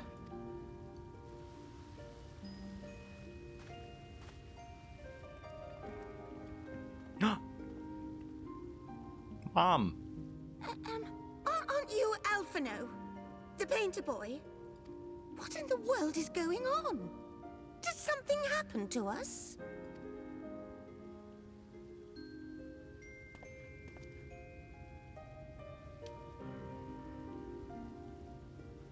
Let me handle this.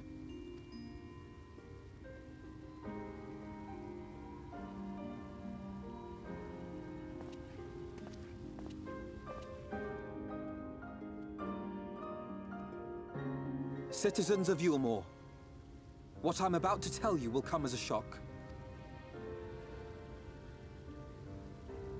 Indeed, you may be loath to believe it, but if you trust the evidence of your senses, it is my hope that you will listen and accept the truth, unpalatable though it may be. Vauthry is a sin-eater.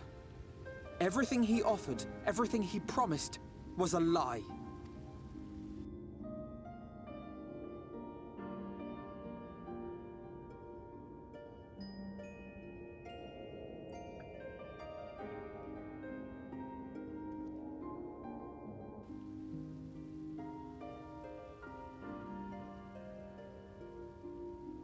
They're not taking it well, and who could blame them? Are you saying we were Vauthry's puppets all this time? When you attacked us, you were not yourselves. That much is true. But your conduct prior to that moment was your own. Vauthry's unnatural charisma does not absolve you of all responsibility. Tell him, Alfie. Of your own free will, you came to this city and gave yourselves over to its pleasures. And in the course of this, if you mistreated those less fortunate than you, then that too was of your own free will.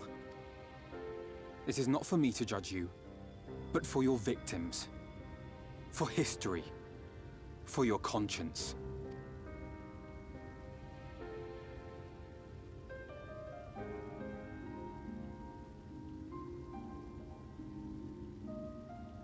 You have dreamed a twisted dream, but now you are awake. You may yet share this world of ours. Join with us and each other, that we might begin anew. We've lost so many already. We dare not lose any more.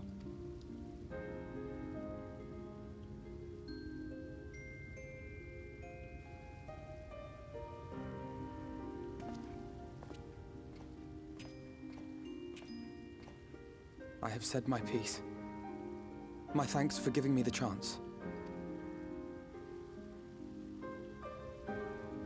There is nothing more to be done here. Let us go after Vauthry. Is there anything we can do to help?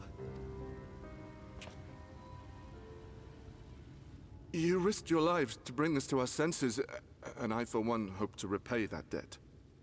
Begin anew, as you said.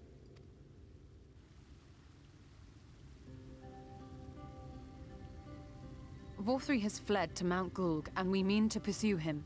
Do any of you know the way? The only way to Mount Gulg is over the Bright Cliff. Have you an airship? We will contemplate flight only as a last resort. Were we to come under attack whilst airborne, we would have little hope of defending ourselves. If at all When's Sid possible, when we need him? we would prefer to travel by land. Is there a way? Well, the ladder is the only way up and down the cliff, but it hasn't moved in a long time.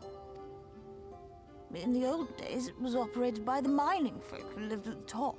Oh yeah. Are there any mistils here? We used to be a part of that. I don't know, stoneworks. It saw less and less use, and when Lord Vauthry took control, it was abandoned altogether. So we somehow need to get the ladder working again.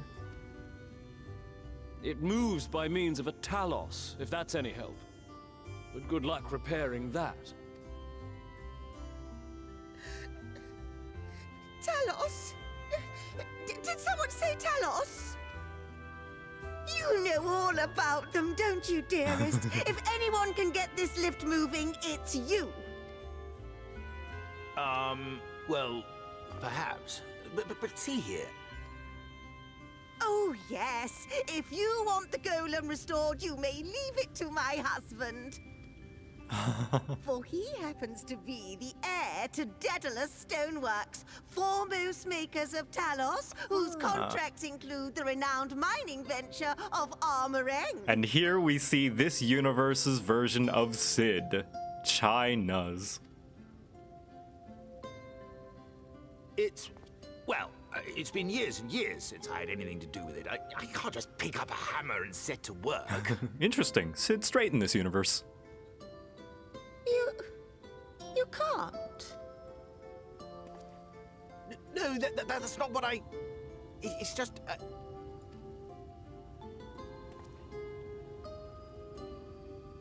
All right, I will take a look at the Talos. But beyond that, I make no promises. Straight and not divorced. Yeah, this truly is an alternate universe. Those with strong backs, come with me. I'll need help dragging the damn thing out of the storehouse. Does that make Dulia in this Shards of Nero? No, we haven't met like a Shard of Nero yet. Brother.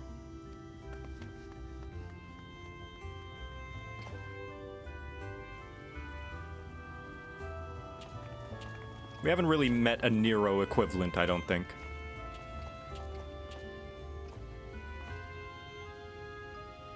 Come, my friend. We have work to do. I like to think Dulia is Jesse's shard. I could see that. Maybe. Actually, no. Not sassy enough for Jesse. Jesse's very sassy and forward and headstrong. Dulia is a precious bean. Boy, this game is struggling. There we go. The ladder is situated to the north and west of Right. Let us make our way there, Victor. Maybe Biggs and Wedge? No, that was, what's his name? The two funny guys that we met in, Nabatharang. Or rather, Amarang. Jarek and... what's his face? That was voiced by Pippin. Jarek and Thaf, yeah. I like to consider them Biggs and Wedge shards. They know all about trolleys and are happy-go-lucky and yeah. Did someone say trolley? A funny little duo.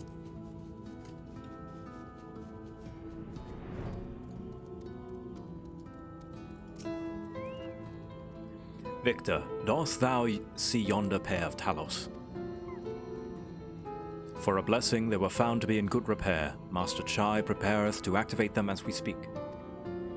With our arcane knowledge, Y'shtola and I serve as his assistant.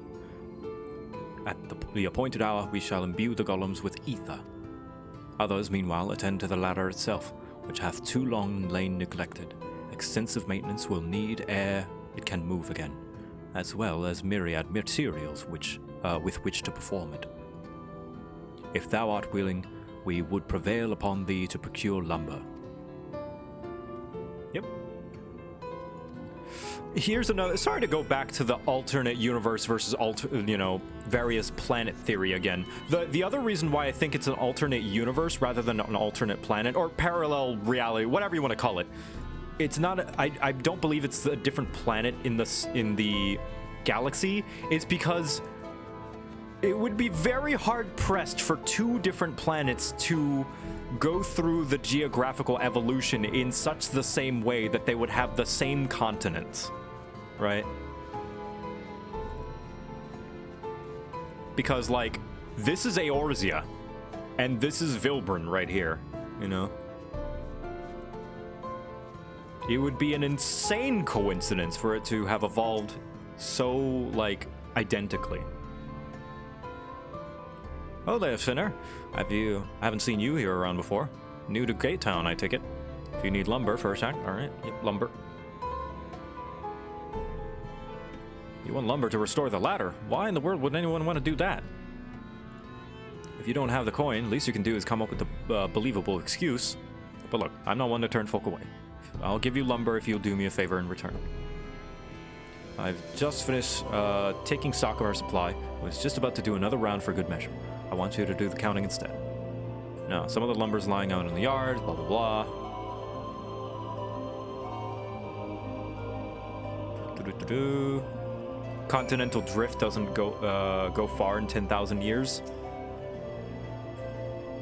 Yeah, I would say in 10,000 years, it wouldn't be all that much different. Plus, we don't see the other parts of this star. We only see Norvrand. We don't see the other parts.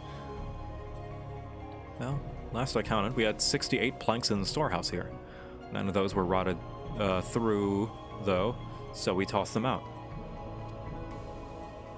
Oi, Grithel. Another load's just arrived. 13 planks all told, but one's damaged, and only good for kindling now. Right then, bring the good ones here. I'll be sure to let Ervith know as well. Is it really just 10,000 years? I think so. It's been 5,000 since the Allagan Empire.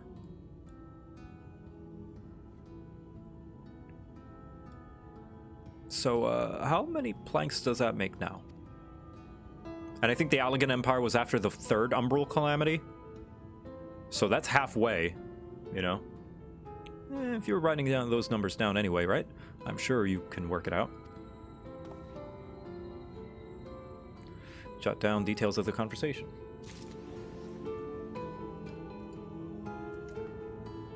Yeah, I think people are overestimating how much continents actually move over the course of 10,000 years. 12,000 according to Oda. Okay. Yeah, 12,000 years.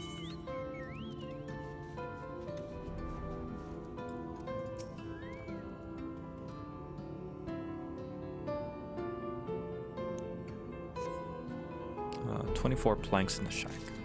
Right? Oh, hey, Rathalos. I misclicked on you.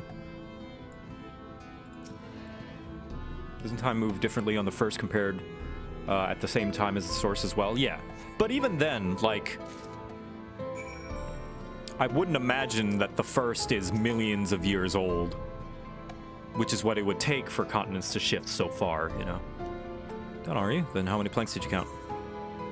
Oh, shit. Fuck. 68 in the storehouse, 9 discarded, 13 delivered, 1 damaged. 24 in stack by entrance. 11 in stack near. Okay, so that's 35 right there. Hold on, I need a calculator. 35 plus 68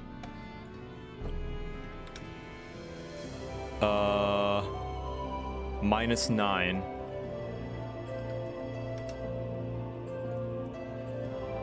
plus 13 minus 1. 106. Aye, that's exactly what I counted. Thanks for your help, friend. Taking the stock fare puts me to sleep, but it has done. It has to be done. All right. You were serious about the ladder. I'll be damned. If that's the case, please let us help with the work. We're shipwrights with no ship to build, only shacks. While it's a living, we're all itched to do something greater. This fellow, you say, is in charge. You reckon he'd mind the likes of us barging in on his project? Oh, not at all. He'd welcome the help. More hands, the merrier. Be easier, too. Wonderful. I'll round up the lads and lasses and we'll head over to the ladder, along with all the lumber you need.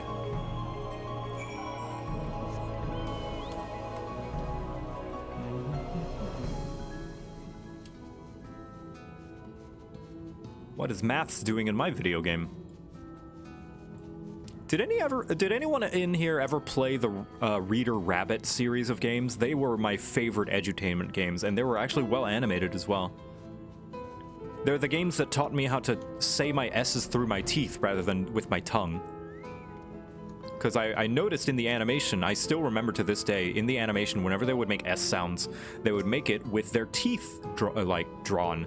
And I was like, well, that's really weird. I say my S's with my teeth like a snake, you know, like that.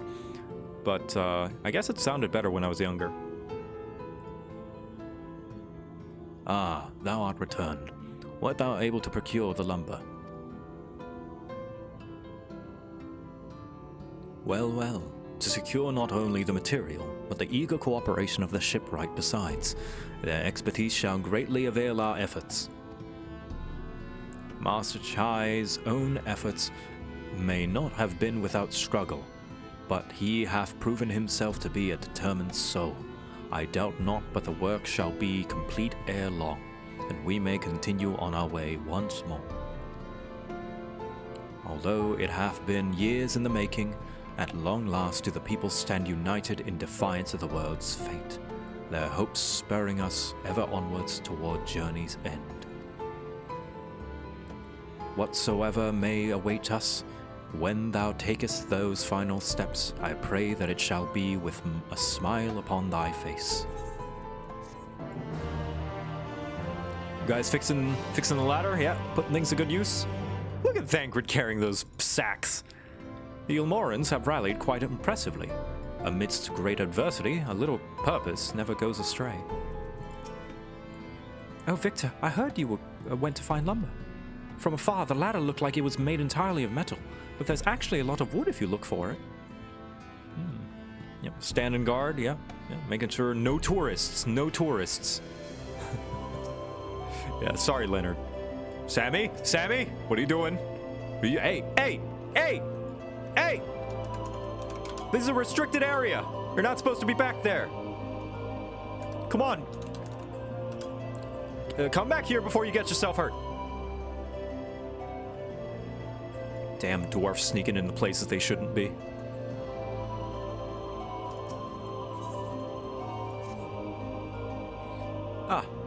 But prematurely do I give myself to sentimental musings.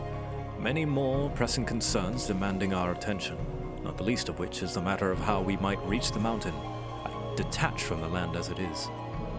That's a little racist. Sorry. I apologize.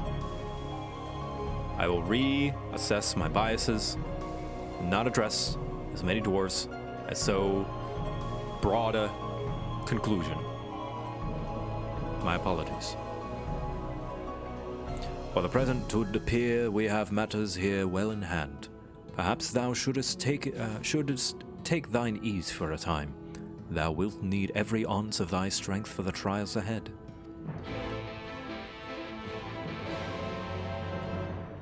Oh god, now everybody's gonna want to ride on the ladder. Oh jeez. I don't know if there will be room.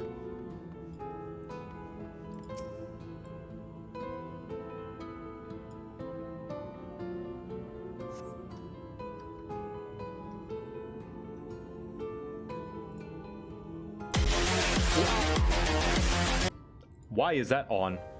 I did not turn that on.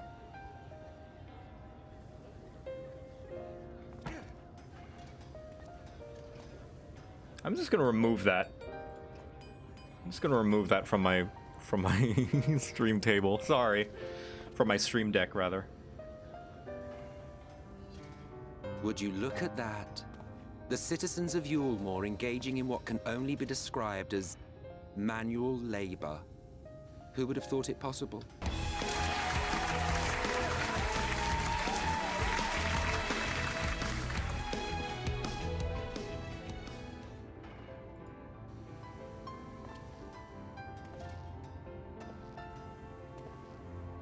Do you know the most reliable way to deal with those who stubbornly refuse to see reason?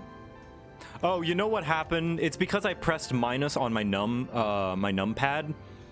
And numpad minus is my come button, assign button, because I was using the calculator.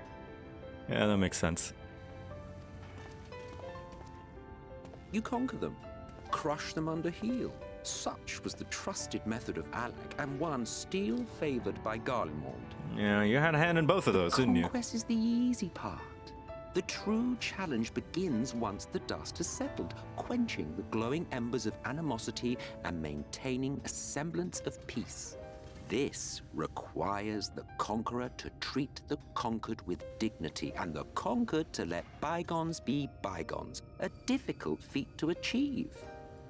Yeah, we did it with this You guard. have achieved just that, to my considerable surprise. It's a compliment. Take it.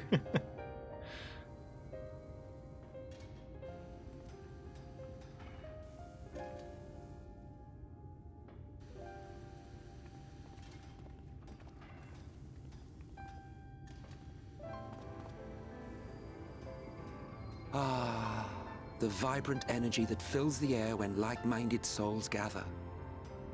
To think back on that time before time, fair brings a tear to the eye. What? You thought ancient beings like us incapable of crying? Well, rest assured that if your heart can be broken, then so can mine. Back when the world was whole, we had family, friends, loves. That is an interesting note. If you are to believe what Emmett says about the Asians and how we are simply sundered, broken, fractual pieces of them, 1/14 of what they were, then we had 1/14 of the intelligence, 1/14 of the power, 1/14 of the strength, but also 1/14 of the love that they could feel. Men knew peace and contentment, and with our adamant souls, we could live for an age. There was no conflict born of want or disparity. Our differences paled into insignificance next to all we had in common. And then there was Amaranth. Never was a city more magnificent.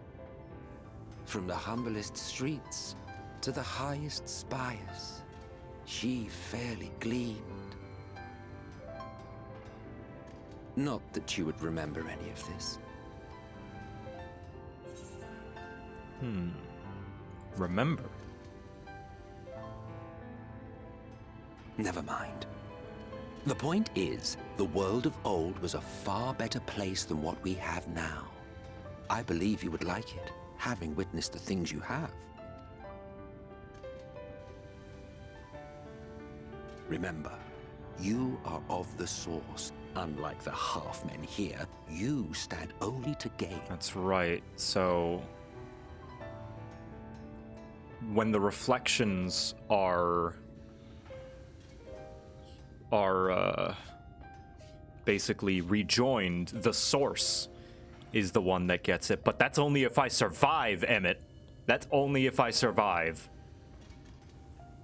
When a reflection is rejoined, you know, the source suffers a calamity.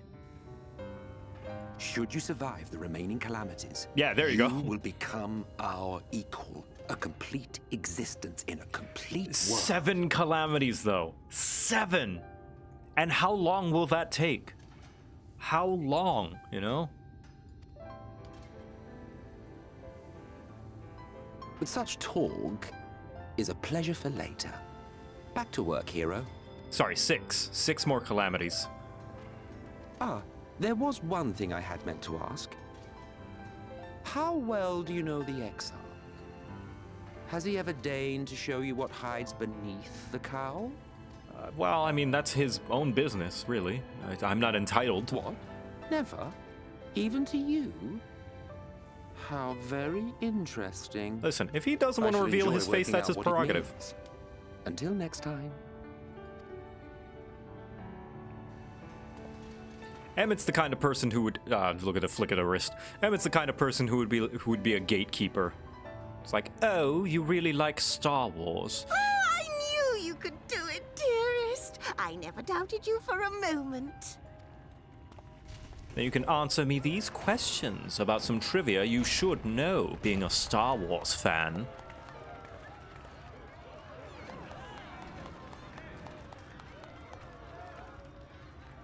It's alive. Hey, Ardbert.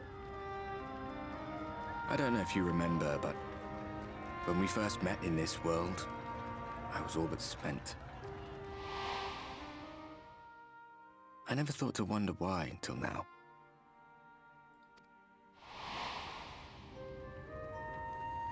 I think it all just got to be too much.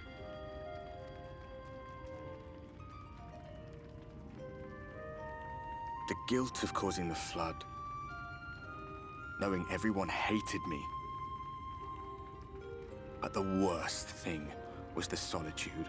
Time wears you down, aye. But solitude eats away at you. It was this close to finishing me off. But as bad as it got, and as empty as I felt, I can't even begin to imagine what it must be like for Emet-Selch. Damn. Ardbert's been walking this world for 100 years. Emmett for 12,000. Essentially by himself. Sure, he's got his companions, Elidibus and La Habrea, but one of them's dead now, and the other one, well, is off doing who knows what, and who knows where. The parallels. Also, somebody redeemed the smallest waffle. Thanks for the cookie. If fractured souls can only feel 1/14 of the love, then can somebody explain Dulia Chai? Yeah, Dulia Chai is the exception. She took all of the love with her, and there are 13 other reflections of her that are just do not understand love. Dulia Chai is a reflection of Xenos! All of which is a long way of saying, don't make a choice that leaves you alone. Nothing is worth that.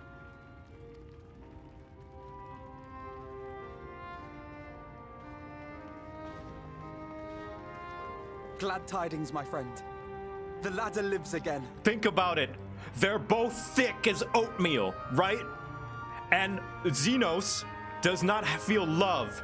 He only has the love of the battle, the fight, to bite down on his jugular and let it gush into your veins. He doesn't have traditional love because it's all been taken by Dulia. It all makes sense now. The three of us have been invited to do the honors. Are you up for it? Of course, if you're worried that the whole thing might come crashing down, we can always find someone else. Dad, Lizzie. I don't have an overlay for Dad. Yeah.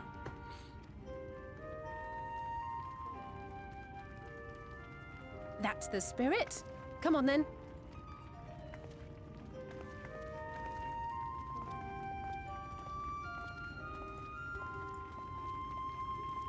We rode the ladder too, my comrades and I. Once upon a time. Watched the horizon grow, and the town shrink below us. Awed and terrified in equal measure, we ascended without a word, the silence broken only by the rhythm of the gears.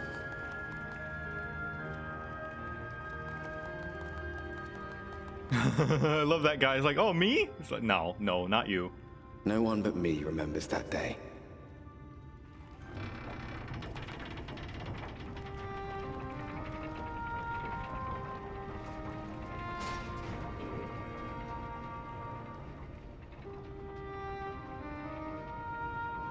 Remembers our journey and our end.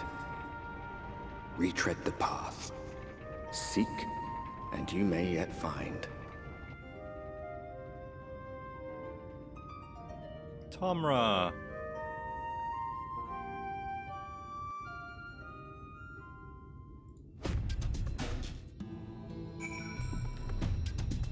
It's the get ready hype music.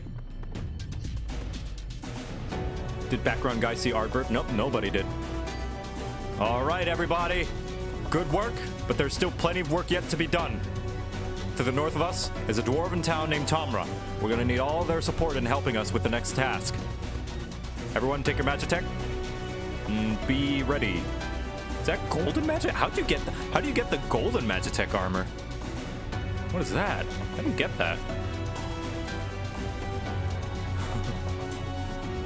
Commendations, gotcha. All right, one thing real quick. I'm gonna mute the audio real quick.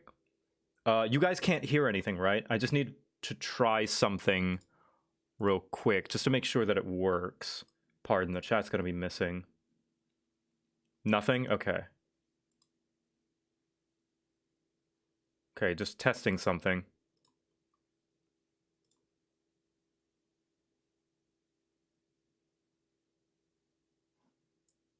Yeah, sorry, just give me a second. La la la la la. I'm entertaining. La la la la. Sorry, I'm testing something. How you guys doing? You guys doing all right? Here's some drinking ASMR. Hold on.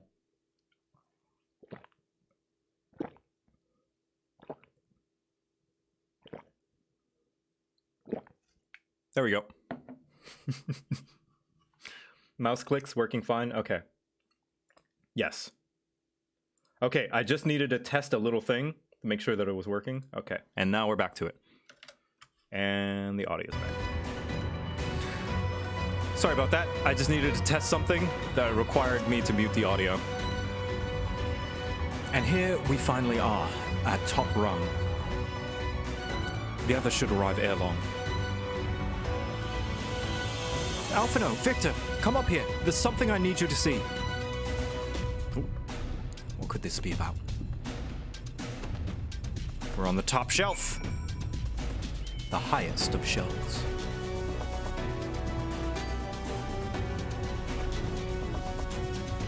Ooh. There's a village, Victor. Over to the northeast. Actually, I need to do one more test. Sorry. One more test. So sorry. Where is it? There it is. One more test.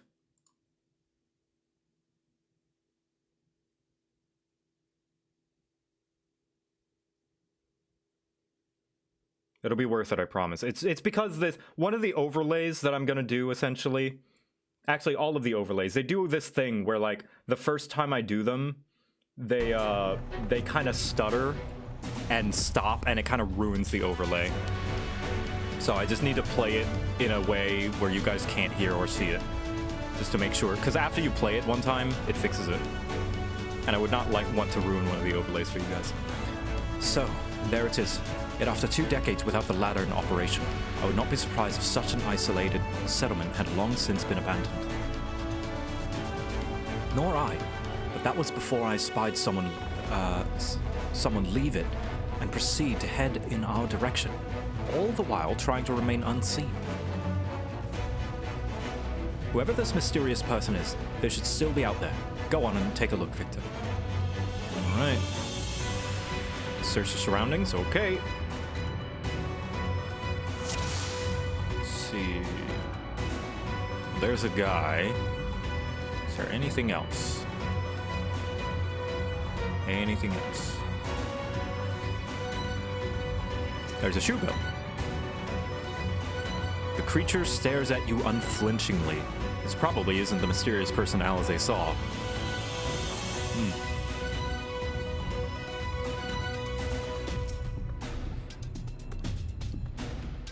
Oh!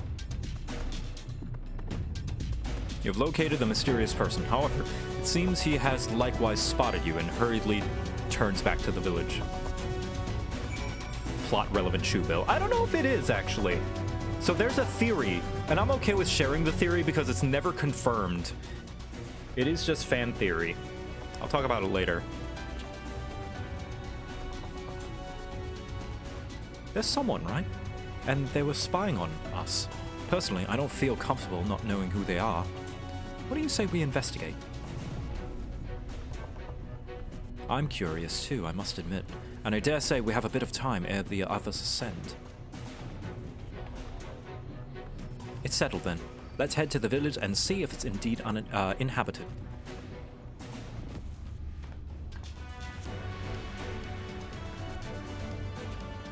So there's a theory, and this is not a spoiler. So there's a theory that that shoe bill is Emmet, right?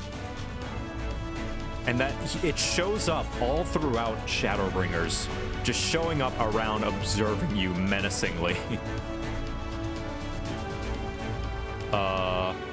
Just watching you. And there has never been any confirmation if that's true or not. It might just be a running gag with no more relevance to it, but lots of people like to have that theory. Food has been hung out to dry in the sun, and quite recently by your reckoning.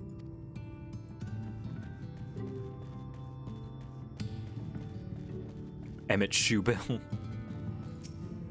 I think it's a little bit. It could be anything. It's never been confirmed. You hear faint sounds from inside the building, however the door refuses to budge. It's never been confirmed. Like maybe people are just reading too deep into it. Maybe all it is just a fun running gag. But that's a fun theory. Cups are half empty or half full, depending on how you see such things, behind the counter. A kettle bubbles steadily over the stove. Recently used.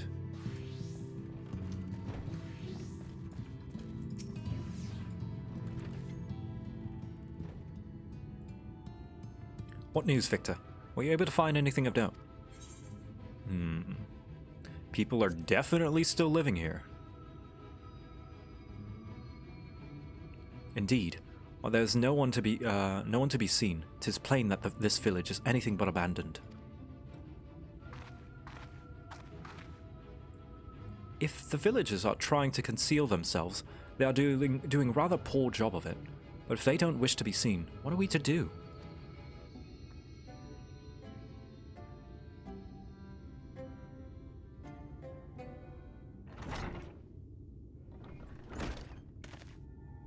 Say, aren't you the ones who saved my life? And it's the painter.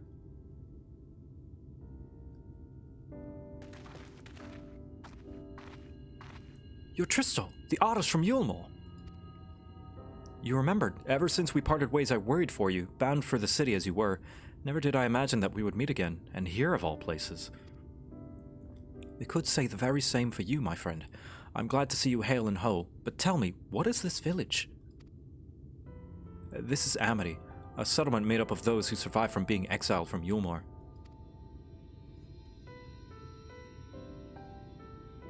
As I wandered the wilds, I chanced to cross paths with an inhabitant of these parts. He took me through a secret tunnel, which led to the top of the bright cliff. Here, I've been here ever since. Life is hard, but we know a semblance of peace. Well, we did at any rate, until Mount Gulg broke away from the earth. Then, just as suddenly, the ladder started moving again.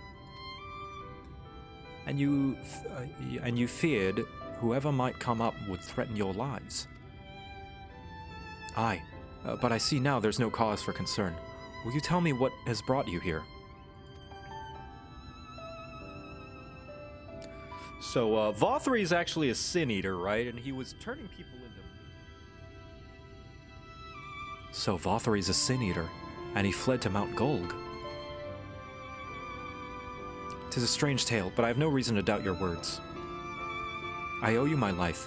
If there's anything I can do to help, you need but say the word. Your help would be most welcome, Tristal. To begin with, we'd require your people's permission to reconnoiter the area. If we are to confront Vauthry, we must find a way to reach Mount Gulg. Of course, you hardly need our permission to be here. I will tell the others about you and yours. Now, we haven't much to offer in the way of hospitality, but our village is at your disposal. Please, use it as you see fit for your quest.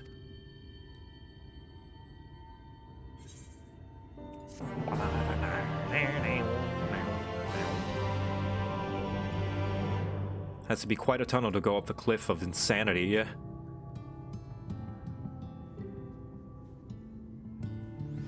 This cliff is very, very tall, so it must be a very long tunnel. Yet another hapless soul that Alphino saved from mortal danger, I see. Some things never change. At any rate, it seems that brother has a mind to linger. Meanwhile, I have a mind for us to explore. Victor and I are going to scout the area. We'll be back in a while. Very well then. Just take care out there.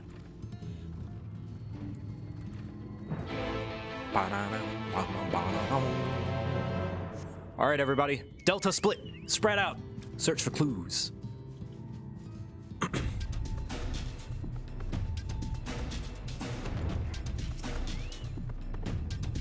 The path diverges. Let's split up so we can cover more ground. I'll go east if you would be so kind as to head west. You can aim to meet at the foot of the mountain. Foot of the mountain! Secret, secret, secret, secret, secret, secret, secret, secret tunnel!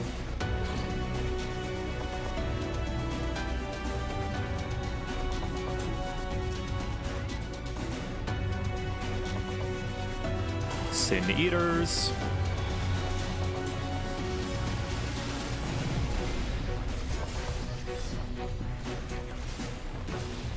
Level 78. They're almost my level now. Oh, I'm getting caught up in level.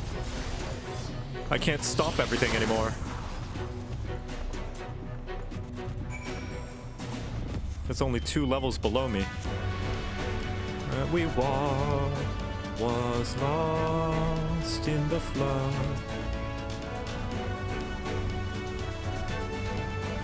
Soken does like his leitmotifs.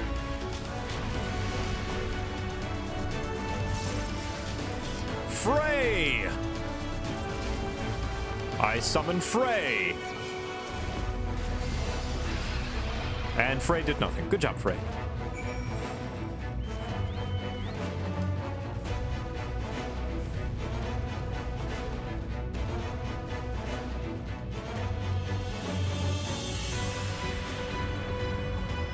He did his best. He just wanted to say hi.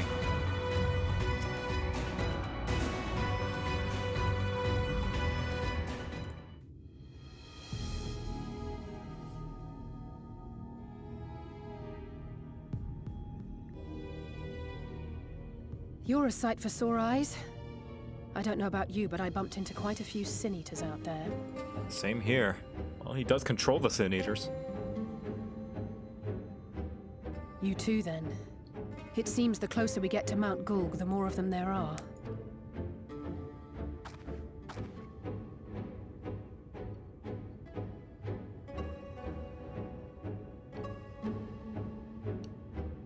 Looks a lot bigger from here, doesn't it?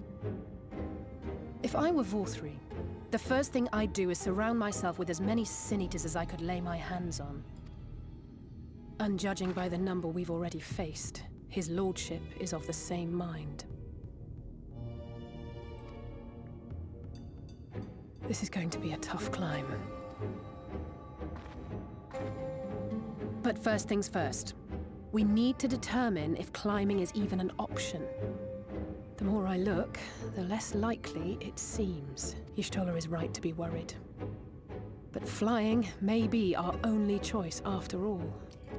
No, a strong arrow spell?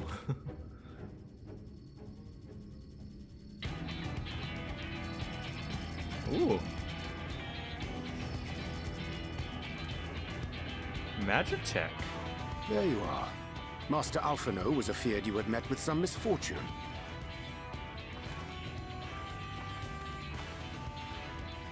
Urianger. And you too, Exarch. What brings you here? I wish to observe the final struggle with my own eyes. I arrived at Bottom Rung too late to accompany you, but I was in time to join Urianger and the others. Come, let us see how this unfolds. Yeah, elegant tech. So let's see what happens if we do fly. Oh shit! Sin Eaters. Lots of them. Well, that's no good. Flying is not an option, I see.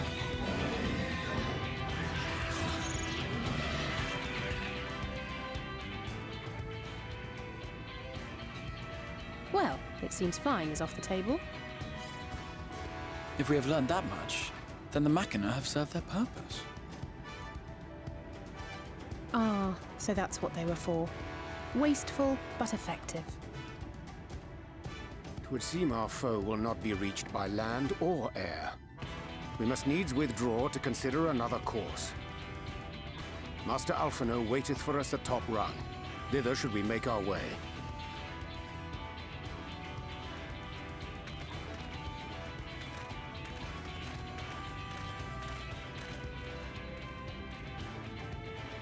We need a boat with what water? We're on top of a mountain. A mountain that's on top of a plateau. A plateau that is far inland.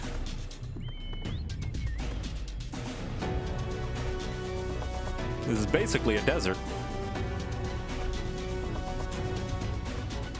Ah, yes, this quest. This quest is one of the quests that I used as an example in my video essay about one of the reasons why I didn't like this game initially. Is because there's a lot of quests like this.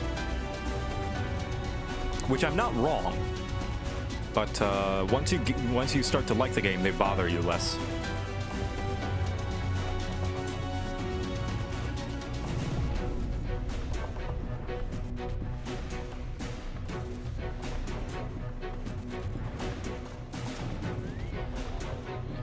Do I have a link to the video essay about it? Not yet. It's not finished yet. Still needs work. I'm gonna try and get it done soon. As soon as I can. I didn't expect to see the Chais here, though I suppose it's well within their right. It's a chonker. It's 30 minutes. At any rate, it's time to tackle our next little obstacle, finding a way to reach Mount Gulg. For this, we'll need to pull our heads together. The Chais, hello. Oh, don't mind us. We're just taking in the sights. Oh, such an exhilarating ride! And such a magnificent view! Nothing in Yulmore compares to this. Oh. Concerned for my health, are you? Indeed. We are a little far from the Crystarium, but rest assured this old man can muster up another wind for what is to come.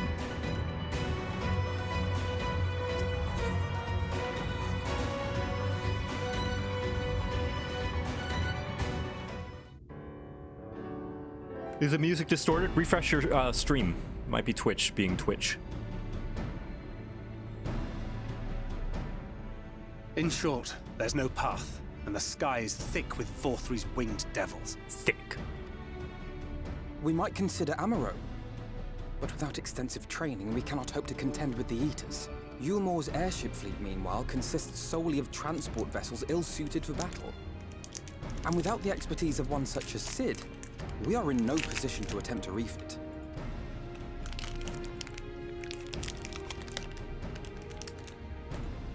Oh, it's so frustrating! That wretched mountain should jolly well come back down to us! Now, dearest, we mustn't disturb these good people at their work. We've ridden the ladder and seen the sights. It's past time we took our leave.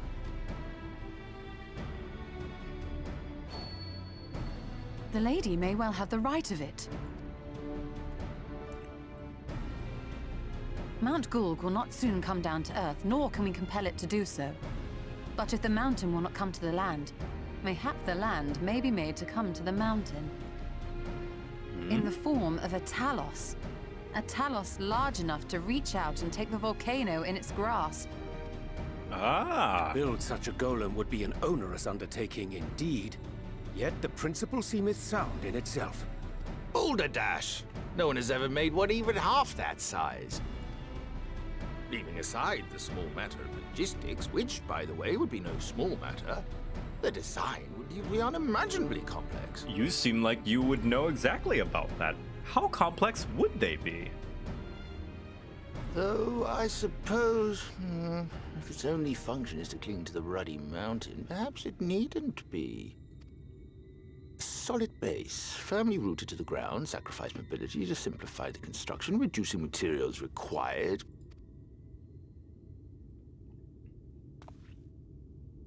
Wait, what am I thinking? We would still need a veritable army of people to do the work.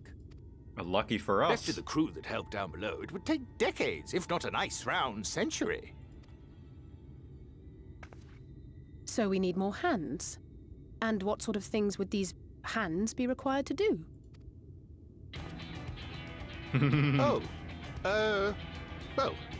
Let's see. First, we need people to procure the stone for the chassis. The rock found in the mountain would suit our purposes well enough. It'd be a simple task to quarry the stuff, but given the stupendous quantity required, we'd need all the help we can get.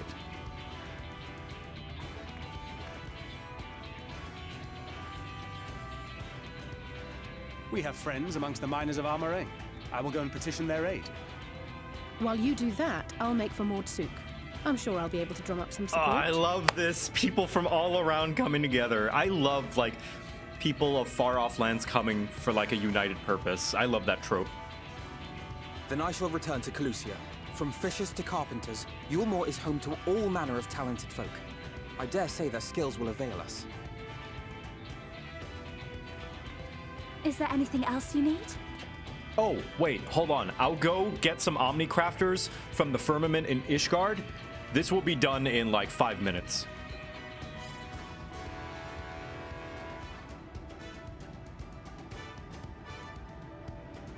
Well, yes, actually. Magic. Lots of the stuff, as much as possible. To awaken a Talos of this size would require an entire congregation of mages. Many among the Knights Blessed are gifted in the arcane arts. I will recruit them to our cause. And I'll go to r/Final Fantasy XIV. There, everybody sits on their phone, scrolling through memes. And who likes to sit more than black mages? The Fey folk, too, possess surpassing aptitude in magics. Yet they are not wont to cooperate in the endeavors of men. Leastwise, not without making all manner of mischief. Titania did say that I can call on them anytime. That being the case, I would instead call upon the people of the Crystarium, with thy permission, Exarch. We are at your disposal, as are our Amaro and Chocobos. I'm sorry. You mean to tell me you can call on not only the people of Yulmore and the Crystarium, but the Knights Blessed and the Maud, and even those miners? Yes. But that's just about everyone in Ballynorvrand. Who are you people? And how did you come to have so many friends?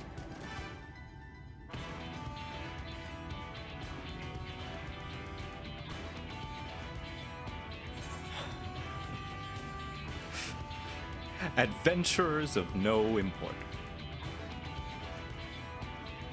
No import? You expect me to believe that after you just promised me the help of the better part of the world?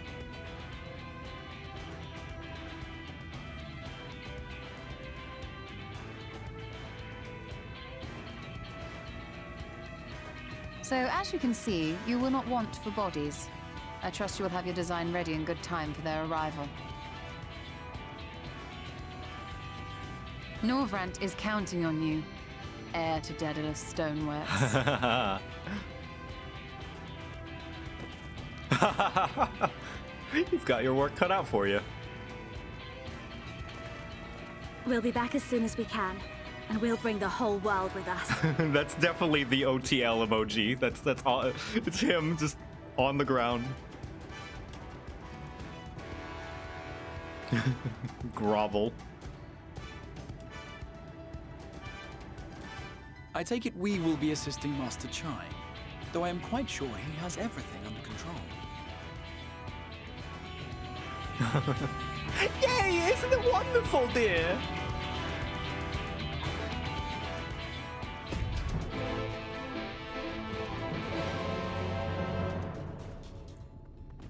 All right. Master Chai. Look at him. Now he realizes he has to do this work. You see that despair? You see this animation?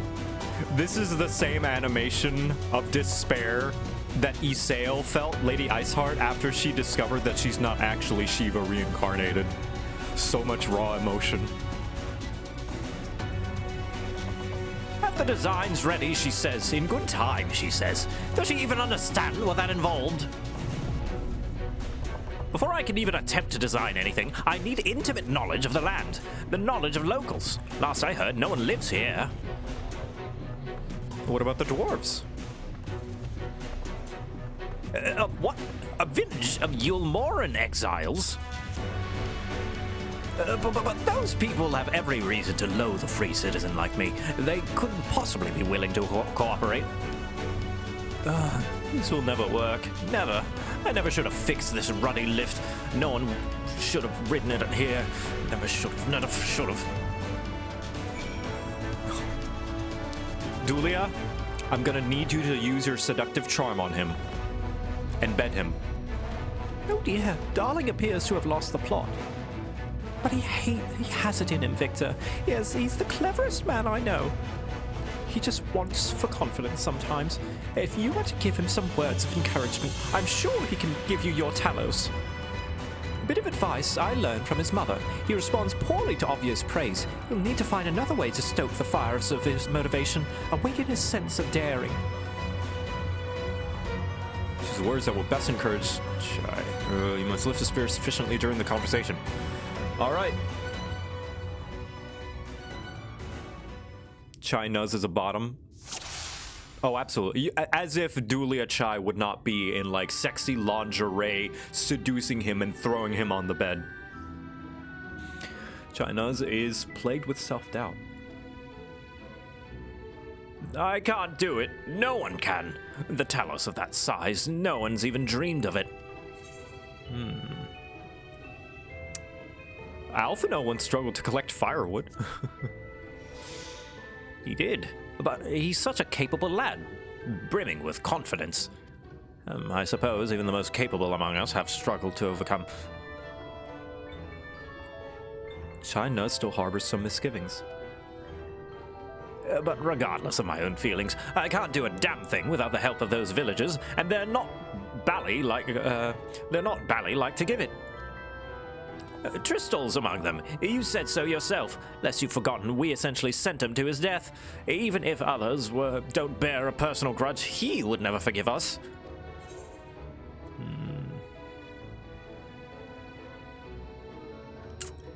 You don't know until you apologize. I'll come with you.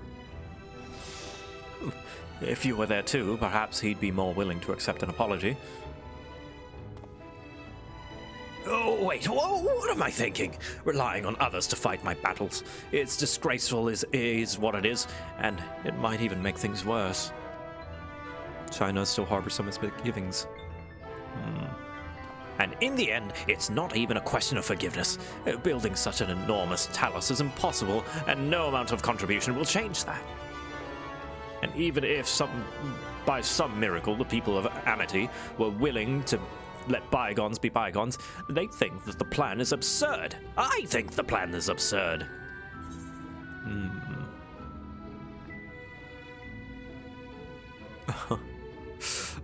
It's less absurd than the change that's come to Yulmore. We liberated a castle with a strategy that many would call absurd. Well now, to flood the very castle you sought to reclaim, such a strategy would indeed be considered absurd, yet you succeeded not in spite of, but because of it. Our own strategy may likewise seem absurd, but maybe, just maybe, it stands a better chance at succeeding for it. Feeling somewhat optimistic. Yeah! Be that as it may, there are risks to consider should the venture fail. I imagined for a moment that if we fail to reach Vauthry and only succeed in provoking him, in his fury he may well unleash his horde of eaters and will meet a horrible end.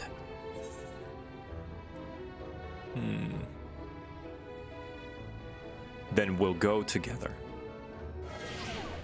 Whoa, so I can die with you? How very kind of you to offer. But if that's all the same, I'd rather keep on living. Ah, shit. How can you remain so optimistic through all this? It's downright tiring. Tell me, why did you throw yourself into the midst of a grueling struggle? To protect those I love. For those we have lost, and for those we have yet saved. Indeed. What else could compel us to face such dangers? I too have someone I wish to protect, with whom I want to live out my days in peace. China's is burning with motivation.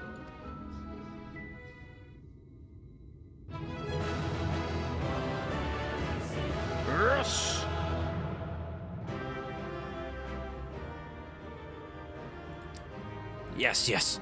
By the gods, I can do this. I just need to have a little faith in myself.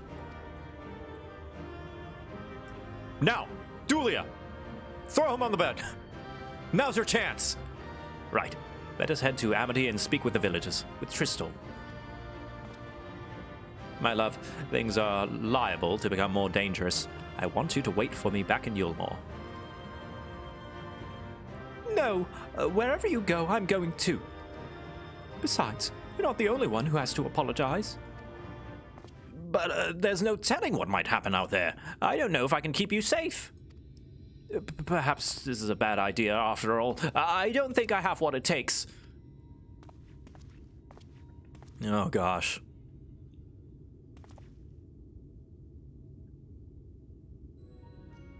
Master Chai, that you are beset with doubt is proof that you can envision the task ahead. And that which man can envision, he can make a reality. Thus did some old friend of mine once say. This is Sid's theme. Even should it be for a feat fit for the divine, if something has been done before, then it most assuredly can be done again, by your own hands. That's a little idealistic, don't you think?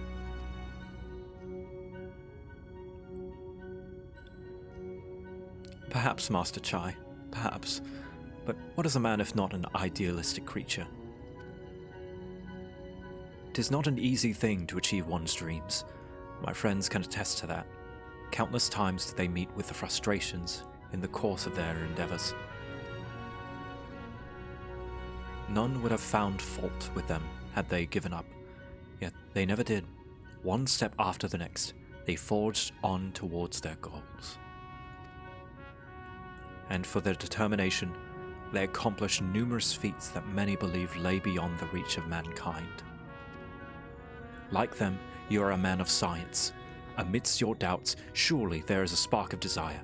The desire to make the impossible possible.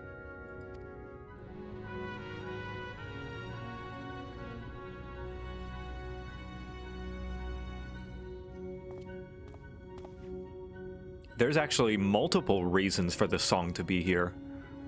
Come, darling, like the old days. I would be the first to see your Talos.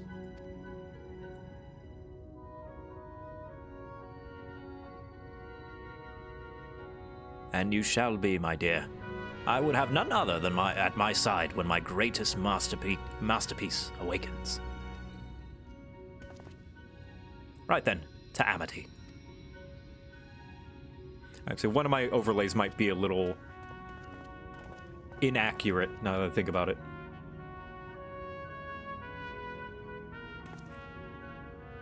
I'm glad my words struck a chord. Shall we?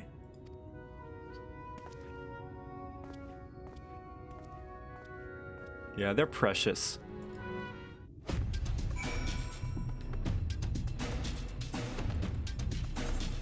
Alright. To the villagers. Let's go!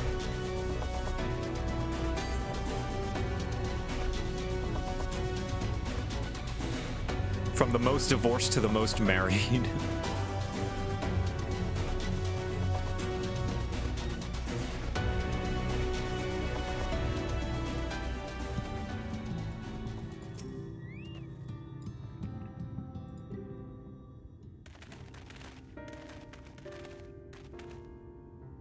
You have every right to be angry with us, but please listen to what I have to say. I'm tasked with delivering these people to Mount Gulg by means of a Talos of heretofore unseen proportions. However, I cannot do this without the cooperation of those with intimate knowledge of this land. That is, you and your fellow villagers. Cooperation. After you ignored my desperate pleas and cast me out, you have the gall to come here and ask for my cooperation. You've every right to be upset. Vauthry is not the only one to blame for your suffering. We are. We are free citizens without a care in the world, indifferent to the hardships of others. We didn't know what would become of you, and frankly, we didn't care.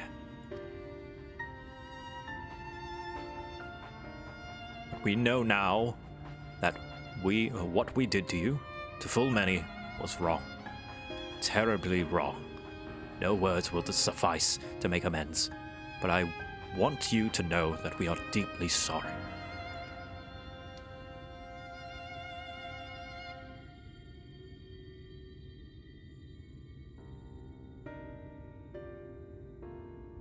I'm not sure how I feel. Should I forgive you? Hate you? Perhaps it's not even my place to judge. After all, I sought a place in your city. I wanted to be you once.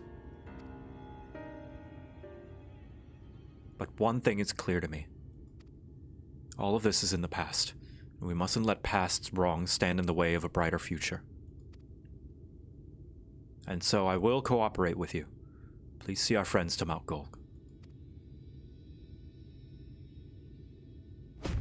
You have my word. I'll set to work on the design at once. Wouldn't do to have nothing to show for others, to show the others when they return with help. Make no mistake, this venture is unprecedented in the history of Talos building. Nay, the history of all mankind. Rest assured, this genius of Daedalus stoneworks will deliver.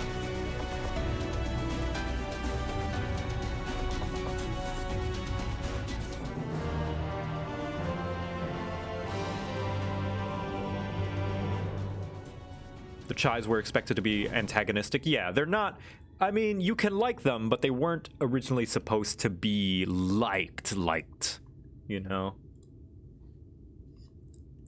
Yeah, wicked white. Is there a problem? Well, you see, I've been promised people to procure the stone as well as imbue magic. When I put on the spot earlier, I thought that was all we required. But I forgot about one rather important item needed to bring the Talos to life. A heart, yeah? The heart?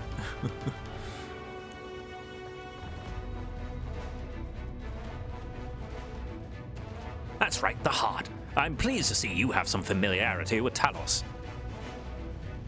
So, while I work on the design, I'd be much obliged if you could see to procure the ore with which to fashion a heart.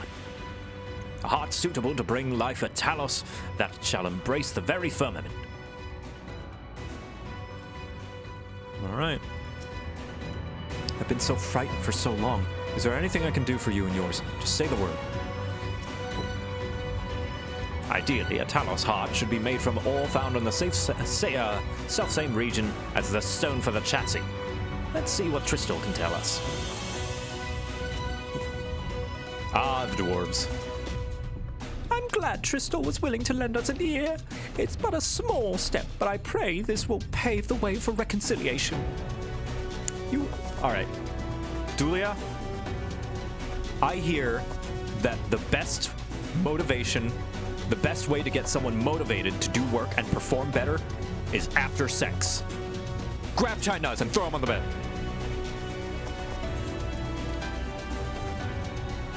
If you seek materials for the Talos heart, I know people who may be able to assist.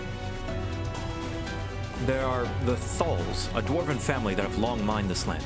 No one knows its bounty as well as they. If you explain your situation, I'm sure they would be willing to cooperate. Indeed, 'twas one of them that showed me the secret tunnel at the top of the cliff. You'll find the Thalls at the village in the northwest, a place called Tomra. When you arrive, seek an audience with Chief Zamot, and do not forget to greet him with a hearty lally-ho.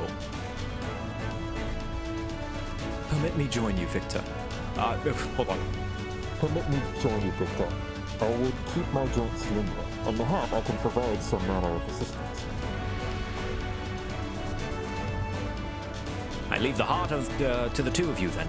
The variety of ore doesn't matter so long as it's rich with ether. I'll aim to have my design completed by your return.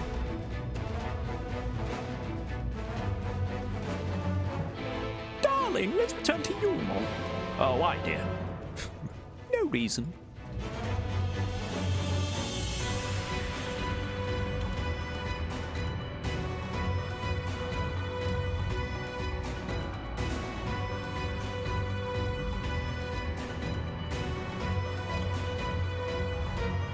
Lally-ho.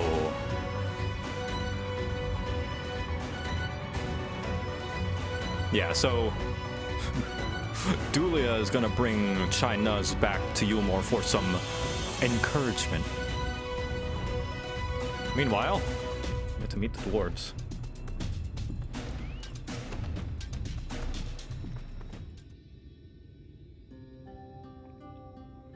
So, this is Tomra.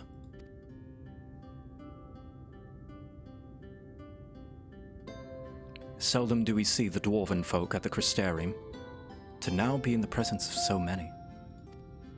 I shall enjoy not having to crane my neck for a change.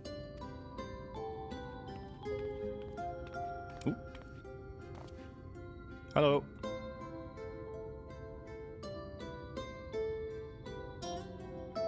Lally-ho!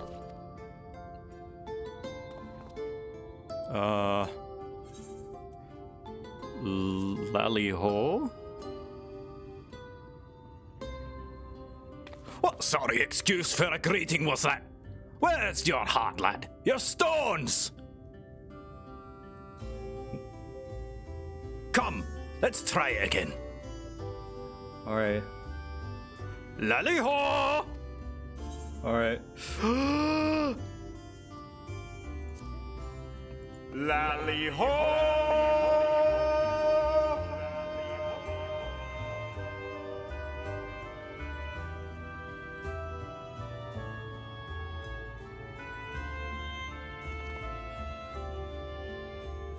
Not bad, not bad. But there's room for improvement. Any road. Now, well, we've observed common courtesy. Who are you, and what are you doing here? At the recommendation of the denizens of Amity, we have come to seek the aid of the Thol family. May we speak with Chief Zamot? Why, yes, you may. I am Zamot, and I bid you welcome to Tomra. If it's the folk of Amity what sent you here, you must have quite a tale to tell. Come, let's hear it.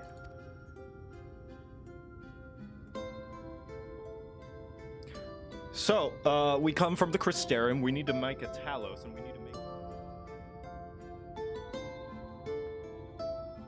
Well, and there I thought those below had no fight left in them.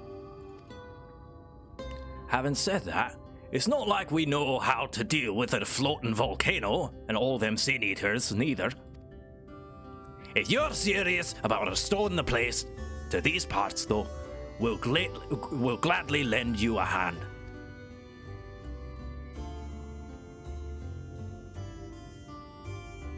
However, the kind of ore you seek is precious to us too.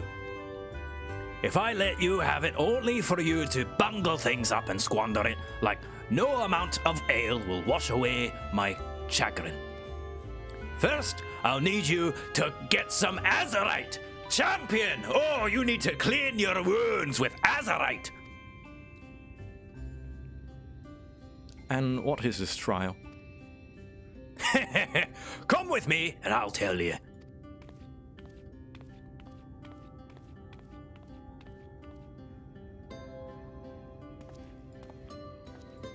I've been watching Pyromancer. I've seen clips here and there. I like that clip. Hello. Leave me alone, Magni. Magni, sorry. Yeah, can't go in there. I am not a Lalafell. Not a dwarf. Cannot. Here I stay. I can't even scoot my way in. Can't do a scoot. But this is an entire place purely for Lalafell.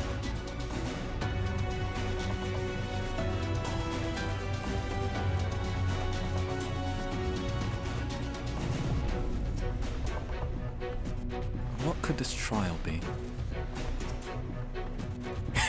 Listen well. As you know, we're a mining folk, and in the mining life, danger's a constant companion. So, when we've come of age, each of us must prove our readiness to take to the mines. This we do by undertaking a trial what tests the 3 traits all good miners can't do without: discernment, diligence, and dexterity. We call it the 3D Mine Runner. Oh my god.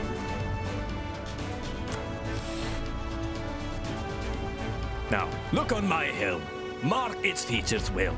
You'll be given a slingshot, which you must use to shoot dwarves as wear helms what are different.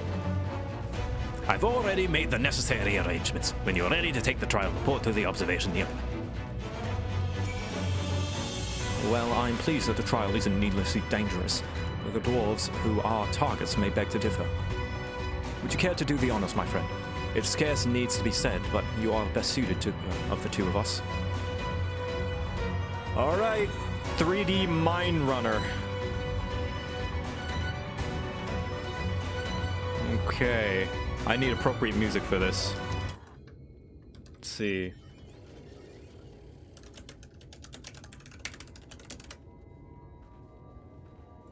All right, hello. Laddie-ho, you must be the challenger the chief mentioned. I'll show you to the rooftop at once. I'm sure you've been told about in 3D Mine Runner, you're to use a slingshot to shoot them as wear the wrong helm. Let's begin with a spot of practice, eh? All right, here we go. Okay. Let's see. There we go. Pew! A little fast for me. Hey, Exarch! Pew! I would thank you not to shoot me.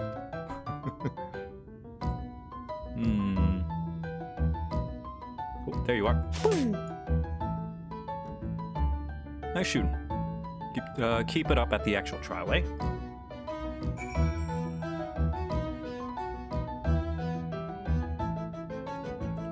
Aye, that's the way. Next time, it's the trial for true. Let me know when you're ready, eh? Alright, let's go.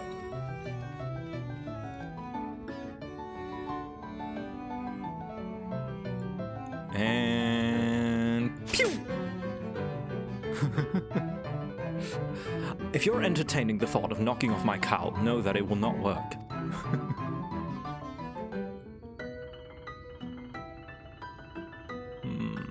Where are you at? Ah, there you are. Pew! Well done. A fine show of discernment and dexterity.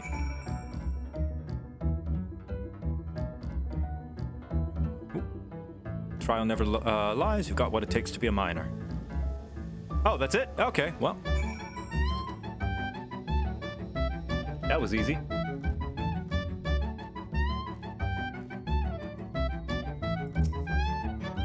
That was some impressive shooting, lad. Consider me satisfied. Aye, 'tis plain you didn't come this far with luck alone, so I'll place my faith in you and help you find the order you seek. Alright, we can stop this now.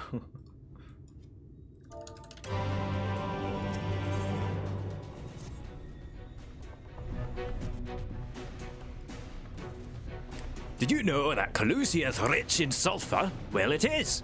I've been mining the stuff since ancient times. And every so often, the self-same vein yields what's called earth sand, a rare ore steeped in magic. Time was where you used to refine earth seed for this and that, but the technique's been lost. The stuff's still out there to be had, though, provided you know where to look. And there's no place in surer than, Duger's tomb.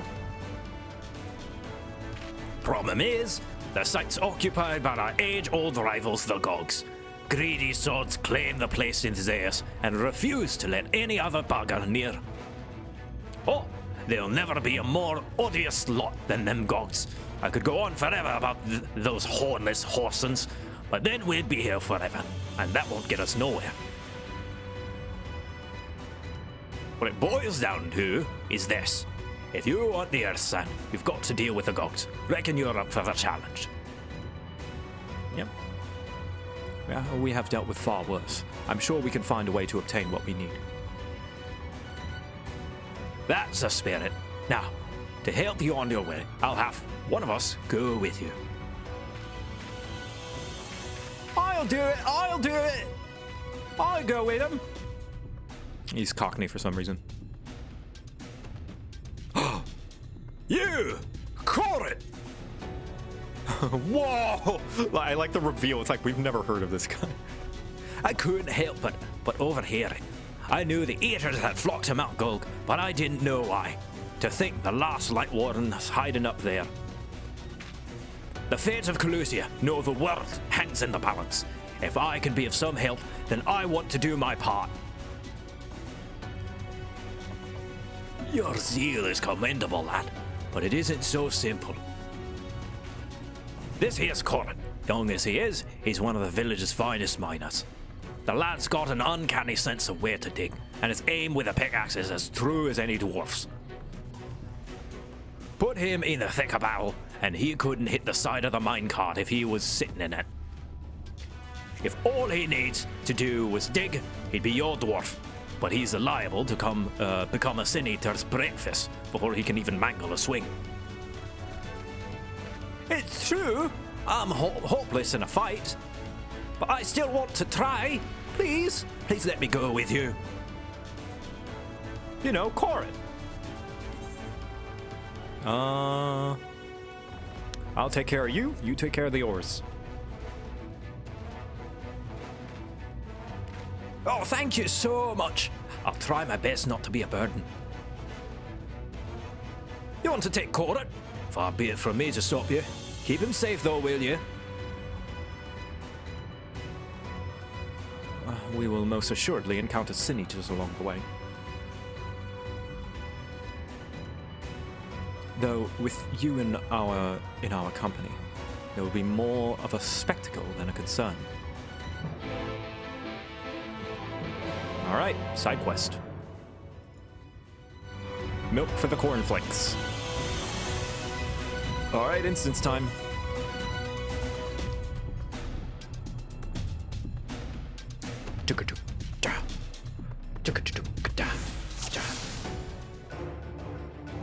Keep to the road and the east. I'm in your hands. It seems we have a fair distance to cover beyond your guard for sin eaters. Hey, look at that. Sin eaters. Speak of the devils. Victor, the one on the left is yours. Okay, but what if I help?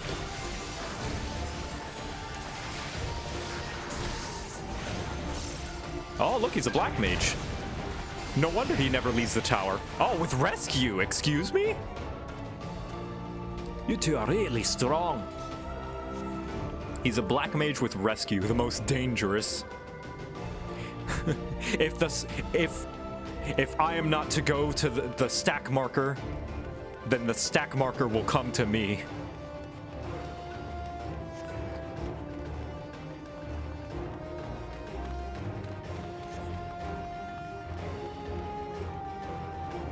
Imagine if you put down your ley lines and you see somebody do the stack marker.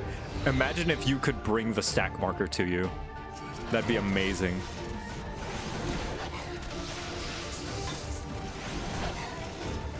You're like, no, don't go away. I'm not moving. You're coming to me.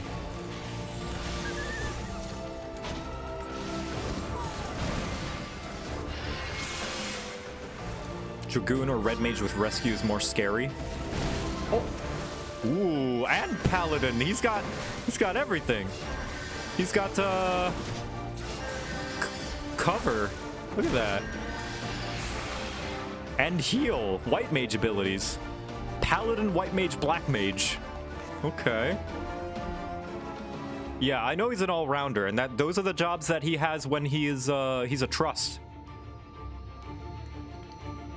He swaps to whatever role is needed. Is that so? I shall take that as a compliment. Oh, well, it looks like you've been doing this for years to me. Did I say something, say a wrong thing? Haha, Crystal Exarch. Oh, your words are most heartening indeed. I feel like a young man again. You talk as if you're old. How long have you two known each other? Anyway. Well...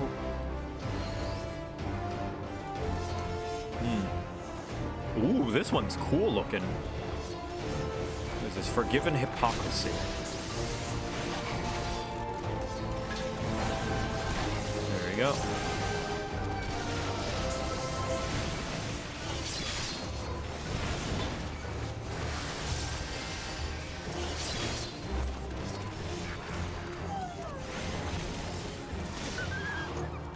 There we go.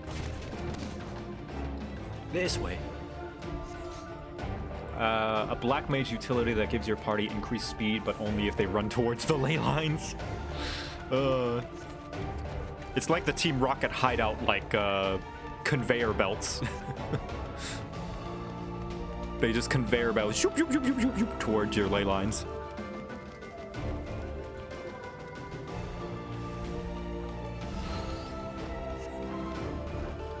All right, we'll grab them. Come on, come on, come on. My dark side's running out. There we go.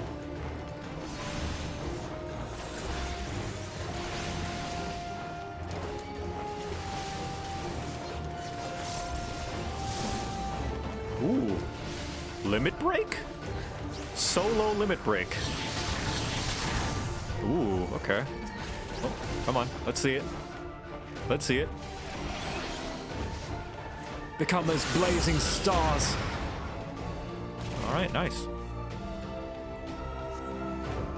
I couldn't read the whole thing, but...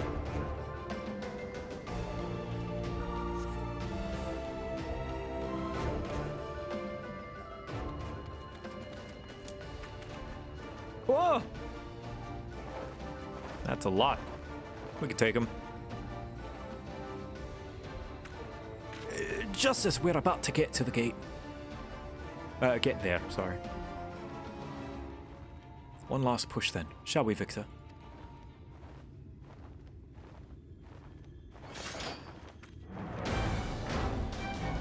Hell yeah.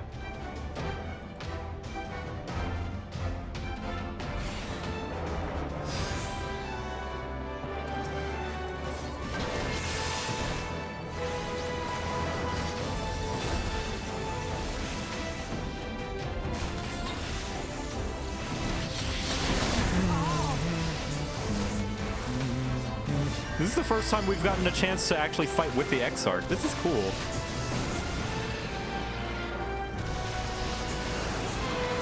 This is ARR music. Ah, this is the Crystal Tower raid music. That's what it is. Is it? Yeah. Actually, yeah, that's right. Holminster Trust. That's right. We could have fought with him there. Yeah, Circus Tower. Makes sense. He's from the Crystal Tower.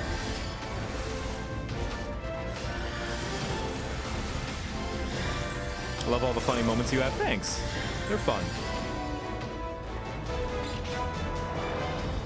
I got him. Ooh. Okay. Well, I'm gonna do this. Ooh. Exarch, do something? Yeah, there we go.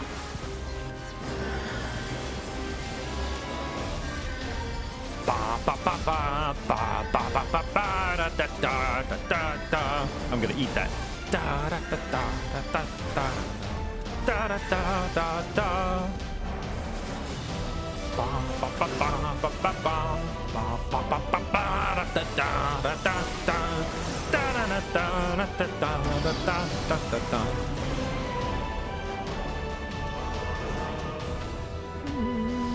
Uh-oh. I'm not gonna press Living Dead. Ooh. Vulnerability down. Nice. Thank you, Exarch.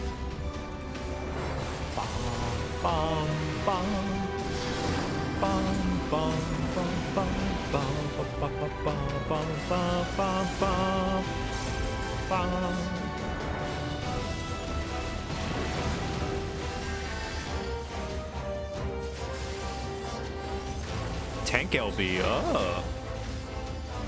Tank LB and Benediction, yeah.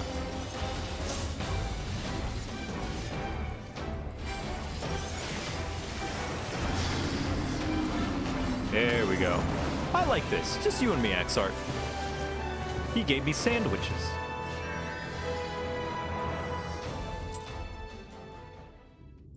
Ooh.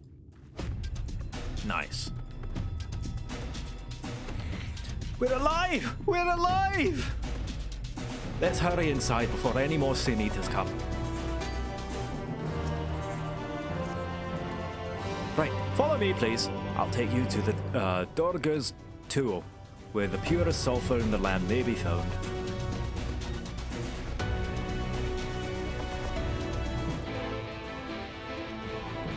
Your TBN needs to be over 50k to be eaten. Not gonna expect anytime soon in those. Gotcha, yeah. I assume not. Works in dungeons, though. I'll have to eat like 2 AoEs in the overworld, and by that time the TBN is gone.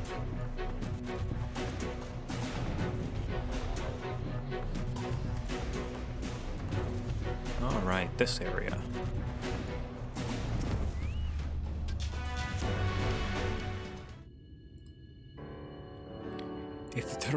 If the terrain and stench are any indication, we are at 2.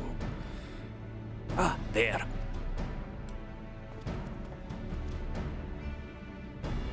Oh, look at them. Awful. The Gulgs, with their ugly, unkempt beards. If they realize we're here, they'll come after us. Best to take them down first. Ugh, hornless bastards. Be not so hasty, Corin. The animosity between your two clans notwithstanding, I would not resort to violence unless necessary. I will use an enchantment to render you invisible. It will not fool the Sin Eaters, but it will suffice to hide you from the eyes of men. While you are thus concealed, do you think you could find us, the Earthsea? Aye! I'll dig up the choice stuff. There it is. The choicest stuff. We should be much obliged. Without further ado, then.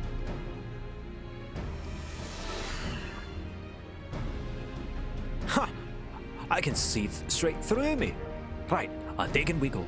I am a dwarf and I'm digging a hole. A diggy hole. Let us not be idle either. Though Korat cannot be seen, he may still be heard. I would aid him by removing some few Gulgs from the field. To that end,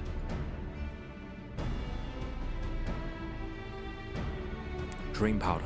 As you may recall, we used it for the rescue mission at Laxenloft. We used it in Yulmore too.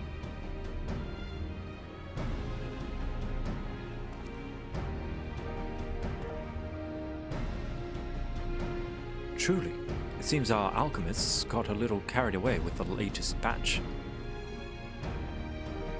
But if it has been useful in our endeavors, then I have no cause to complain.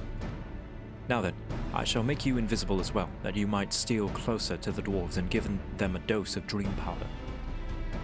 Even should it fail to put them to sleep outright, it should render them drowsy enough to seek their beds. Say the word, and I will cast the enchantment.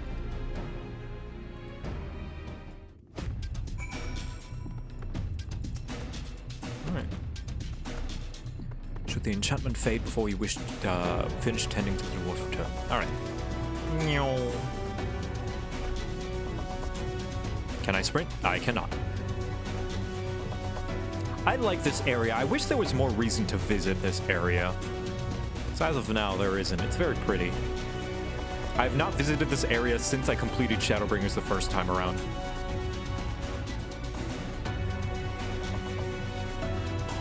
Keep my eyes open. Ugh. There's a map location here? Okay, that's neat. SS ranks? I didn't know there was a thing. Didn't know there was such a thing. Oh! Rin! Oh, hey Rin! Thank you for the raid! We used it in Yulmore too. Thank you. Thank you for the raid. I see you were watching a little bit before the raid. Thank you, everybody. Thank you, thank you. Welcome, welcome. If you don't know Rin Karigani, aka probably one of the most skilled players in the game, who is good at doing ultimates and savages and extremes, and very friendly. A very friendly, welcoming, high-end raider who helps people because he's cool like that. Thank you. Welcome, everybody. I am JoCat. I made the Crap Guide series, and I'm nearly done with Shadowbringers New Game Plus. My friends call me SS rank. Aww. Thanks for the raid, man. You are wonderful. Welcome, everybody. I hope you enjoy. I've got some very fun overlays for this stream, and I feel like I, by myself, kind of struggle to be entertaining sometimes, dividing my attention with the game, but I do fun overlays, and there were a few that if you want to go back and watch, and there's going to be a few more. It makes the stream fun, you know? All the dwarfs have taken their leave. Good work, my friend. We have done all we can. Let's await Korat's return.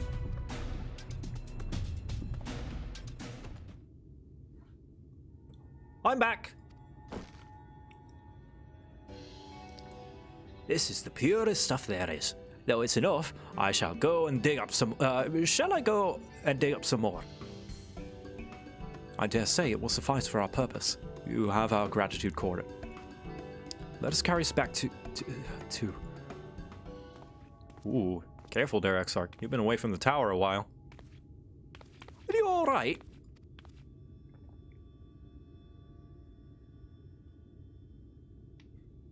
Worry not, I shall be fine. Long as I have been away from the Crystarium, a little weakness is to be expected. I may have also overexerted myself in the moment. To have this rare opportunity yet be unable to enjoy it to the full. Hold on. Somebody mentioned to give them a different accent. Who goes there?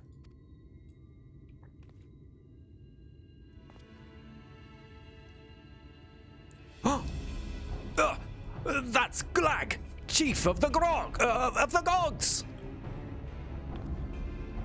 You're one of the foals. I see. word of our miners were coming back drowsy, and one after the next. I immediately suspected foul play. And what should I find but a Thor scum shulking about? Shulking? It's a spineless act befitting a limp beard. I don't. They sound the same. What?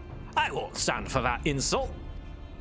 Our beards are soft and luscious and smell like freshly tapped ale. Gulg beards are dry and crusty and smell like a knocker's arse. Impotent whelp. Better a hobgoblin's nose hairs than a feeble floppy thing you Thors have hanging on from your faces. Oh.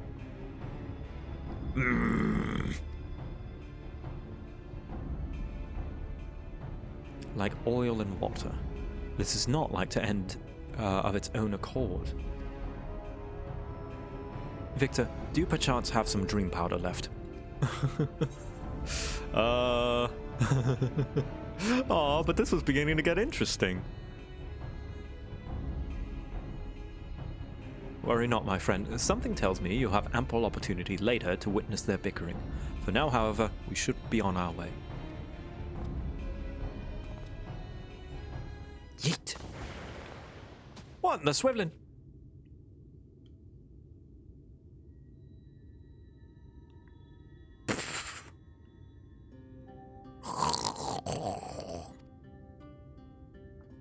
Forgive me, Court, but we need you to be calm as well. I'm sorry. When it comes to the Gulgs, I can't help but see red. You needn't apologize, my friend. We are here on our account, and we have naught but gratitude for you.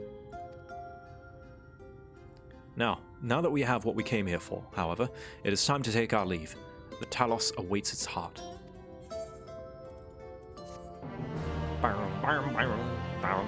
Maybe it's because they wear red. Yeah, they are red. That is for sure.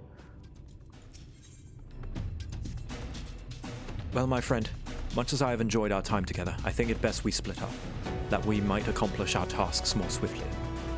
I shall see that the Earth Seed safely to the hands of Chinas.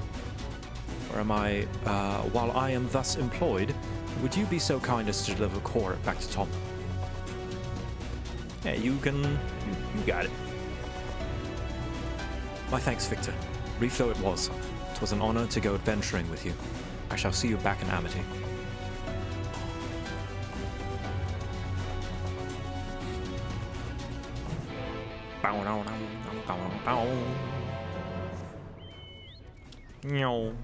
Bye, Court.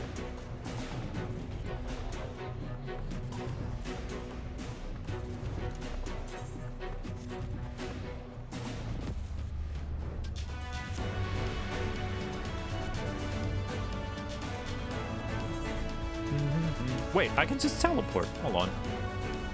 Alright. While I'm teleporting, I'll be right back. I gotta use the bathroom. Refill on my drink.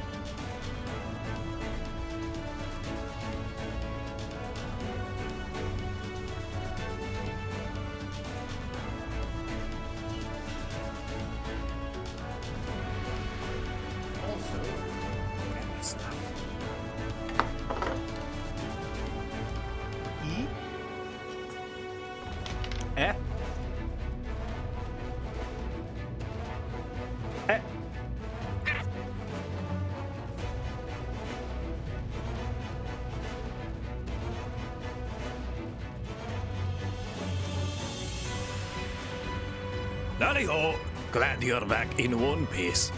How did you fare with the Earthseed then? I got them all they needed. The Exarch's on his way to Amity with it now. I blinked. What was that? I think that was the Azure Dragoon, but don't confirm. I can't confirm, rather. Good to hear that young Corbett was of help. As it happens, a few others came forward while you were gone saying they wanted to do their bit as well. Given that you're building a Talos, we reckon you would be needing some mining tools. So we went and modified our pickaxes for use by bigger folk. Here, take these with you. Should be plenty to go around. From what our scouts tell me, there's a crowd gathered at top rung already. Go and see that everyone has a pickaxe to swing, eh? All right, everyone get your pickaxes out. Get your picks. I better see a ton of miners at top rung.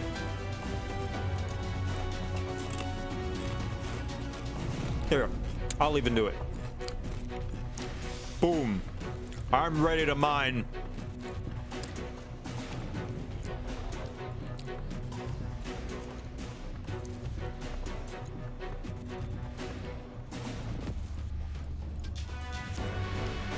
It is time to mine. Everybody ready? Oh my god, look at him go. No few free citizens wanted to help, but years of leisure meant that most were in no condition to contribute. Instead, they send their fervent hopes in our success. Yes, all right, miners. Everybody ready? Pickaxe, pickaxe, pickaxe. Good, good, good. Oh, and everybody ready to chop blocks. Chop rocks like you're avenging your family. Chop rocks as if the mountain were Vauthry himself. Chop rocks as if the fate of the realm depends on it. Because it does. Mine like you've never mined before. 5, 10 firmaments need rebuilding. Nay, 20. And we are going to get the gold medal. Alizé, the army is ready. Look, Victor, people from all over have come to help us quarry stone. Yeah, look, I know. And this isn't even all of them. As we speak, the volunteer Thancred and Reen recruited are being escorted to the worksite, and by both Crystarium and Yulmoran soldiers, no less. So as you can see, we have plenty of hands. There's just one problem. We don't have enough tools to put in them. We've been desperately trying to round up more, but we haven't had much luck so far. Lucky for you, pickaxes from the dwarves. Trust you to have exactly what we need, exactly when we need it. Well, what are we waiting for? Go and hand them out to everyone so they can get to work. Ronron's here! Long time no see, traveler. Are you waiting to be issued a pickaxe too? Ron, do you happen to have any of those honeyed worms?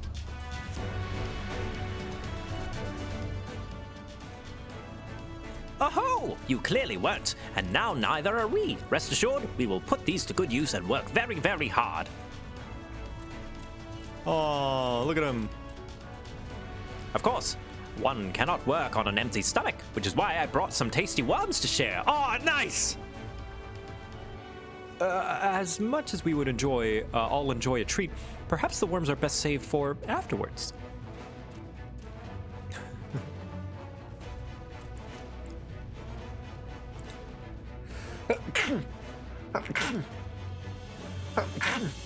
Blah. So I got sand on my nose. Greetings, Victor. You may not remember me, but I'm one of the carers from the inn at Journey's Head. After Knight returned to Amarang, we noticed a change in our patients. The transformation had halted in every one of them. I can't express what it did to the mood of the place. We were still celebrating days later, when who should come along but Alizé. She said that she sought the aid of those who believed in the Warrior of Darkness. We all answered her call right there and then. Of course, some few carers had to remain behind, but as many of us came as could be spared. Oh, there's a There's a Vis of Raktika as well. I too have great respect for the Warrior of Darkness. When we meet, I'll be sure to treat them to a nice plump worm. I'm sure he'll enjoy it.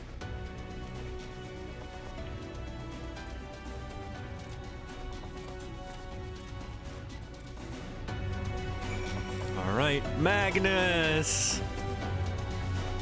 Come, Victor. In case you're wondering, Gothjon is here too. Gothjon is here too. Couldn't wait to start breaking rocks though, so he's gone on ahead. Bah, could have at least left a spare set of tools. Lucky for you.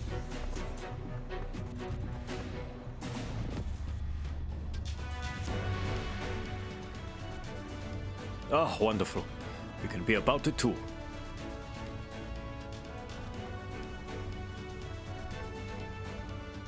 Quarrying isn't exactly my stock in trade, but this time I feel as though with my wife will be with me, guiding my hand. So let's make it happen. Let's build a world where everyone can live without fear, where everyone has a place they can go home.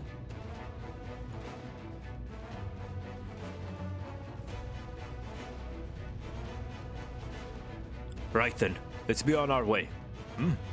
What are you still doing here, Thaf? I thought you'd brought your own tools. I did, and I was just about to head off. Then I saw Jarek.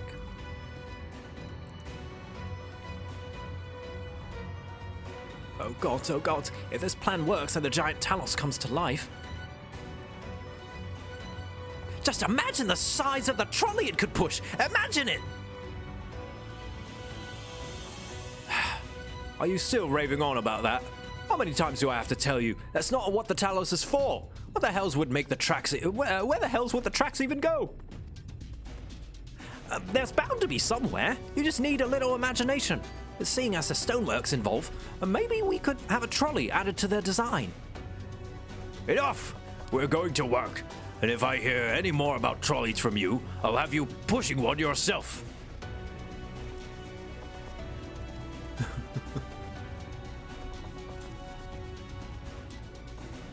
Backslash!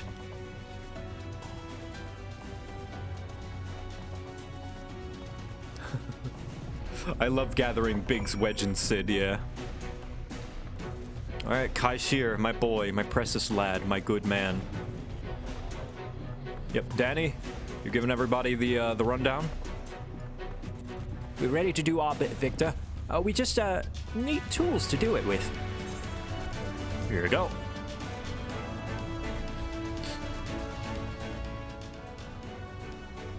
Pickaxes, loads of them. I don't know how to do his accent. Now we may all work to our heart's content.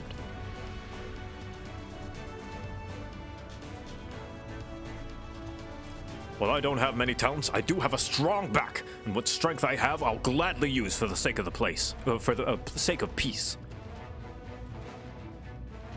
You've got the ladder moving again, didn't we? If we join hands, there's no Talos we can't build.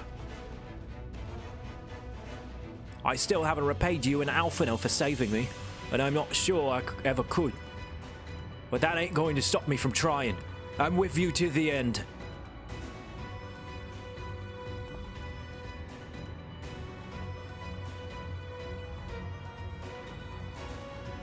Come on, you lot.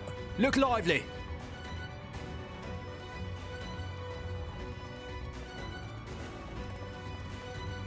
Sort of low London accent. Yeah, there we go. All right, everybody ready to get mining. My thanks, Victor. With that, everyone is now equipped for work. I think I'll go and join the soldiers standing guard over the volunteers. It would be a shame if they fell prey to sin eaters after all the trouble we've gone to. Right. Let's see to the plan. The plan is a resounding success for the sake of all in Norvrand.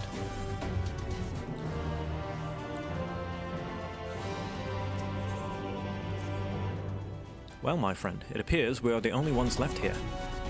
If you've no other pressing tasks, would you care to accompany me to Amity? There, Y'shtola is overseeing those who will imbue the Talos with magics.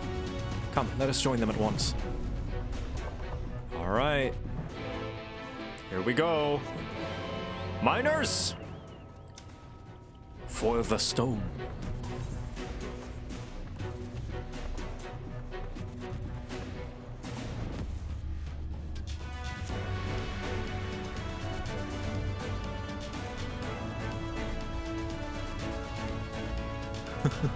You know, one time Danny went to go, he told me that he's gonna go mine ore, and I said, mine ore what? Anyway.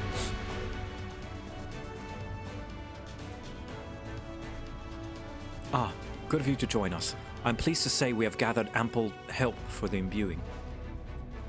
With Master Chai in the process of finalizing his design, I have taken the liberty of dispatching all hands to their positions.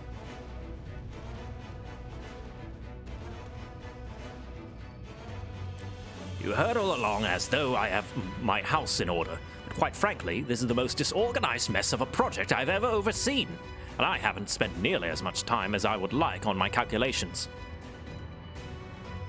So thou hath proclaimed loudly and frequently, Master Chai, yet from my perspective, a layman's though it may be, haste notwithstanding, thou hast gone to great lengths, abiding by proven methodology to ensure the integrity of thy design.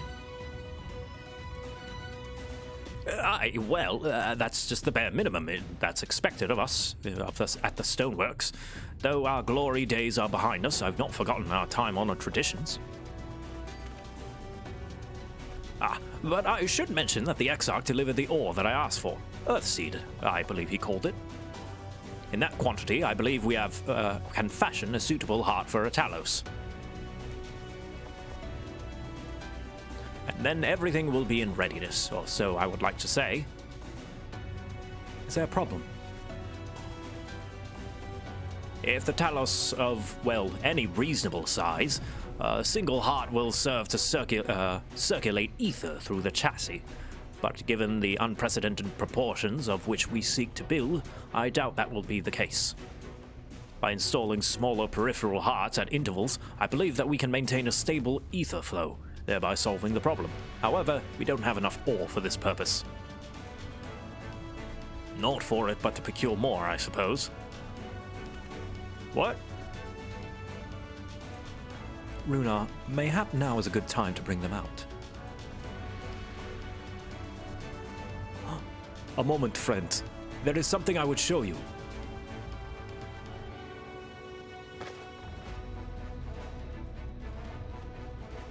Oh. I say, are these not heartstones? They are. The most prized possessions we of the Knights Blessed, and these belong to our kindred who have left us. Immersed in water imbued with fervent prayer, these stones harbor no small amount of magic. And we may imbue them with yet more prior to the installation of the Talos. What think you? Being from a different region, these cannot be used for the main heart. The peripheral ones, on the other hand, I believe they will serve. Excellent. When Master Matoya spoke to us of the role we are to play, the heartstones immediately came to mind. Of course, before bringing them with me, I made certain to consult my fellows first. After all, the stones bear the precious lives of those who have gone to the Sunless Sea. But we have now beheld the Sunless Sea with our very own eyes, and by the gentle lights that glimmer on high, we know that there is a peace beyond. Thus, we are also at peace. If our heartstones may serve to restore night to all the world, gladly do we give them. Oh. So, Master Chai, if you would instruct us how to distribute the heartstones.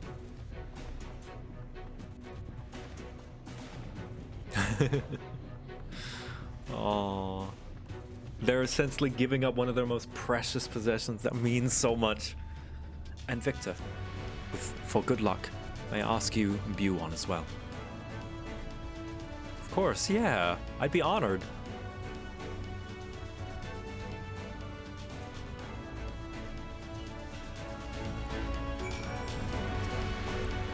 Rest assured it is not difficult. Simply raise your hand and focus as you would when attuning to an ether item. Imbue the jade-colored stone here, if you would be so kind. Jade. Oh no, Jade! Jade was the one that we found that we brought back. Oh.